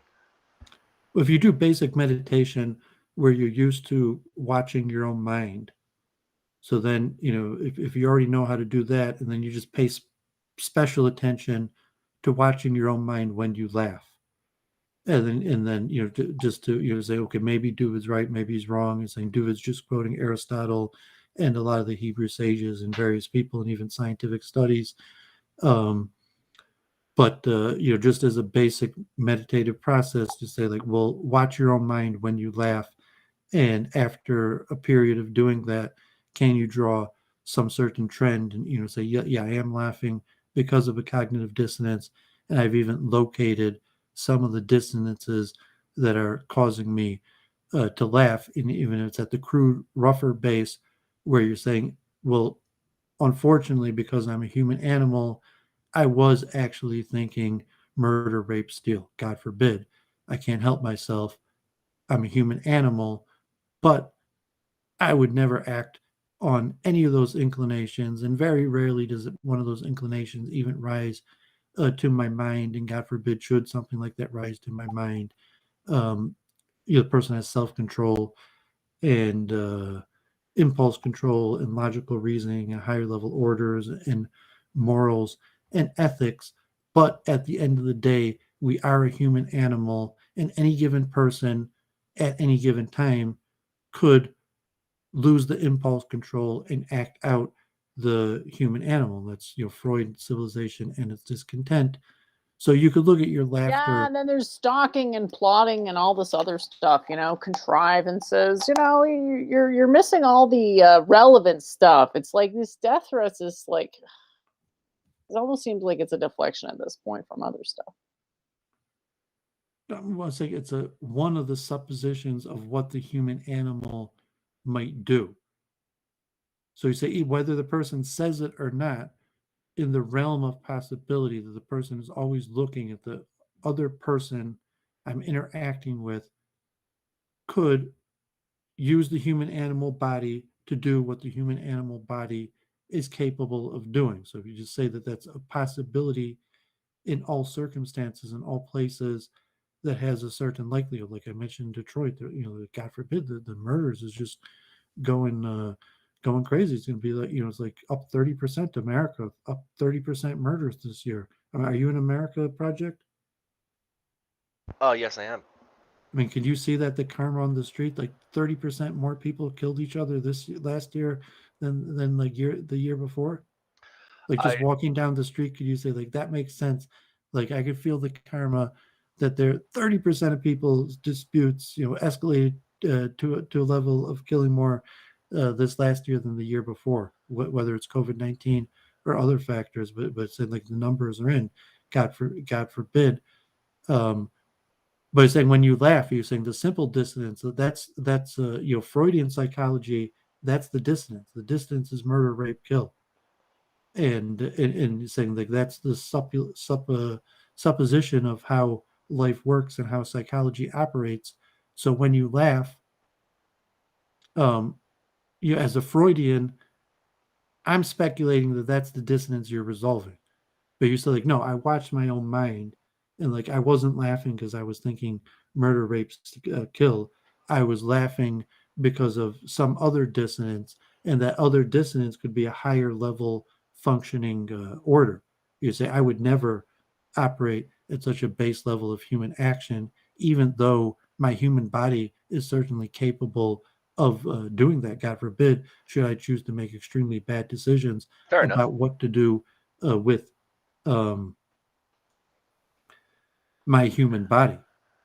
Yeah, I'd say that's accurate. Very astute. What do you think, Jen? As regards, well, the first thing that came to mind was that laughing is like an upward directed, it's sort of the upward equivalent of an orgasm, upward moving equivalent of an orgasm. That there's a dissonance that naturally piles up on both ends. And you're saying that laughing is the dissonance resolution of the base negative. Laughing is to the mind what ejaculating is to the testes. No, I'm saying Bang, laughing is straight murder, rape, kill, steal. It's saying that's the dissonance that people resolve, because the human body, in essence, in the subconscious, tells the person that they're saying, even a person who's never thrown a punch in their life, when they're in a situation of anger or whatever the case is, that there would be a reason that they enter fight or flight, and the body would send them the signal of fight, and that even though maybe they don't have it in them to throw a punch, they've never thrown a punch, but still the body would send that signal to the person to understand the world in that way. But there's higher levels of ruling. So you can, like, a completely civilized person, is it possible? It's like my whole life, the thought of like throwing my fist as a weapon never occurred to me. I never even practiced doing it once. And saying like, yeah, I could see that. I've met people that like probably went their whole life never throwing a punch, and maybe even never worked out or practiced or thought much about it. They figure like, I avoid conflict and fights, and if I God forbid I get in a fight, like I'll probably lose. But be careful and avoid confrontation. Be That's very why careful. the posse. The posse.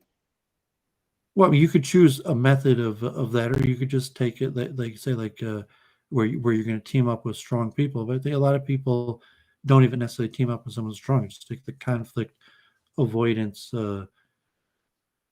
strategy, or just a generic trust in law and order. But the Freudian sense is that like, no, that is the subconscious, and when you laugh, you're letting out the subconscious, and the subconscious is the fact that you're an animal. I mean, relatively simple. So that the laughter, that's the distance. And you're saying if you're a thought out Are you person, saying that it's a primitive response because rats do it, and my metaphor just made there, or whatever? Yeah, the person like a person only laughs when they're acting like an animal. Mm-hmm. I mean, saying a person laughs when they're thinking about acting like an animal. That's what I'm saying. That the person may not act like an animal, but the laughter at the time is the dissonance of them at least thinking or wondering, what if I chose to act like an animal? And whether that's violence or just any form, sexuality or whatever, but laughter is it's the overcoming of the animal spirit from the subconscious.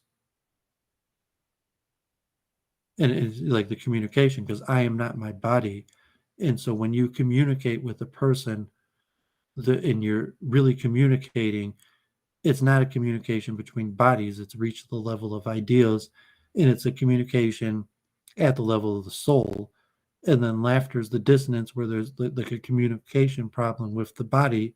And the reason there's a communication problem with the body is because the body is telling the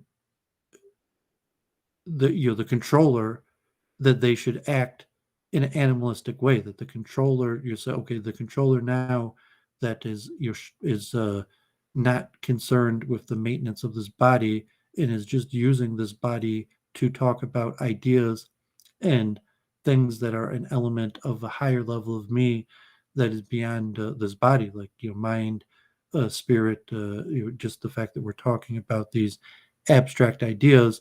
That I'm saying that's not our bodies doing that. That's our souls, because it's an abstract idea, and there's something of a higher level ordering to it. But there's still the animal controller, that the same, Jen, Project, and Doooovid that are talking about these abstract ideas is still the same controller of the body. So laughter, by definition, is some sort of break in the system where language, is broken down, and the person is laughing, the breathing. It's clearing the resonance generator. It's just your mind is an image or a hologram that's simulated, and it sometimes gets clogged up in the same way, the testicles get clogged. So I'm saying, if you didn't masturbate, you would ejaculate in your sleep, right? I'm sure it's the same with laughing to some extent, unless you're some magical, mystical wizard who never needs to laugh because you never form any cognitive dissonance in the first place, in which case you're probably never talking to people much. Just saying. No, I'm saying from a dualistic system,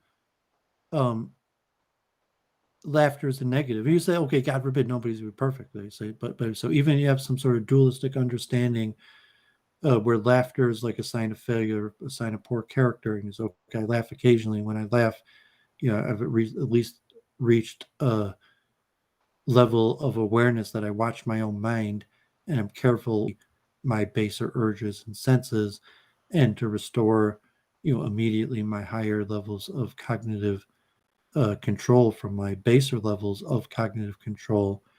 So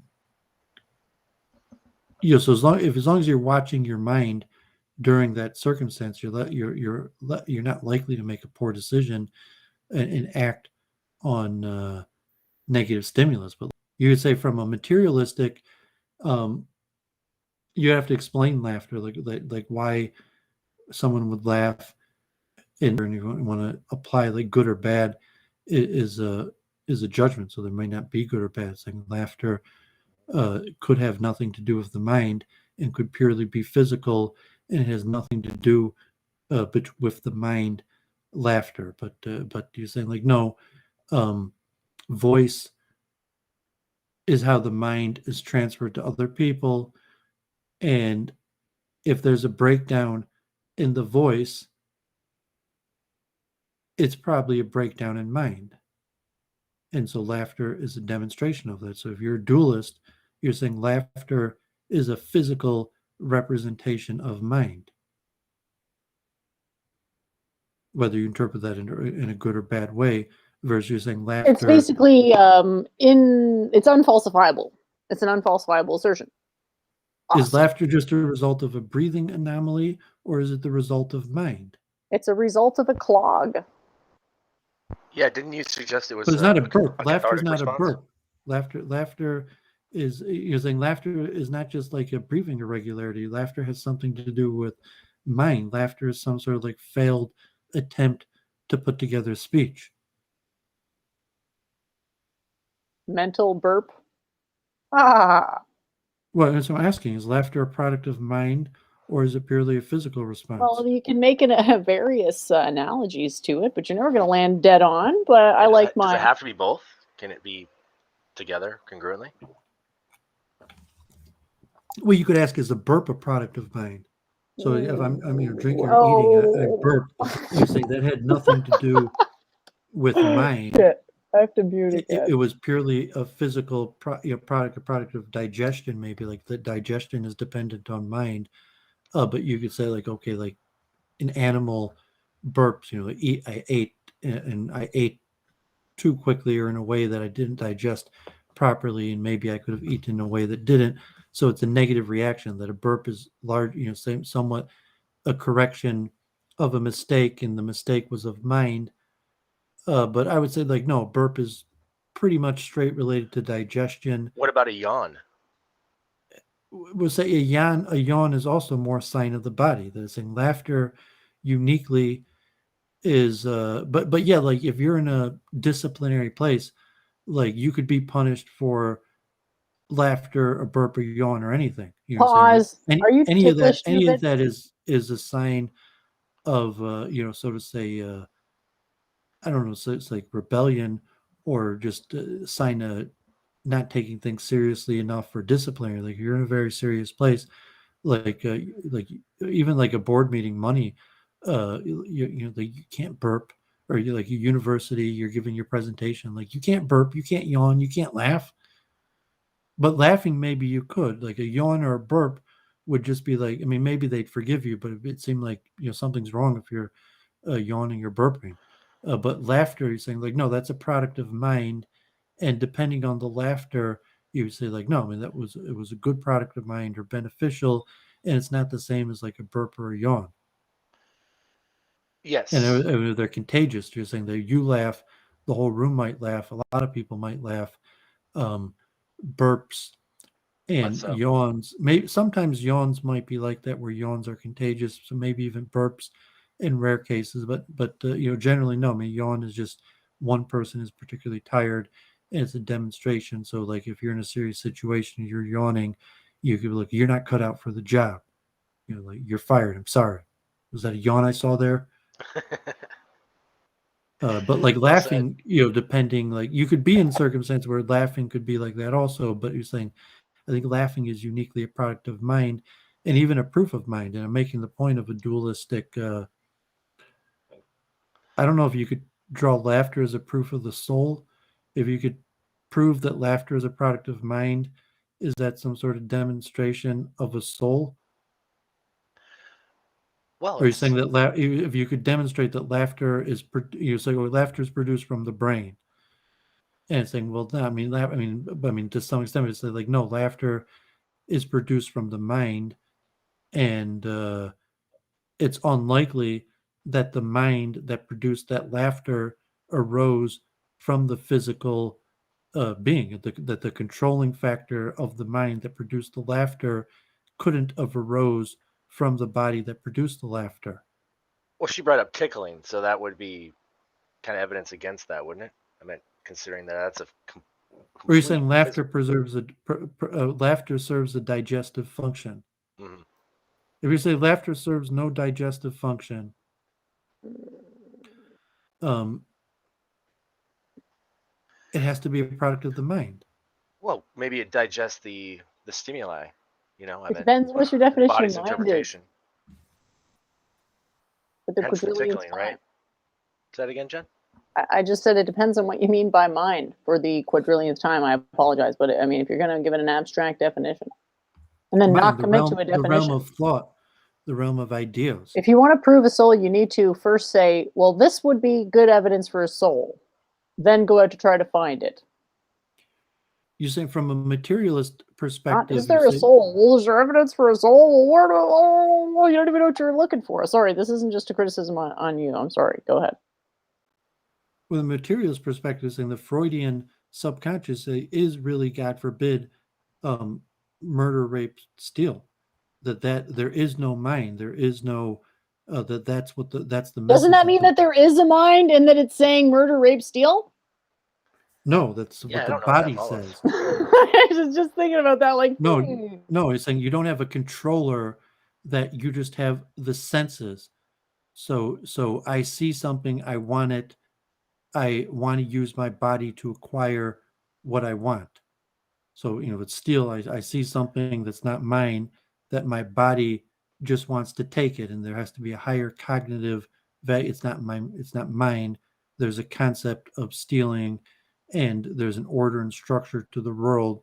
And what you see with your eye, you can't just reach out there and touch and grab and do what you want, as you please, even though you're saying that that's the natural signal that the brain sends, and then there's some sort of higher level function that when you go into the store or on the street and there's stuff for sale that some level, oh, I want it, and then a higher level order of how do you go about acquiring it, and that you can't just send the signal to your arm to take it, but you're saying that inclination to just send the signal to your arm to take it, if you're saying is a decision-making process of wires in the brain that goes through some sort of order, saying like, no, it's the mind and it's not material, and the controller that talks about ideas and thought is not within the body of the person. It's their soul, and that soul has control over the person and is the identity of the person that could talk about abstract things, and like the abstract things have nothing to do with how we're going to live this body, what we're going to do with this body. And that's kind of like the ontological argument, the proof of mind or the spiritual realm, but saying that with this body, we could talk about things that have absolutely nothing to do with the body, which is ideas. And by definition, that is a non-material realm where these things exist. The mind is in that non-material realm. And do you believe our empathy is a higher when it's order? finished with laughter is an interaction problem, and laughter is a demonstration of the interaction of mind and body. That laughter could only be explained by mind. Interesting conjecture. I'm not sure I agree, but you think I should pop that one on Ben Watkins? Think anyone has ever said that before? It's in the argument, The History of Proving God, that laughter is proof of God. Argumentum ad gigalorium. Yeah, it's very obscure and esoteric and occult, but I think if anyone can pull it off, Doovid, it's you. it's worth a try.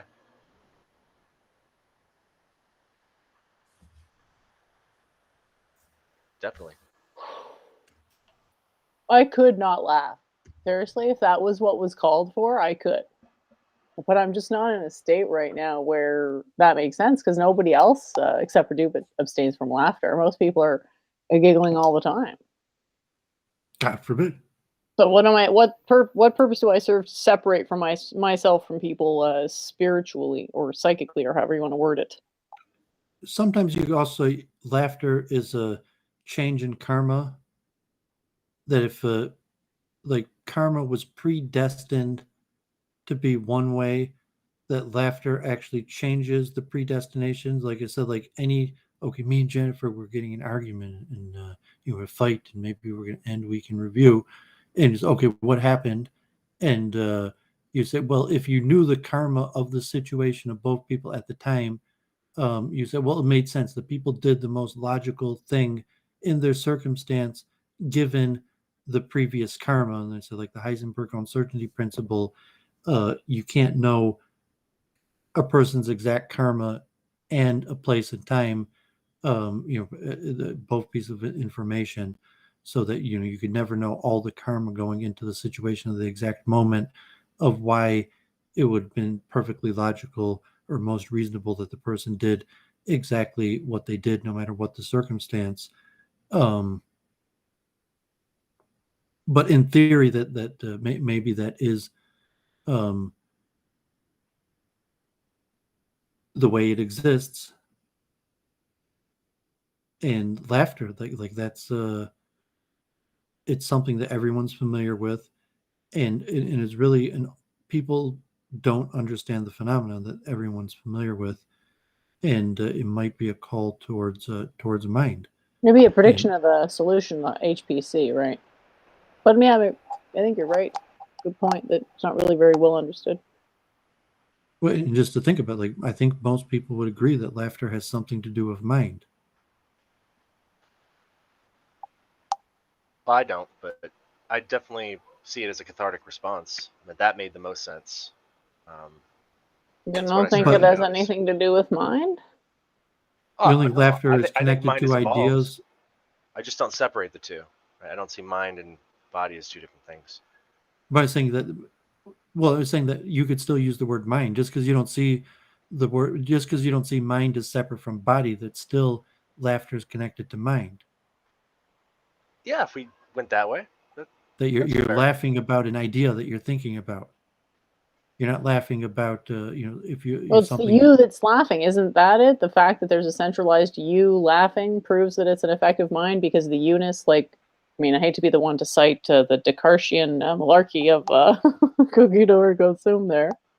Well, you say like, no, I'm not laughing. My body just laughed, and there is no I that laughed. But you said like, no, the I. Can it be like we laughed? Like, even if you're together? a materialist, the atheist, like at T-Jump, you're saying the brain that was producing thought or that was receiving sense perception, having the conversation with you, when the various sense perception came together all at once, I thought the controller, the observer, the intaker of all this information, thought it was funny, and you're saying it was just like a dissonance process that like of mind, that the intake of all this various information at the same time caused a laugh response. But even from that, it's because you were thinking about it, because the dissonance in thought of what does this mean? Like what you said was funny because it was dissonance evoking, but it was what you said that was funny. It wasn't what I observed. It wasn't even what I heard. Like it wasn't, because I heard a high sound. It was because of what you said, what I heard, that I transferred into language, and then I understood as an idea and evoked laughter. I think it's fair enough to say it's defined that way. I mean, yeah.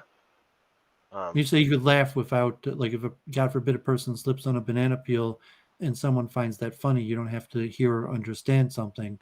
But even someone tripping on a banana peel and finding that funny is probably a product of mind. And it would require context. Like if someone, claimed that they had excellent balance and then fell, right? Then it would show that differential, right? If there wasn't there, then I'd be less so, right? Contrast between expectation and observation. Yes, exactly. And that causes laughter in, the simplest form of vision, where a person could just see something I don't know if you were just looking out the window and then randomly, like, the apple drops in something, and it's funny because it was a contrast of expectation of observation with actual observation, and that evokes laughter. And saying, I said, laughter is not well understood. But you in saying, because really you need to understand the heart problem of consciousness to understand sneezing laughter. well understood? No, not any better than laughing, I'd say. No, I mean, sneezing is relatively very well understood. It has nothing to do with mind. That sneezing is it's a reaction to an irritant. I mean, in the nose, that something irritates your nose, that you choose to expel all the air and liquid in your nose, and really, sneezing is an involuntary. Like laughter is involuntary also, but saying sneeze is not a product of mind in that way. Sneeze is a purely reflexive response. Like in fact, you really can't sneeze. Like I've done yoga or like techniques to control the muscles, but like no, I mean, like, oh my god, I could try to you're fake a sneeze. Anecdotally instantiating that you can't induce a sneeze. That is really stupid. That's like the love in the O.J. Simpson trial. Or no, sorry, that's like the brazier in the Seinfeld trial. Well, I'm proving that the sneeze is not a product of mind. I'm saying that the mind can't produce a sneeze. Oh my god, it has the same profile just because you think it's like, is this ejaculation a product of mind? It's like sneeze is an involuntary reaction that is purely meant to expel an irritant or toxin to the maybe nose. they all are. It's just that there's a simulation otherwise to keep you nice and sane. So I mean, you're positing positing where that the ego wants you. you're positing that the purpose of laughter is to expel a physical irritant. That the reason a person laughs is because some sort of like physical irritant gets in their wind cave, and laughter is a method of expelling it. Well, It's like maybe she's no, it's not like suggesting the I mean, phenomenon it's that not like a happens. burp. It's like no. I mean, laughing is just. I mean, it's really a vibration of the vocal cords and exhalation of air, but not in like an expelling where like a burp where you're going to push something out. It's just it's like an unnecessary vibrating of the vocal cords. Didn't they used to say that though? Like suggest that wasn't the case, Or they You're say saying God bless you. you're vibrating the vocal cords because there's an irritant and you're trying to like expel an irritant. It's like, no, that's very unlikely. That laughter is a product of the mind. It's connected to speech. That the brain, the brain that sends a signal to the vocal cords to speak, is the origin of the signal of the laughter. So it's not like a sneeze. It's not a burp that is caused by an internal, like a parasympathetic nervous system. Like the sneeze doesn't happen at the level of the brain. It's a parasympathetic, nervous system response that has an external signal that it's like a reflex. And so, but I'm saying laughter comes from speech, and the signal that's sent to laughter is not a reflex to a physical sense perception. It's Does a it not? response of the brain sending a signal to the vocal cords to speak. Because I've noticed that, perhaps like watching a horror movie, how it can bring on states of anxiety, right? Because the body takes cues right from the imagination. I mean, considering our entire interpretation happens within ourselves, right? Yeah, And because that's you're the same observing the model. TV screen, you sympathize, empathize, become the character Yes. you're watching, or emphasize the emotions that you would expect the person in that circumstance would be having. I'm listening. I'm just gonna grab Yeah. some like dried mango or something from my fridge kitchen. Okay. Yeah. Yeah, Jen. I think you're. I definitely think you're onto something. I mean, I've like I was suggesting. I've noticed that it seems as a response to even just imagined stimuli, right? Because the body doesn't seem to know the difference, or at least is greatly influenced by that construct. So I was going into some examples when I was younger, and doing something really, really dangerous or risky, like rock climbing. And I found that I would laugh after I achieved it, kind of expecting the worst case scenario to have occurred, but it didn't, right? And then I'd kind of laugh cathartically, right, to relieve that stress, right, that release valve. Does that make any sense? Yeah. Can think of them as various channels, like crying would be one, shivering, but when you get to stuff like shivering and sneezing, that's sort of the end we're not really so interested in. Yes. We want the ones that are it seems, proximal to the mind. yes, So it seems more compulsive. Less the mind process, if there is such a thing. I think it's more like all mind, and that this is like the more compulsive mind. See, it's like the idea of the individual seems precocious at best to describe it that way. Do you agree that the brain saturates consciousness or focuses it in some sense? Yes, that's what I'd say, that it is a lens, right? Bringing all of that waveform together into a localized area, right? That seems more explanatory. Yeah, consciousness centralizer, so there'd be consciousness everywhere, but it's actually not consciousness, it's waveform energy. Because consciousness is the property of undergoing waveform reduction. So, but it is true that there's more consciousness because there's more waveform. But then again, there's the whole problem with using waveform and everything else. So I'm into basically a total quagmire. I don't see the problem. What problem are you suggesting? I don't think I've heard this yet. Well, consciousness being something that doesn't really have a definition that we can really work with metaphysically, / the people not accepting certain metaphysical necessities and being quite averse to even the simplest of metaphysical, like accepting even this. They seem to see it as a concession. I thought consciousness was simply defined as reactivity, because isn't that how we measure That's it? You know, say like tautological.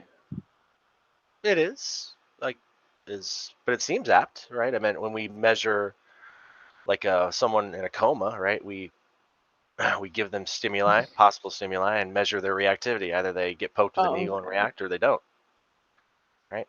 But they And can sense things without reacting. So there's people who, they're under and they have anecdotal reports of remembering it but not being able to act on it, aka sleep paralysis. that's yeah, I've experienced that myself. But I didn't feel like I was completely like fully reactive, right? It seemed like dulled. It's like kind of like receiving stimuli while you're sleeping, like somebody's voice, and you've only vaguely aware of it, right? Or it's vaguer than the actual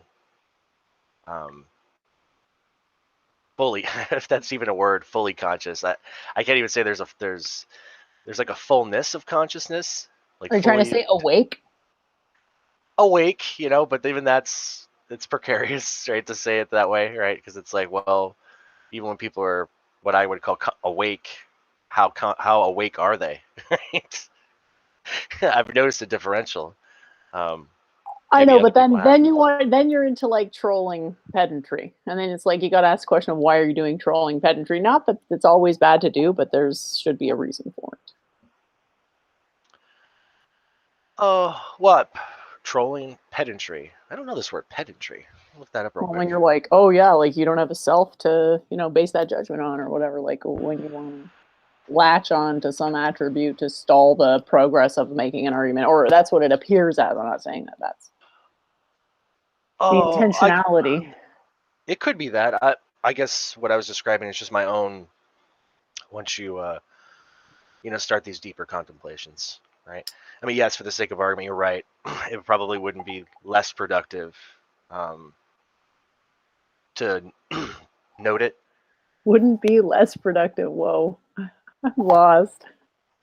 Oh, just to bring up something like that to attention, like, oh, like we're talking about, kind of a finite variable or an isolate, right? And I'm breaking down its isolation, right? And for a function of argumentation, that probably be counterproductive, right?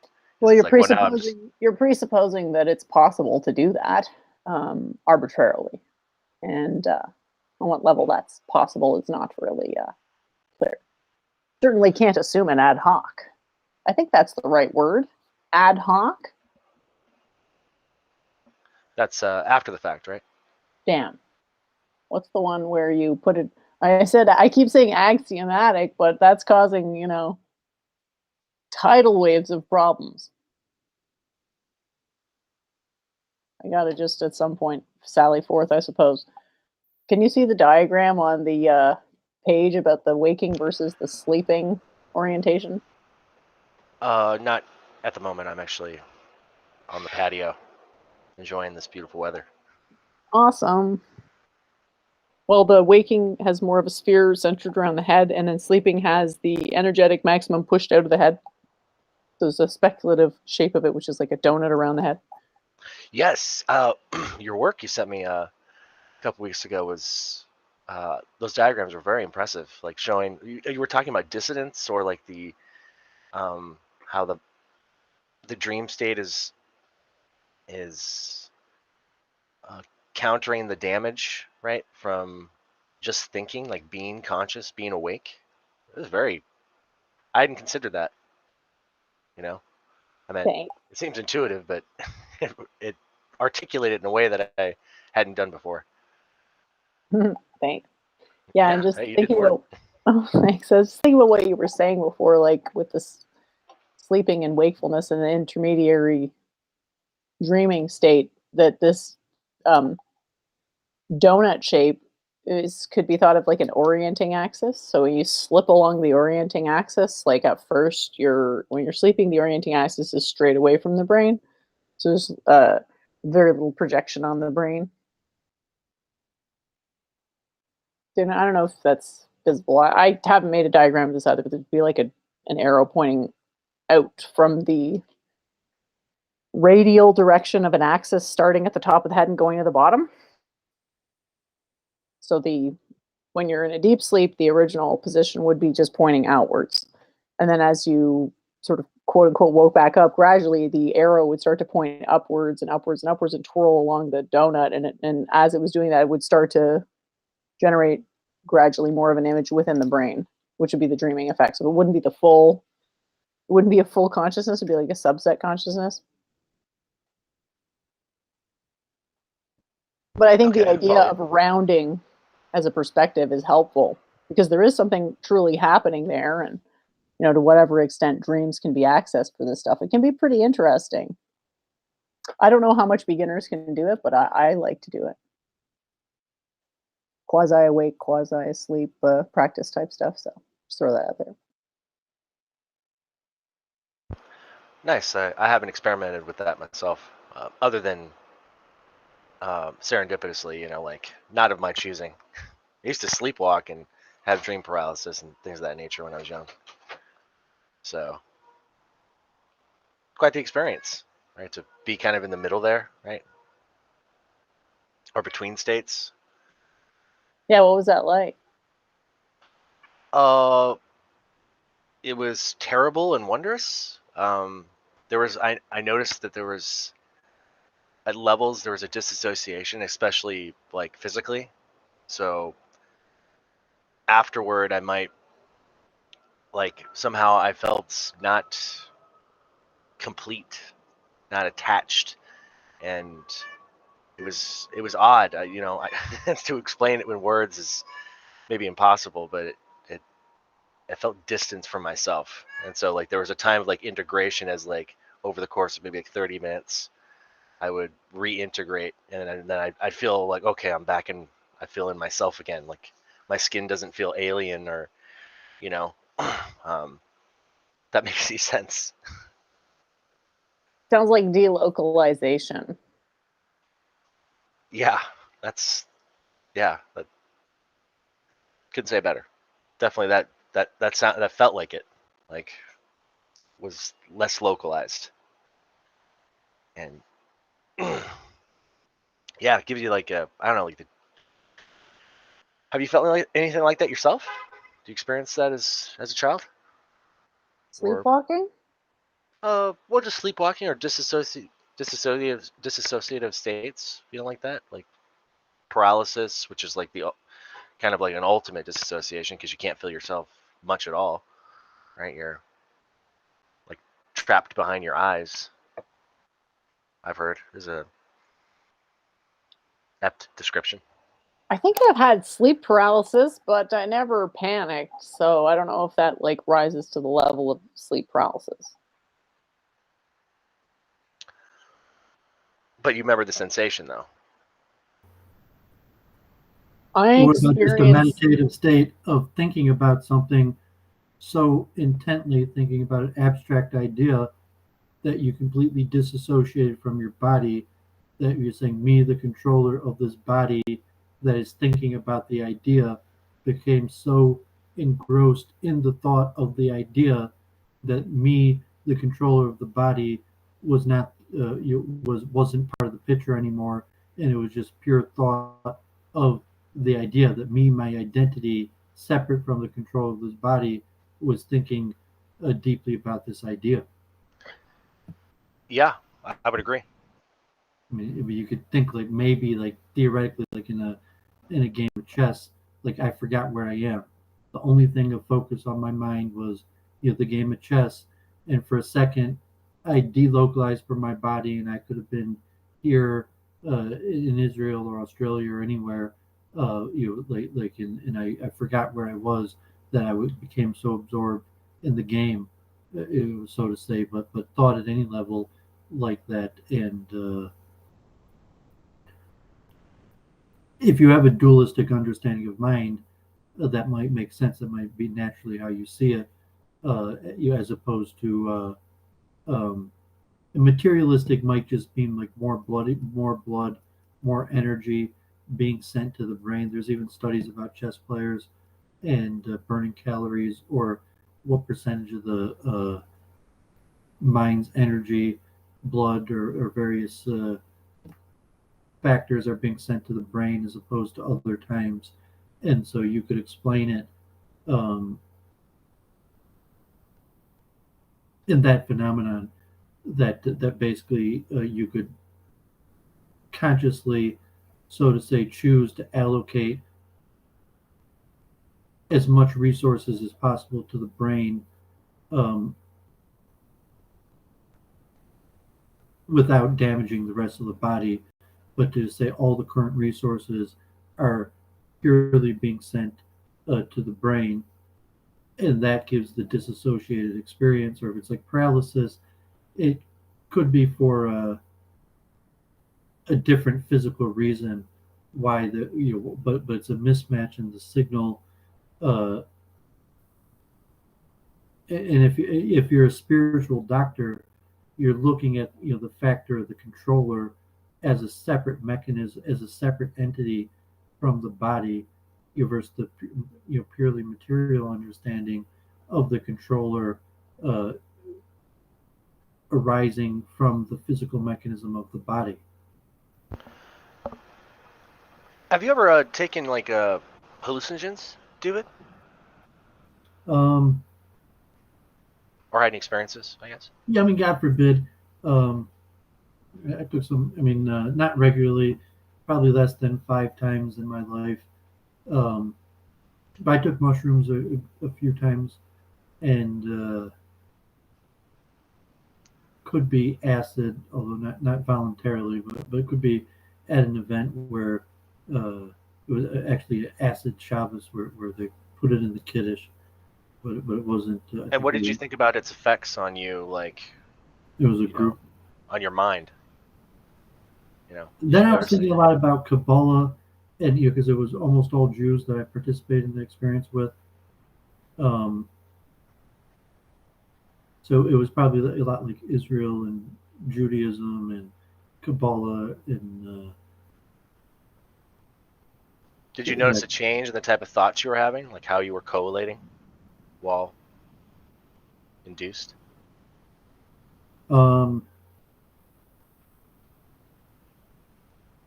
Yeah, I remember it was. I took mushrooms one time. I watched I was watching a Yankees game, and I think I God forbid I drove on Sabbath. It was probably the first time I'd done that. But it was like a Yankees game that was like in like 14th inning overtime, and I had like a vision of so I'm not sure like how disassociated I was with my vision body. of, because I might even be able to like put myself back in that state of mind and see that I guess that's what I was trying to suggest. Is wasn't suggesting that it was a dissociative moment, but a reassociation of some sort, because it's not a reduction in stimuli. It's say sleep paralysis. I've heard that there's a chemical that's secreted that suppresses signals, right, so that you don't move around while you're dreaming, right, acting as if this experience is real.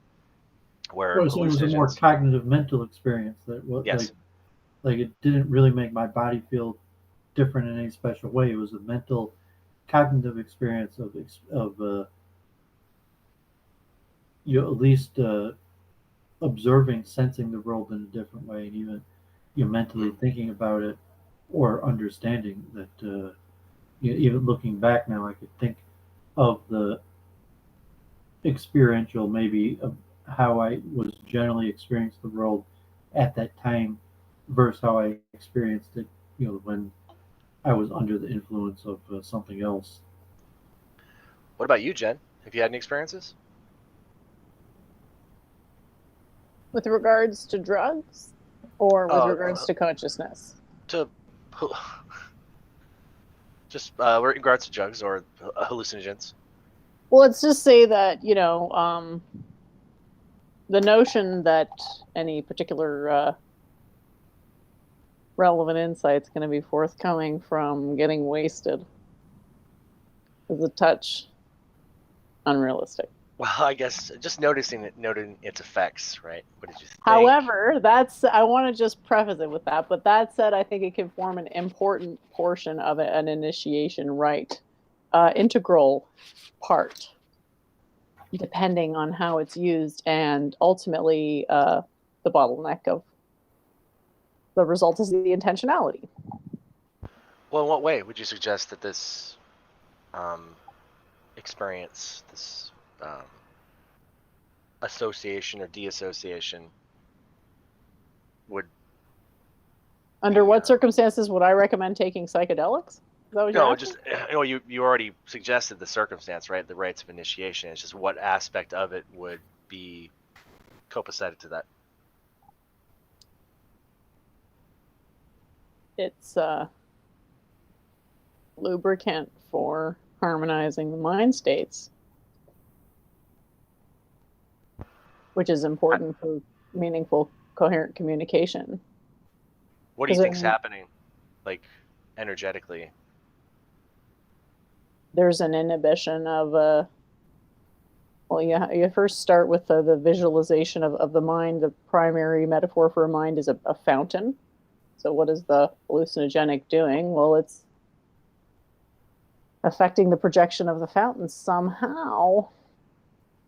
And it does appear that the functioning is an inhibition of a subset or subspectrum of the sensory load, in the sense that you have a conservation of mind effect, but a dilution of the potential. So what used to be, 50 peaks maybe gets reduced to, like, let's say 3 peaks or even 1 peak. You hear these stories about, like, I think it's the DMT. I don't think it's a good idea generally to do any of these things. The exception being that, like, natural stuff, if you feel you have no other alternative, might not be counterindicated. But, like, largely it's the intentionality for a lot of these people seems to be like a cutting corners type thing. In some point, like, corner cutting is bad karma because you're putting out the intention that you're willing to do that, and then it's like, well, you're not going to have very good work ethic if you're always remembering to cut corners. Okay. But yeah, the conservation of mind, I think, applies pretty well. Whereas with drunkenness, like, you'd be talking about an inhibition of coherence, basically, like basically a toxicity, an actual poisoning. Whereas marijuana can be thought of as a dissociative, in the sense that if you're nauseous, it can make it less bad, or it can help headaches, but again, that can make them worse for other reasons, but generally it does have a bit of a dissociative effect. I agree with that, especially toward anger or aggression. I see that it has a soporific effect in one regard or another. I don't know. Yeah. Well, it's, we're figuring it out. See where it goes. I wanted to ask what the meaning of the name Project Sigma Dialectic was, just out of curiosity. Well, it was my attempt. I originally, when learning about the concept of, hold on, it escapes me at the moment, of the standard deviation, right? When it came to intelligence, right? And I really liked this term, so I found something attractive intuitively. Didn't understand. Like the standard deviation? Yeah, the concept of standardly deviating, right? And what that meant, its basic conception, or the simple ideas that make that terminology possible, right? And so once I learned, I was like, oh, I like it. That's interesting. So since sigma in mathematical terms is the the E. I'm sure you're aware. Here, is a symbol for standard deviation. I used it Wait, in you that said regard. E? Sigma Oh is yeah, yeah. The big E. Big E is, I believe, it's an S. is an S. It's the Greek S, yeah. Well, the Oh yeah. small one is like it looks like an O with a hook through it, but large S it looks like an E sideways. Yes. Sorry, that's definitely more accurate. So the Greek S, and I decided to use that concept as kind of an advertisement of the kind of mentality that I would promote, which is of equanimity, right? A balance of mind, and that I suppose something to pursue was a way to develop. I think that's what civilization is, or social construct is a way to standardize the ways we deviate from each other. So it's kind of like, cryptically coded language for my philosophy itself is in the name. If someone were to break it down, they figure that out. So that hope that's explanatory. Well, I just thought it maybe had to do with the Sigma male thing. It kind of, there's associations there, but that's in a sense the concept of Sigma male is very akin to that, since it shows someone who kind of lives in both worlds, who's part of the hierarchy, and at the same time isn't. So they've standardized their ways to interact in a larger group, but they still deviate toward their individuality from that group. So yeah, that's fair to say that it does have a lot to do with the concept of Sigma male, as I understand it. Of course, there are other interpretations. Are there any Sigma females? Yeah, yeah. I believe it's a probably. I couldn't tell you the numbers, right? I haven't met a whole lot of people It's who a have the very Sigma. hilarious. It's a hilarious concept. Not in a bad way. It's a interesting concept. Shouldn't say Yeah, I kind of hilarious. saw it like an orbit. Like a Sigma personality is somebody who has like an elongated orbit, like a comet. They come close into the hierarchies, to the social superstructures, but they end up like, leaving and going out toward the periphery and then returning. So Cool. Yeah, I I thought mean that's fair enough. I guess I see it in terms of like master versus slave morality. Like it's either principle or submission to authority, or sorry, the submission to customs. Custom. You're either submitting to customs or principle. So the Sigma's, whole I guess, denoting that we live in a world where you have to do both, regardless of whatever your inclination is, you yeah. have So to do there that. wouldn't be any moral designation. It's more just like a purely how you interact with the social structure. Hard to have a salience without even like a vague allusion to a moral archetype, but whatever. We'll see. Well, I believe that the moral archetype is the universe itself, right? That this is an express, our entire existence is an expression of morality, right? A continuous expression of morality, where we came So from the simple. morality is the same as physics then? Because that Yeah, seems absurd. to me, yeah, Then words don't mean anything then. I don't know. Well, why wouldn't they? That I don't follow. How is Because that? morality doesn't mean the same thing as physics. Like people disagree on morality. Well, If people didn't disagree on morality, I could shame anyone. But they do, so I can't really honestly even shame anybody. Not that I necessarily want to, but I be nice to be able to. well, I see morality as the modus, like that's the primary feature of existence, and then ethics are the metrics we use to avoid privation. I think Doovid spoke of this. That evil is, in a sense, can be construed as a kind of privation of, like, that your life, your property, your autonomy. So, but we're always in pursuit, like everything seems to be in pursuit of greater, um, of maximization, right? Form, complexity. Utilitarianism? Um, well, it's like, I guess I say it is exist as life, right? Is experience utilitarian, right? It's not Could really be. meaningful to say that, I don't think. I mean, It's, there's well, it's just a idealism. question. It wasn't like a How statement. is idealism different from utilitarianism? Let's put it that way.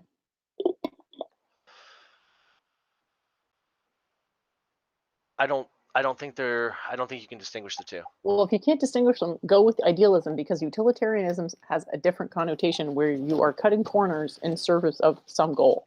Hey, you But used the the word, idea not is me. that, well, what did you say exactly? You had. I didn't say utilitarian. You just suggested that that's what I meant. How But is how is what you're saying not utilitarianism then? This is well, what it it's can. exactly It like.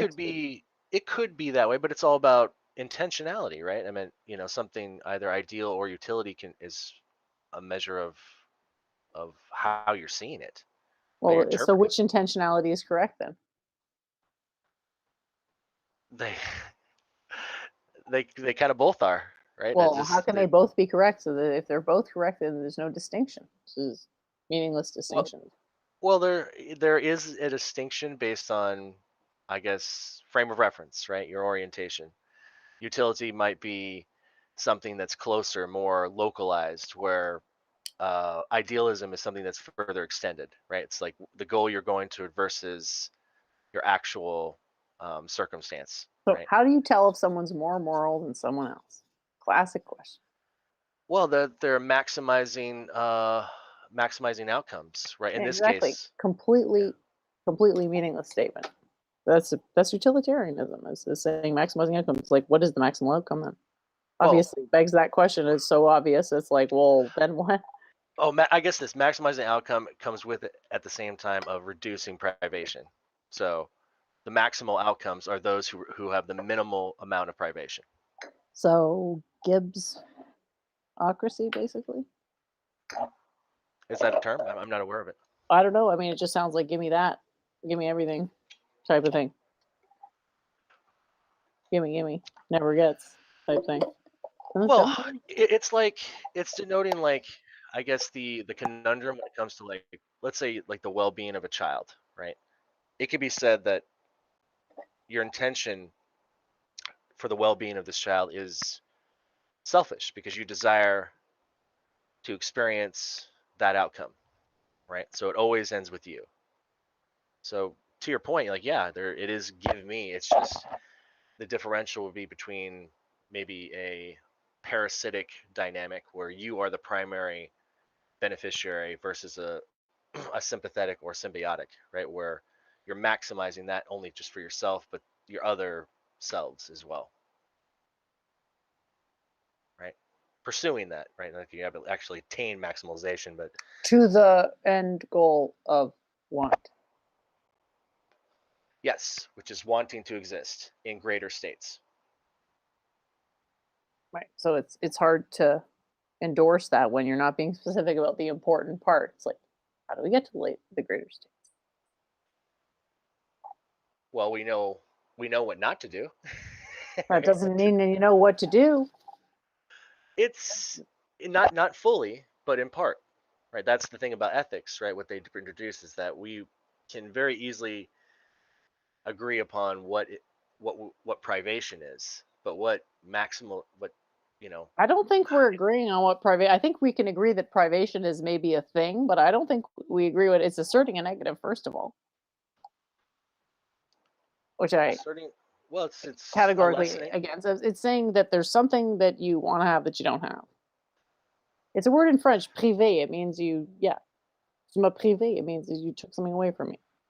Or what's the word for keeping something, right, that you fear to lose? Remembrance or attachment. There's different ways to keep stuff inside you.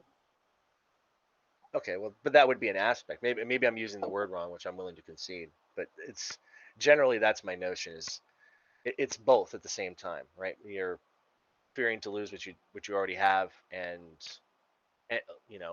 envying that which you has yet to be. So,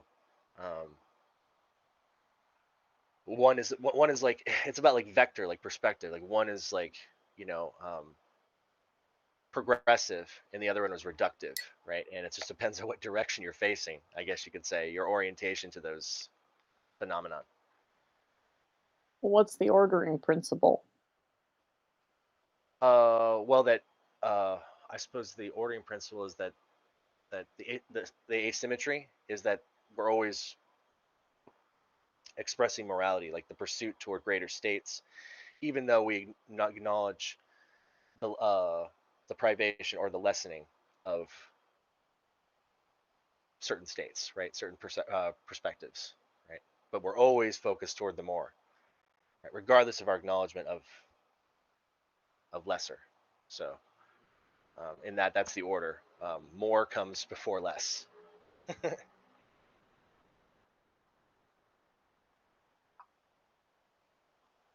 So you're like, would a metaphor for this be like having a marble that you chisel down?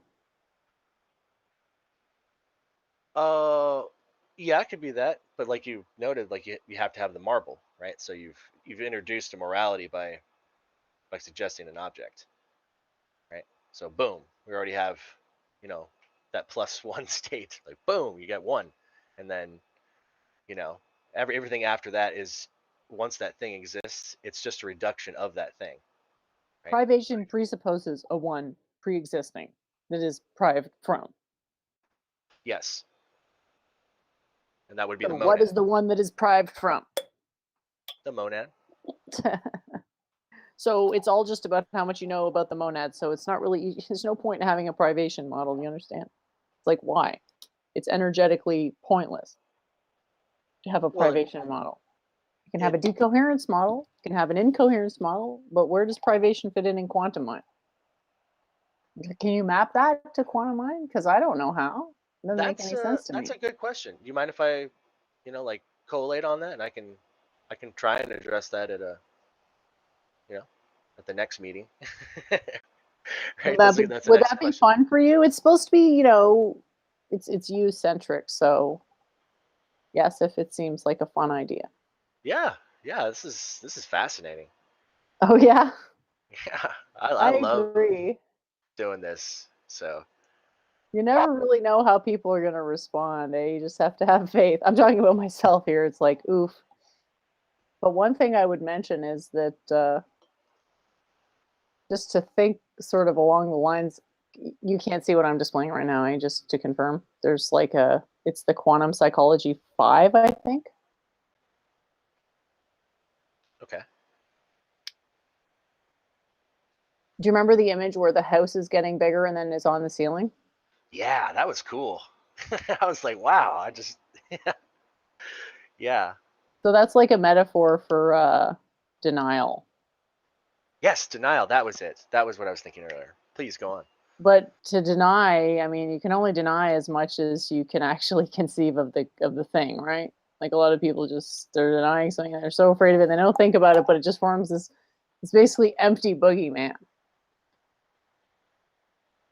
But so like where's, if denial is connected to privation, then privation is physically the opposite of privation, because the house, like as you deny the house, it gets bigger and more upside down in a mental way. Well, I wondered maybe Like there's no way to like, if you are hating versus loving, that there's something in common, which is fixation between those things. Okay. Well, what occurred to me is like in your illustration, what if you were focused in on, let's say, the wall of the house, and this process was happening, right? This distortion. Would you You can't even be focus it on any one element of the house, because the house is itself a metaphor for a concept that you deny. Not you, yes, the proverbial you. you. I get That you. we're gonna axiomatize the you. Why? Reasons. But yeah. Yes, I was just a visualization, like what someone's going through when they commit to this type of. You can't identify a part of like I don't know, let's say you hate Christmas. Like there's no part of Christmas. Christmas is a collection of things. Yes. Well, So just like you a can't house, right? The identify house has part of the house. walls. The Well, house has windows. it's just a See-through. metaphor. It's a metaphor Yes. because you're not actually in your own, you're not perceiving any of the objects of your own mind. I mean, you can try to visualize some stuff, but it's pretty darn hard and Well, not to your super high point, resolution. I'd say that you're right. So like Christmas in itself is a collection, amalgam of different variables, right?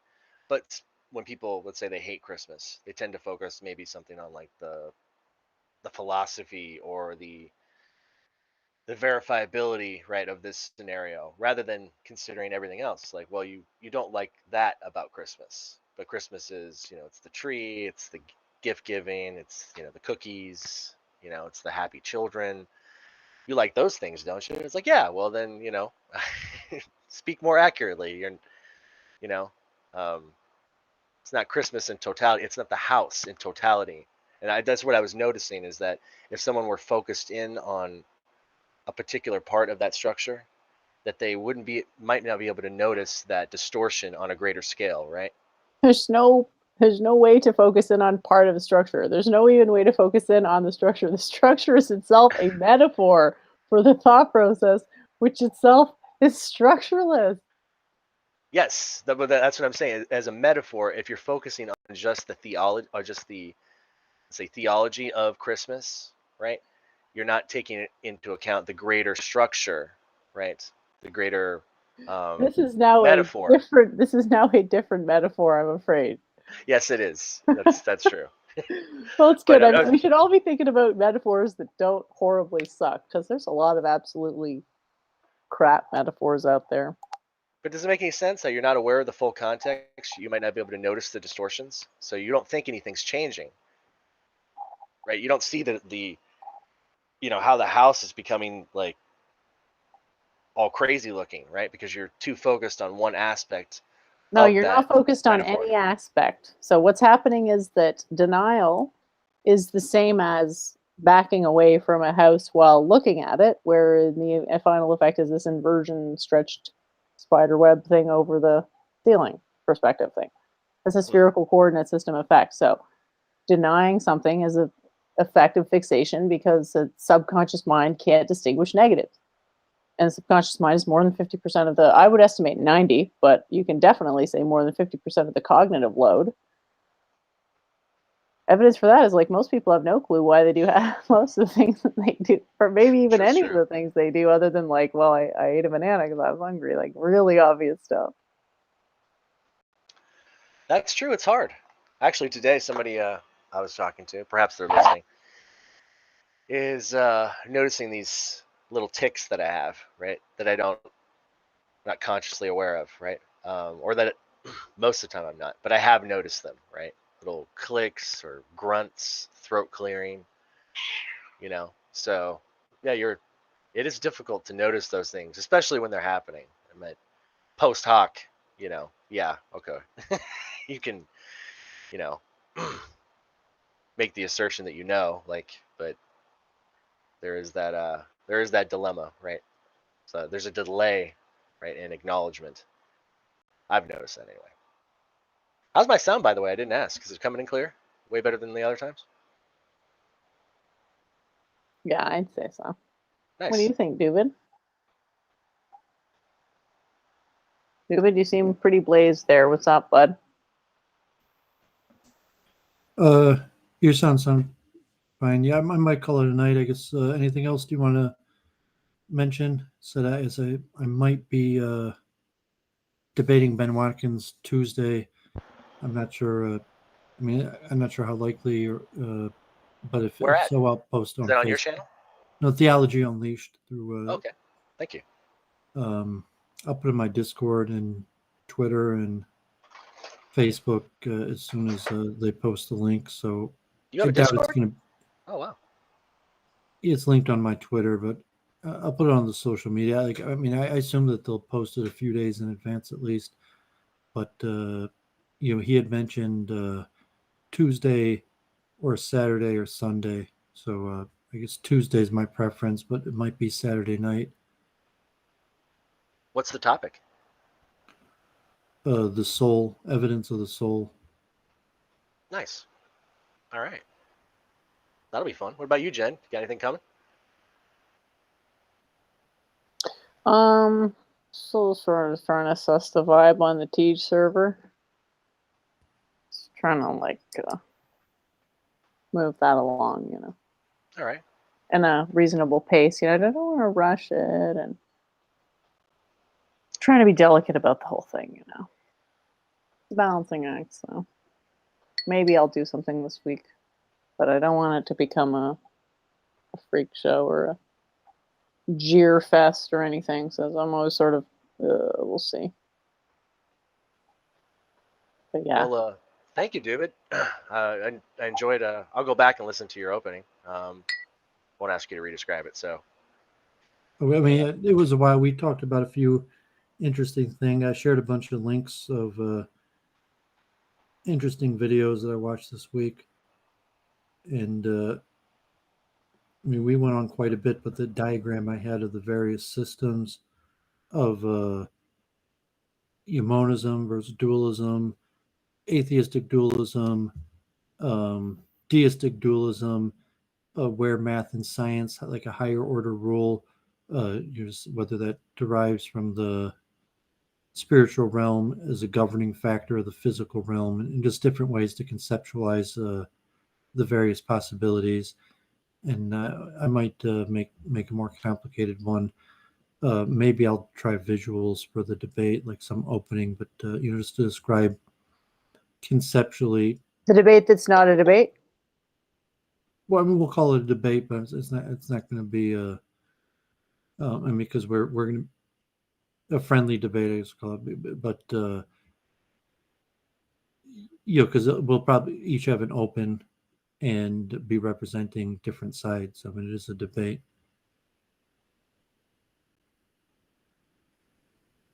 So is this thing happening, or sounds like it's happening?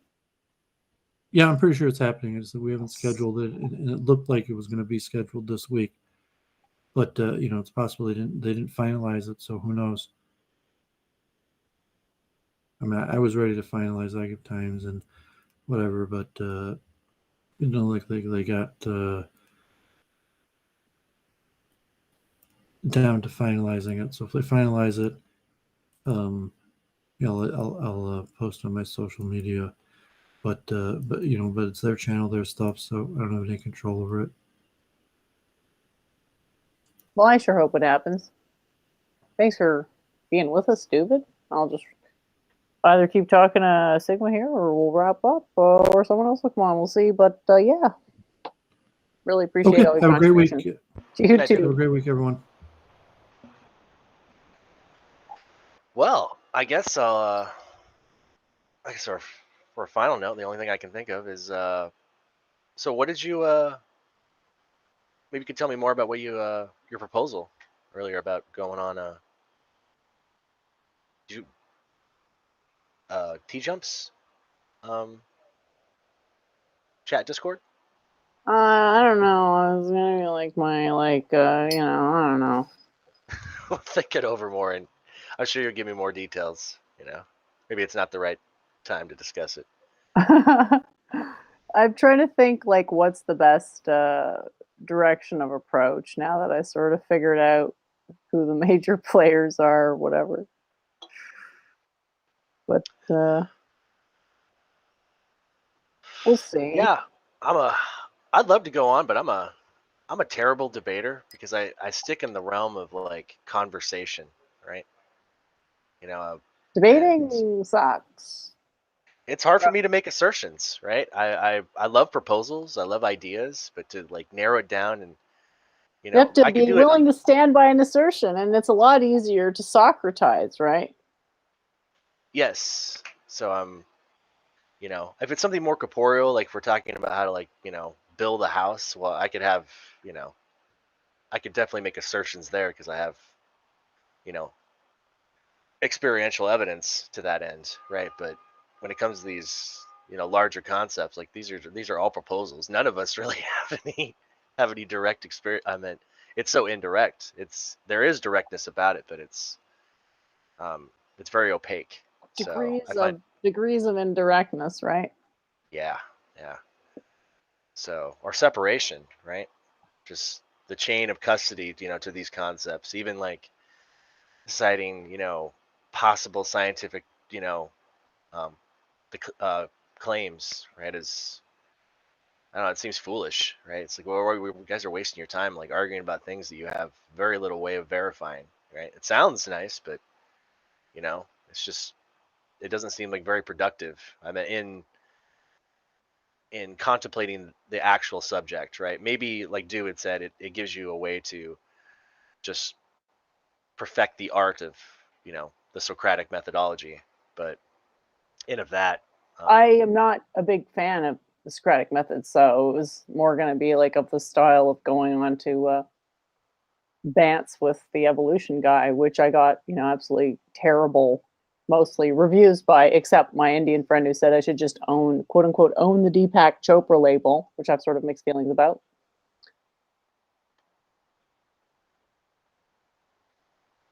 yeah, Correction, Genpak Chopra, correction. Genpak Joe. That's funny. Sorry, there he goes, that cognitive distance. Whew.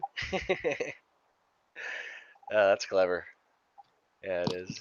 It's endearing though. It shows that people like to even to take the time to do those things. It's like you got to care to some degree.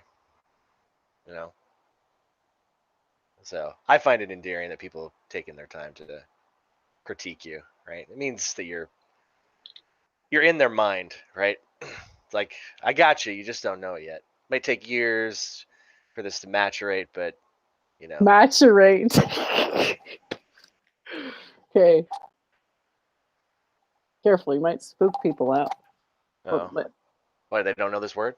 Like everybody's no, here. just the concept that you're describing, it seems, vaguely prophetic, doesn't it?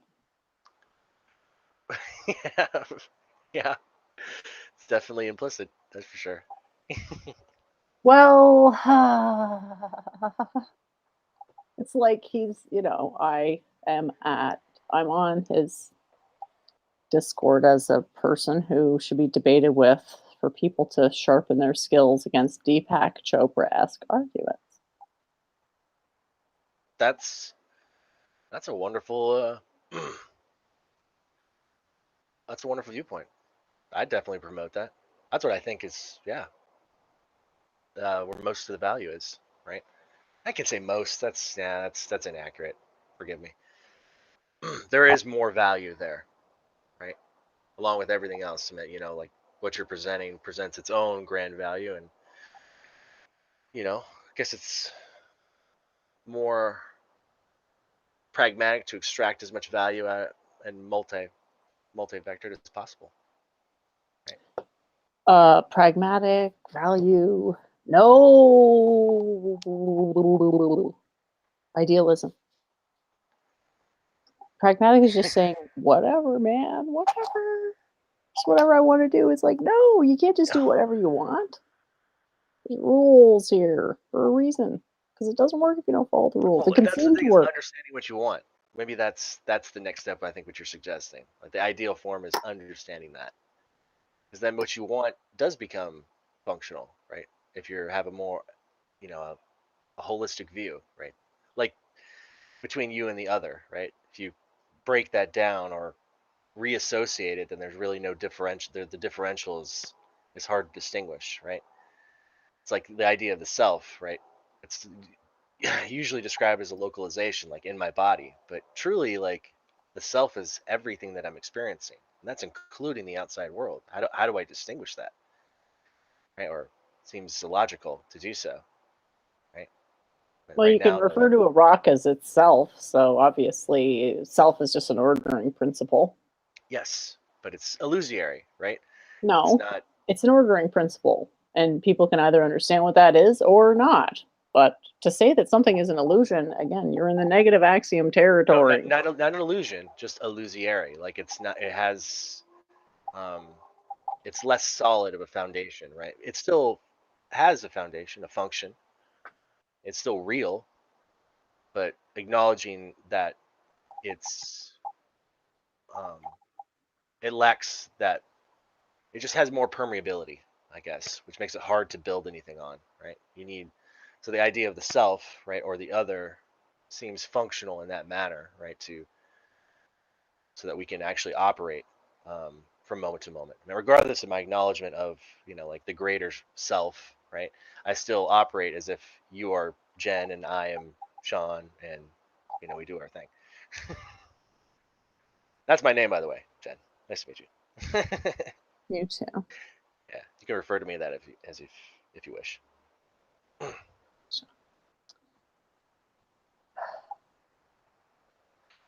I think anybody it's else? not Oh, go really ahead. very helpful to refer to self as an illusion. I think what would be accurate would be to say that the perception of selfness is impermanent.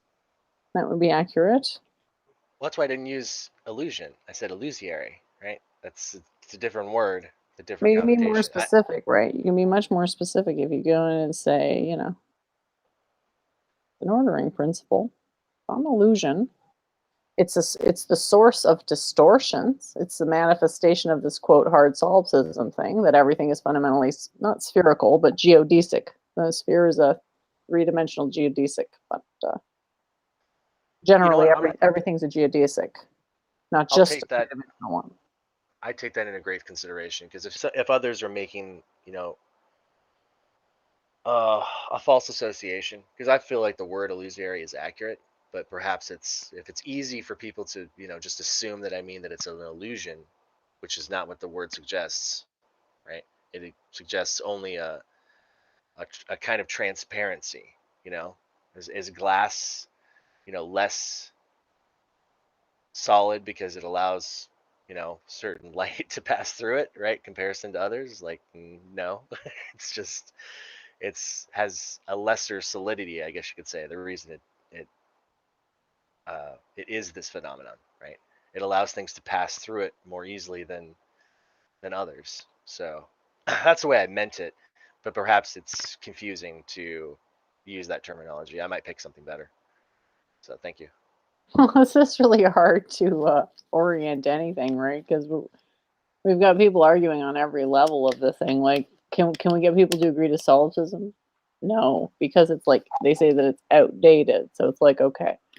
So I basically am at the point where it's like either accept the sphere metaphor is not incoherent,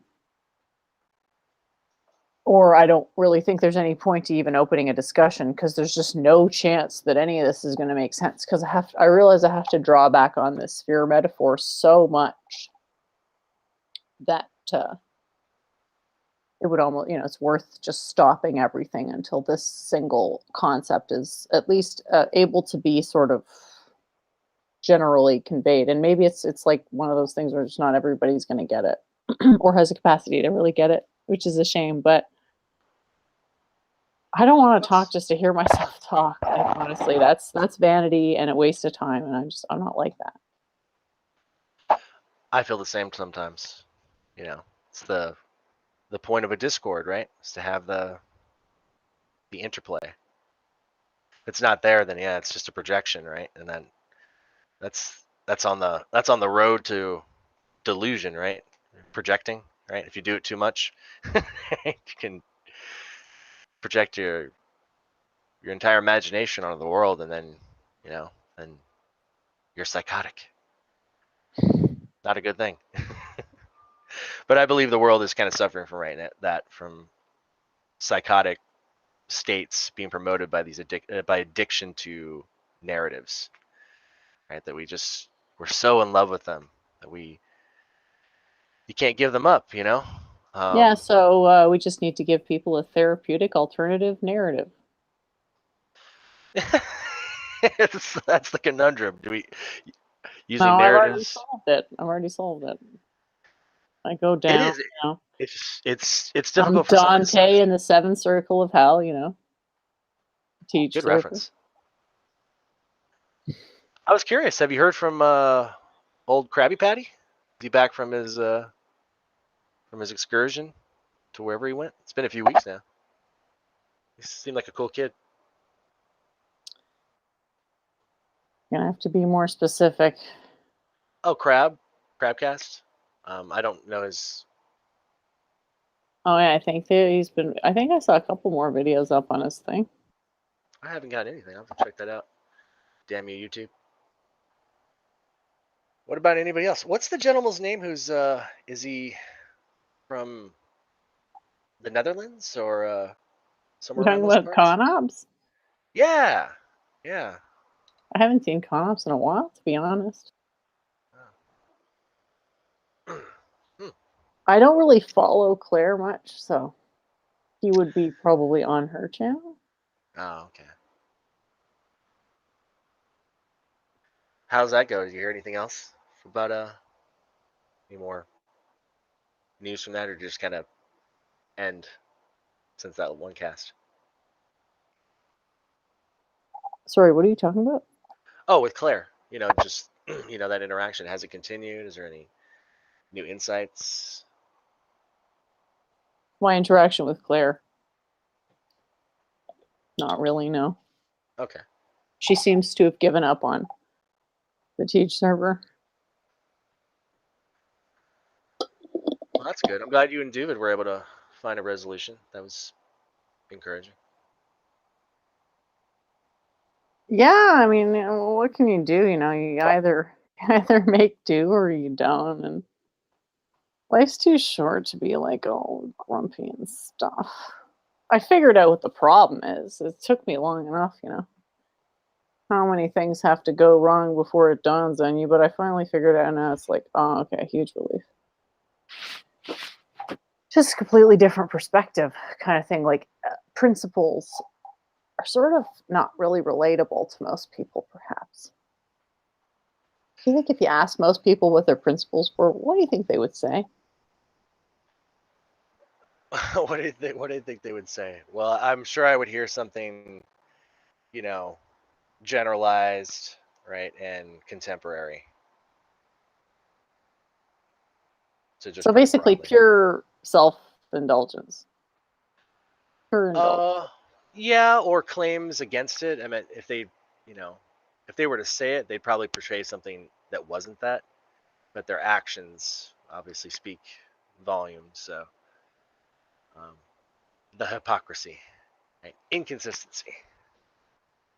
But I try to remember something maybe you might find useful is that I've had an issue over the course of my life of over anthropomorphizing other individuals. You mean Thinking that they're projecting your qualities on other people? yes, especially Okay. cognizance, right? I don't think that's anthropomorphism, is it? Or maybe it is, Well, and I'm just redefining the word in my own head yet again. well, it's the technical definition, I believe, is putting human characteristics onto, non-human objects, So are right? you saying that other people are not human It's a objects? solipsistic. The way I use Just it is Sigma solipsistic. things. Yeah, I don't know, right?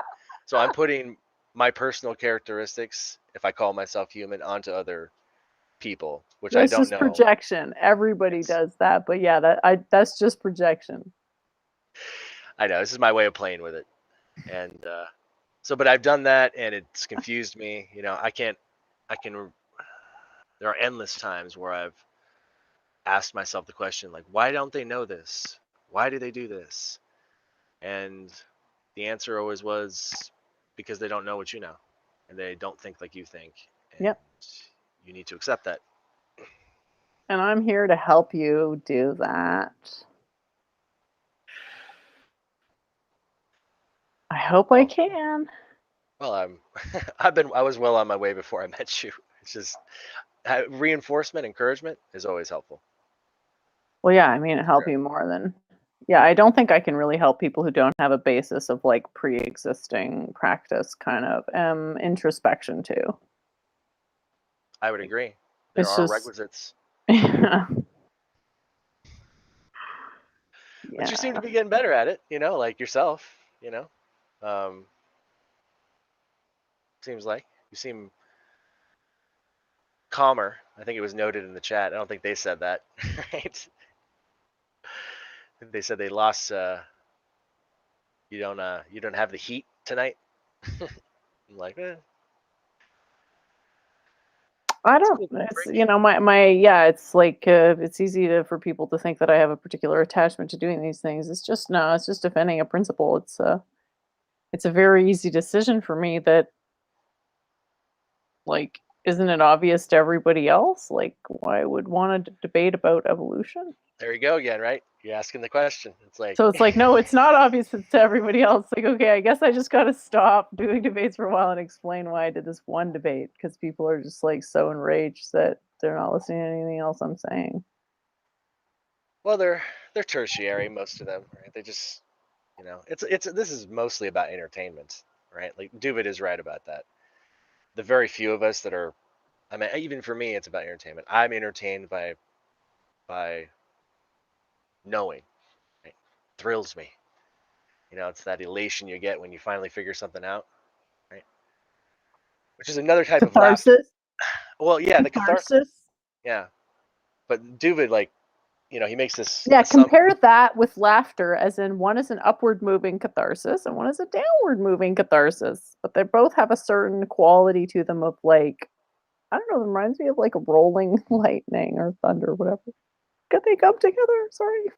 I think that's more accurate, because he's just like he kind of focuses on one side of the spectrum and fails to acknowledge like that. What do you call it when you laugh from success, right? Or from elation, right? Like just from figuring something out, like that experience, like, the aha, right? That epiphany moment. And you laugh because it's like, man, I finally figured it out. Yeah. Ha ha ha. How about just being really happy as fuck and giggling like a complete, schoolgirl? Yeah. Well, you brought up he didn't answer it. I don't know whether you avoided it or just didn't hear it, but you ask him if he's ticklish, right? And it's like, well, explain that, right?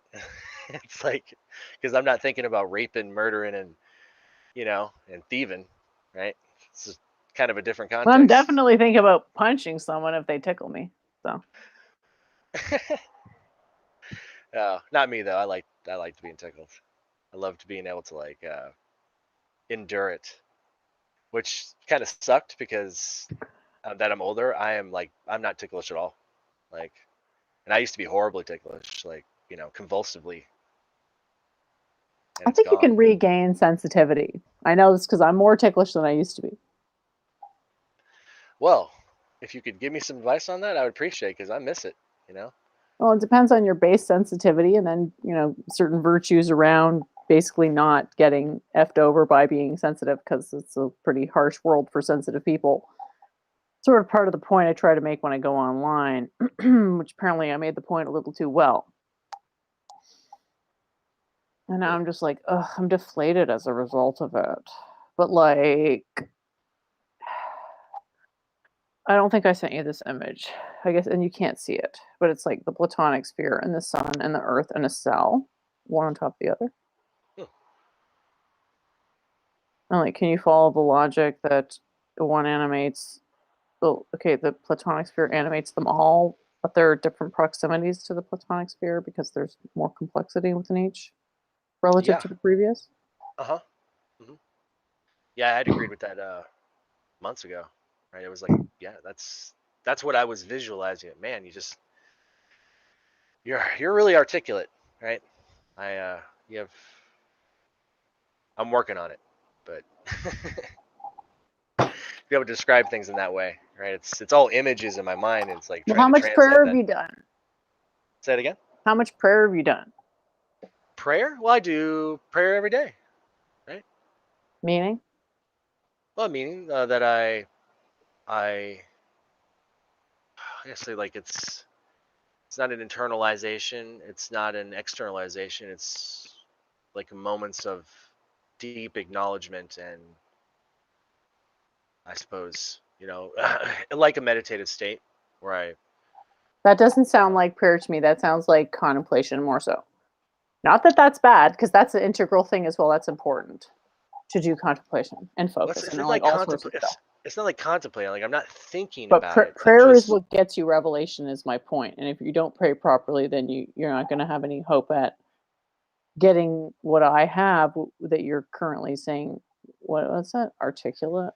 Oh, that's just, well, maybe. I meant, it's just, I figured it was just skill. Like, I'm unpracticed. It's not like I can't do it. It's just, it takes me longer, right? I'm sure, it's much more fluid for you because you've built up those pathways, right? To me, they're less defined and tend to flow. They're not reaching that that least energetic state as easily as it is for you. Right? Well, where's privation in this model, right? It's just 4 blobs, 4 nearly spheres. There's no privation. It's just stuff. It's obviously not even a transcendent model. It's just something I whip together as like, it's not going to get simpler than this. Because like using this metaphor, what is the monad relative to your body?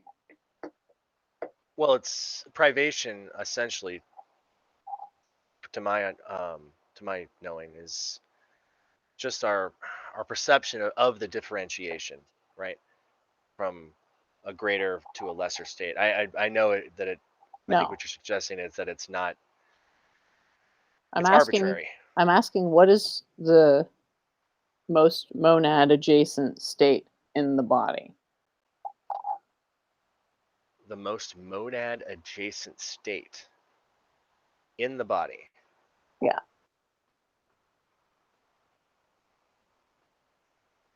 I'm working with those terms. Because basically this logic here, it relates to pretty much everything, because you're I mentioned localizing a centroid at some stage, but there's also like a contextual relativization of most appropriate transcendent canonizer, if you want to call it that. So like here the transcendent canonizer is a sphere. Let me go ahead and take a look real quick. Maybe that's a good idea. Anybody in the chat feeling this metaphor? Hey, maybe it's not a metaphor. Maybe it's an analogy, or maybe it's something else. So throw a comment. Like the stream, or dislike it, or don't. Whatever you like. We're very easygoing around here, and I've been too harsh, and it's because I'm like paranoid about the bad consequences of people's beliefs. But then it's like, well, if people are just going to double down and think that I'm mean, quote unquote, because the cognitive dissonance was too much, well, that's basically a pointless exercise. Then it's basically me being a troll, isn't it? And then it's like, oh, of course I don't want to be a troll. So always have to reconsider what the best approach is. I think that's partially true. I think that yes, part of the cognitive dissonance does play, but like we discussed, there is which you already acknowledged. So I feel like it's redundant to reiterate the presentation, right? And sometimes dictated by your assumption of. Well, I'm stuck between a rock and a hard place. I can't state the truth, and I don't want to lie. So it's a bit frustrating for me, but I do appreciate the people who have reached out to try to help me. Date. Yeah, well, that's why you just curtail about the amount of truth, right, that you introduce, right, at any one time. I noticed that I've been overly eager to do that myself, and it's caused endless conflicts. But if I pieced it, little by little, it became more palatable, right? Just like, just building up a tolerance, right? Because they got to get over that cognitive dissonance. You kind of have to respect that. Trying to force it out of them or into them, it's like you're going to get a lot of repulsion, right? So until you're trying, I guess, somehow trying to find some kind of sympathetic frequency that they can then more easily absorb. And that's not just by modifying your presentation, but also allowing them to be modify themselves, right, to become more receptive. Well, if they can, I'll acknowledge it. If they don't want to, if they can't understand or can't acknowledge this as a legitimate metaphor or analogy or whatever you want to call it, there's no point in proceeding. Well, that's the thing, is that's probably happening in totality, but perhaps it's not in a more finite sense. Well, it might be a way to advance against the Socratic bullshit. Just some of the stuff that's been said, it's like, whoa. That would be easy if people would conversate, like understand what conversation is, right? because I rarely have them. Right? I mean, I'm having one right now, which is nice because it's a series of proposals.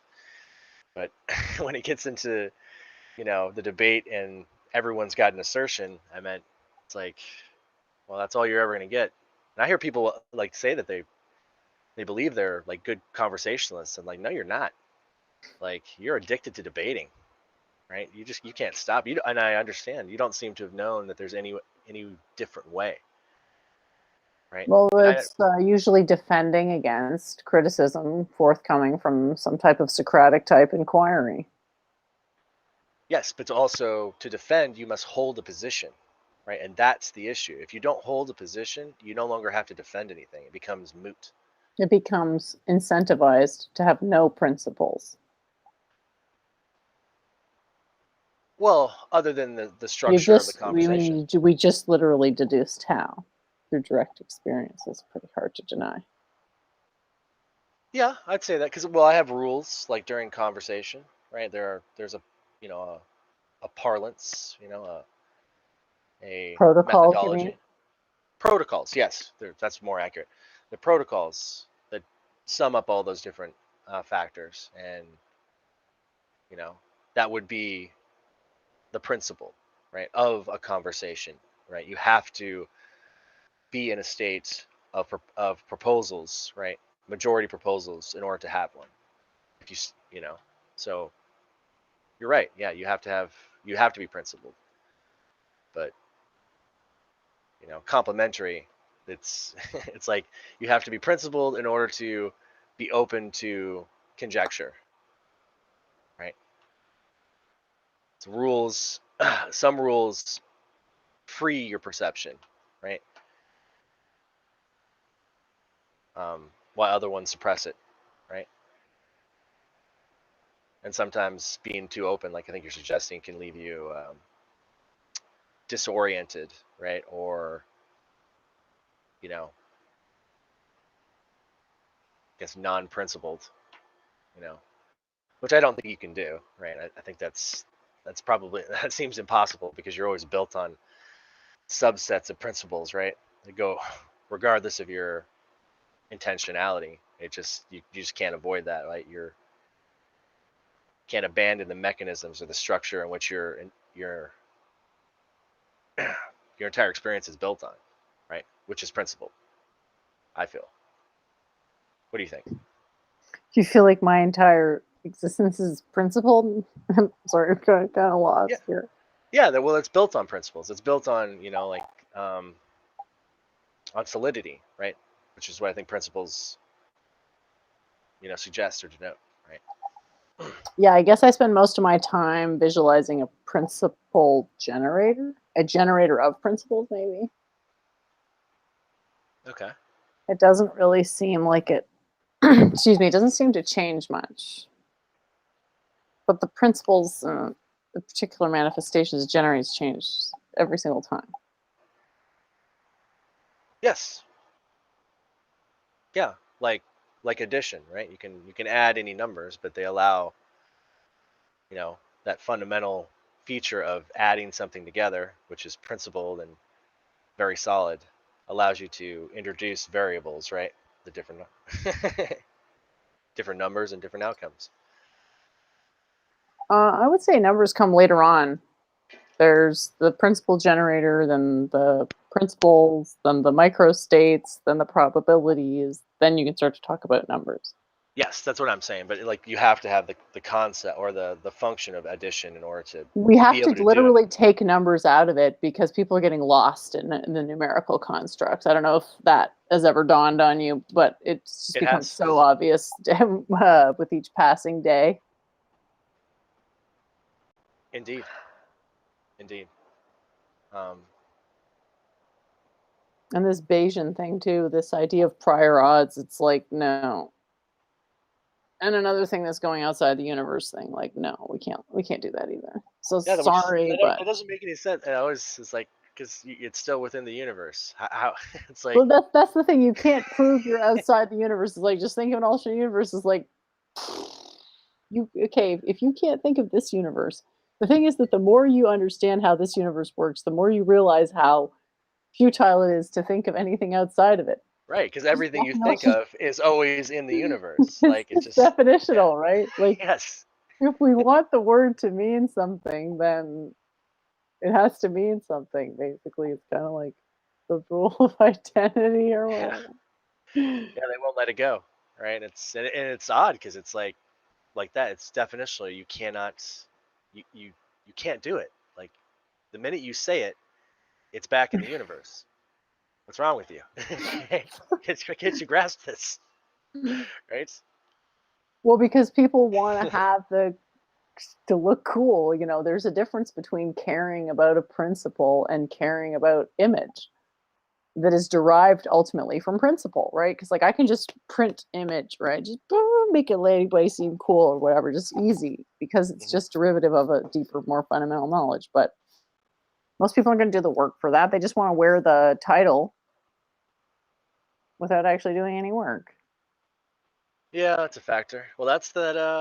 And That's that it can be entropy, really right? heartbreaking. And that's where the projection comes in and the conflict comes in. It's like projection and conflict. It's just like there needs to be a principle there to just like to some extent just I don't know, like let people be people and not I don't know. Well, the principle's always there. I guess think friend to it's- enemy distinction is the principle I'm trying to illustrate right now. To not be so cryptic, apologies. Oh, I love cryptography. It's fun. It's like puzzles, right? They're intentionally deceptive, right? Yeah. And why do they have to be? Well, to encourage the feature which makes them a puzzle is to figure it out. It's To intentional shroud them obfuscation. in mystery to protect innocent bystanders from Oh, yeah. a brain fart. Just Brain fart. go ahead and cave in the space-time continuum, why don't you? Right. Yeah, so I mean, it also has a side effect of manufacturing, like this cache thing. Will be like, what's going on? Yeah. Hey, what I was gonna ask, maybe in the future, in the coming weeks, maybe you'd like to, put together like just a panel for discussion to start doing that. Something because I know there might be a few individuals who, just want to talk to you and ask you about stuff. I know a lot of people who are just recently coming into being aware of your work and would love Did just to they sit like down. the quantum periodic table? Yeah, they're. I couldn't tell you to what level I'm in. I'm not them, but they are intrigued enough to be talking about it with me, and and maybe you'd like to just have a round table and just have conversations about it and something like that. I don't know if you do that in any other venue, but Oh, I know, anytime. instead of I doing believe it it on was Doooovid. said that Kshatriya can never turn down a paddle. No, I don't know if that extends all the way to the realm of dice per se in every age, but I'll always show up to a debate unless it's to the point of just like obviously bad faith. But if it's a convo of people who actually think my ideas aren't wrong, oh, that's even better. Yeah, or just curious, to have because I come on I here. don't want it to turn into the Socratic backstab or whatever it is, where it's like the Socratic. It feels like I'm having my throat slit. It's like, oh, things are starting to go really well, and it's like this communication happening, and then all of a sudden it's like, haha, I found an inconsistency in your logic. It's like, actually, that's not an inconsistency. It's necessary. Haha, you're wrong. It's like, Right. my feelings are really So- hurt. Not hurt in the sense of like I have an egotistical attachment, blah blah blah, because it's not like that. But they're hurt in the sense of like you're shooting yourself in the foot karmatically to talk that way to someone who could teach you. Because somebody who is let's say, not quite as much fortitude teacher as me is going to say "f you" to some extent. Hmm. Has this ever happened to you? A Socratic, whatever the fuck. Oh Like, yeah. Endless times. Endless. Most of the time. So it's been rare. I mean, there might be a dozen experiences, individuals that I've actually had conversation. It's always devolved into a debate. You know, And so, what has it caused any different approach? Any changes in your approach? well, yeah. One is to get better at trying to portray like what I'm as merely a presentation, a proposal, like to get better at that, and obviously catching it when it happens, like when something's going off, and it's like doing that Kathy Newman.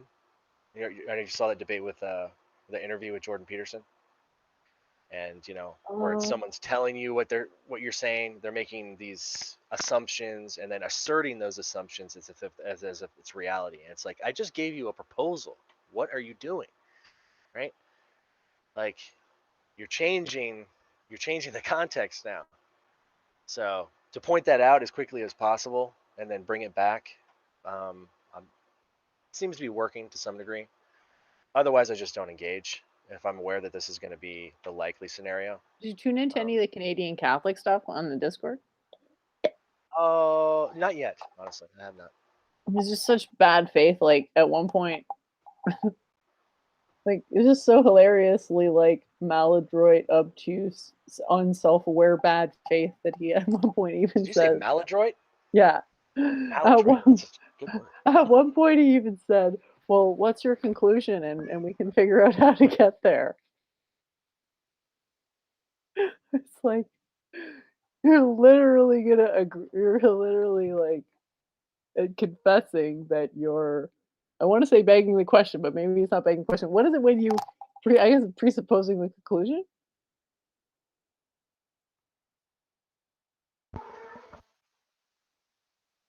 I think that I think that is begging the question. I think you're using that accurately. Well, I mean, everybody is begging the question in some sense.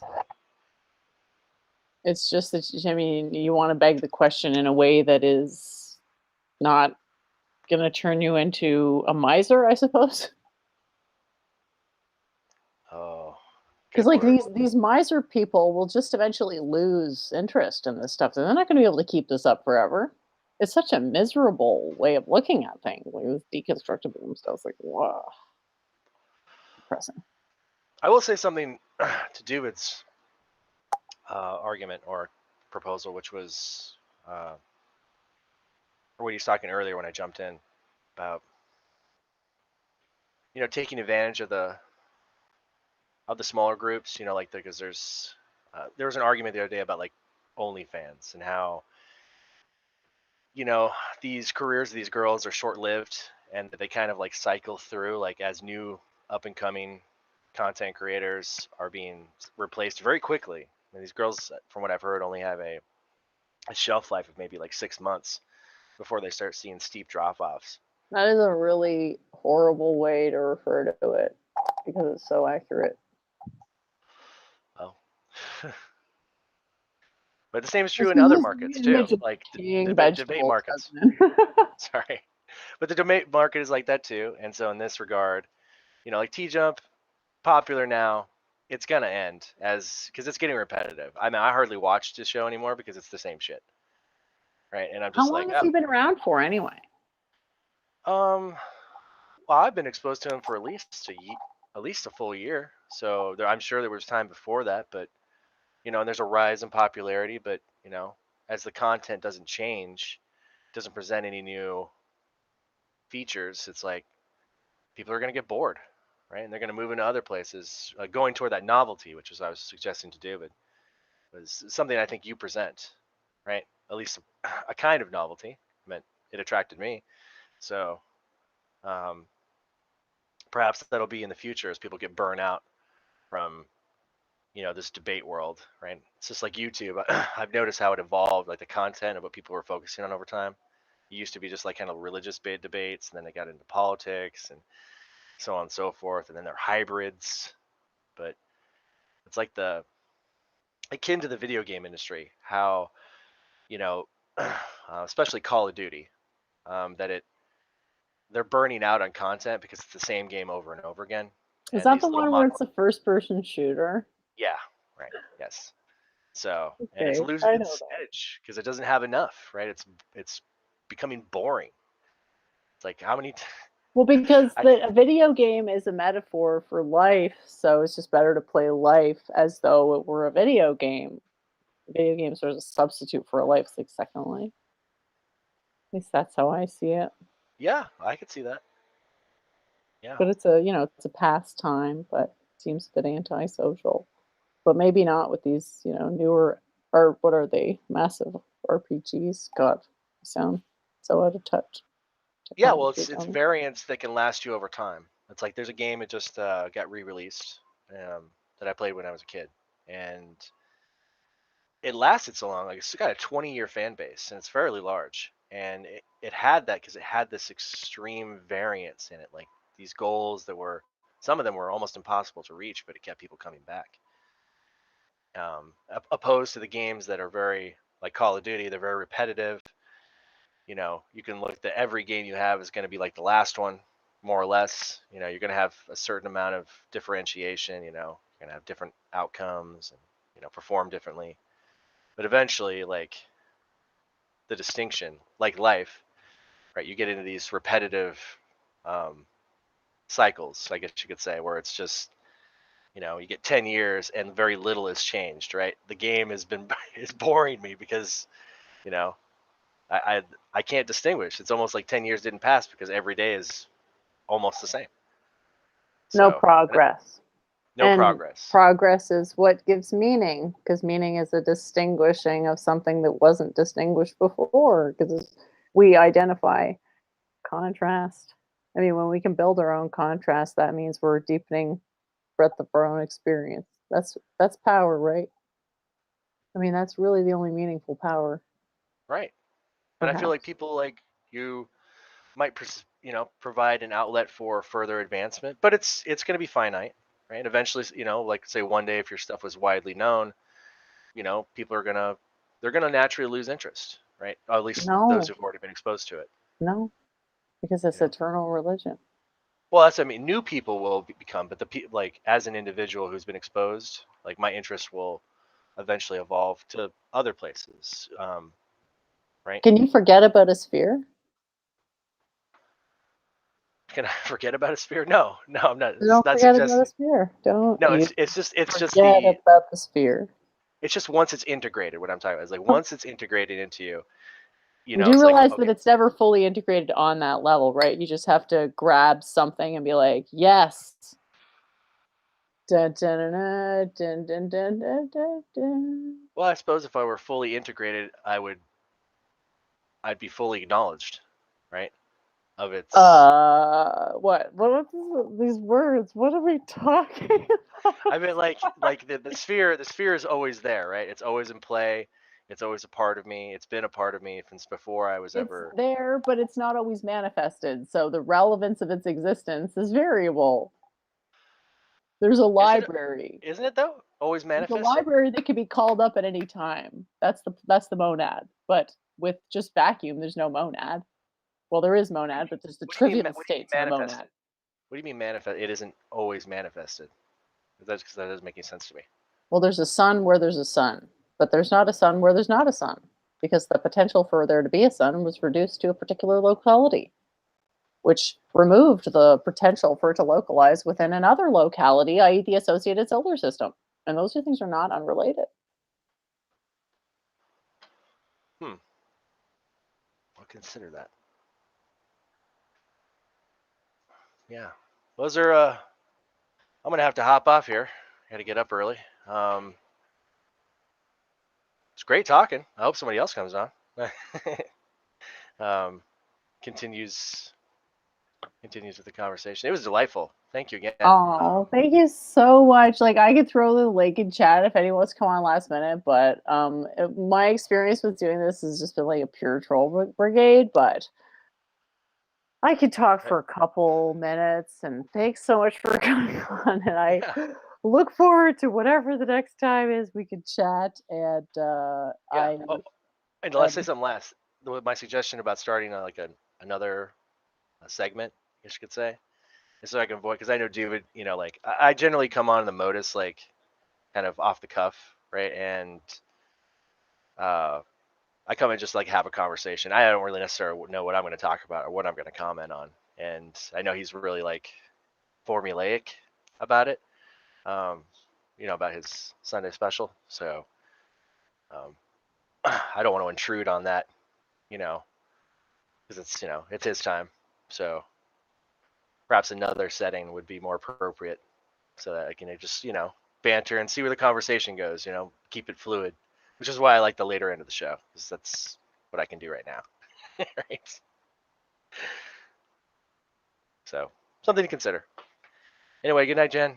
Talk to you soon, John. Yeah, Bye talk to you for now.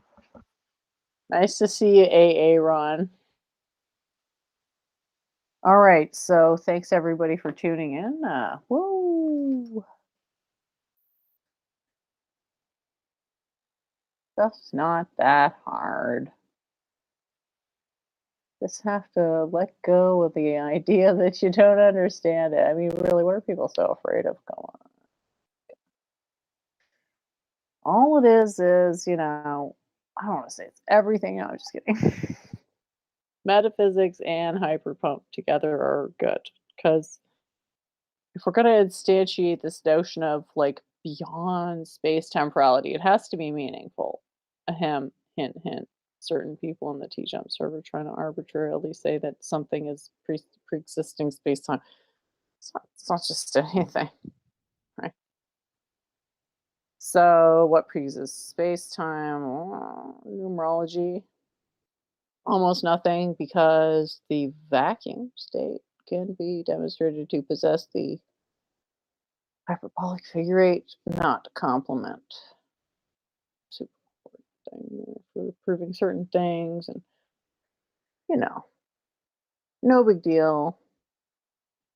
But I mean, even if you look at it, it looks a lot like a mind. I mean, okay, well, I mean, even on the crappiest definition of mind, which is like my brain, you still kind of need this to make the brain. I mean, it's very likely that there's at least one of these in the brain, and I've been kind of looking for it, and I don't really want to overstate my certainty, so I just want to like stay with stuff that I'm relatively.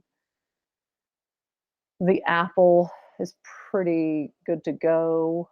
The ear as well is pretty obvious. The mushroom was the first one I had the idea, because Sigma actually asked me about.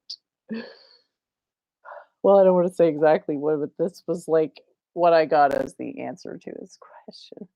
Won't reveal the specific phrasing of it, but yeah. Woo.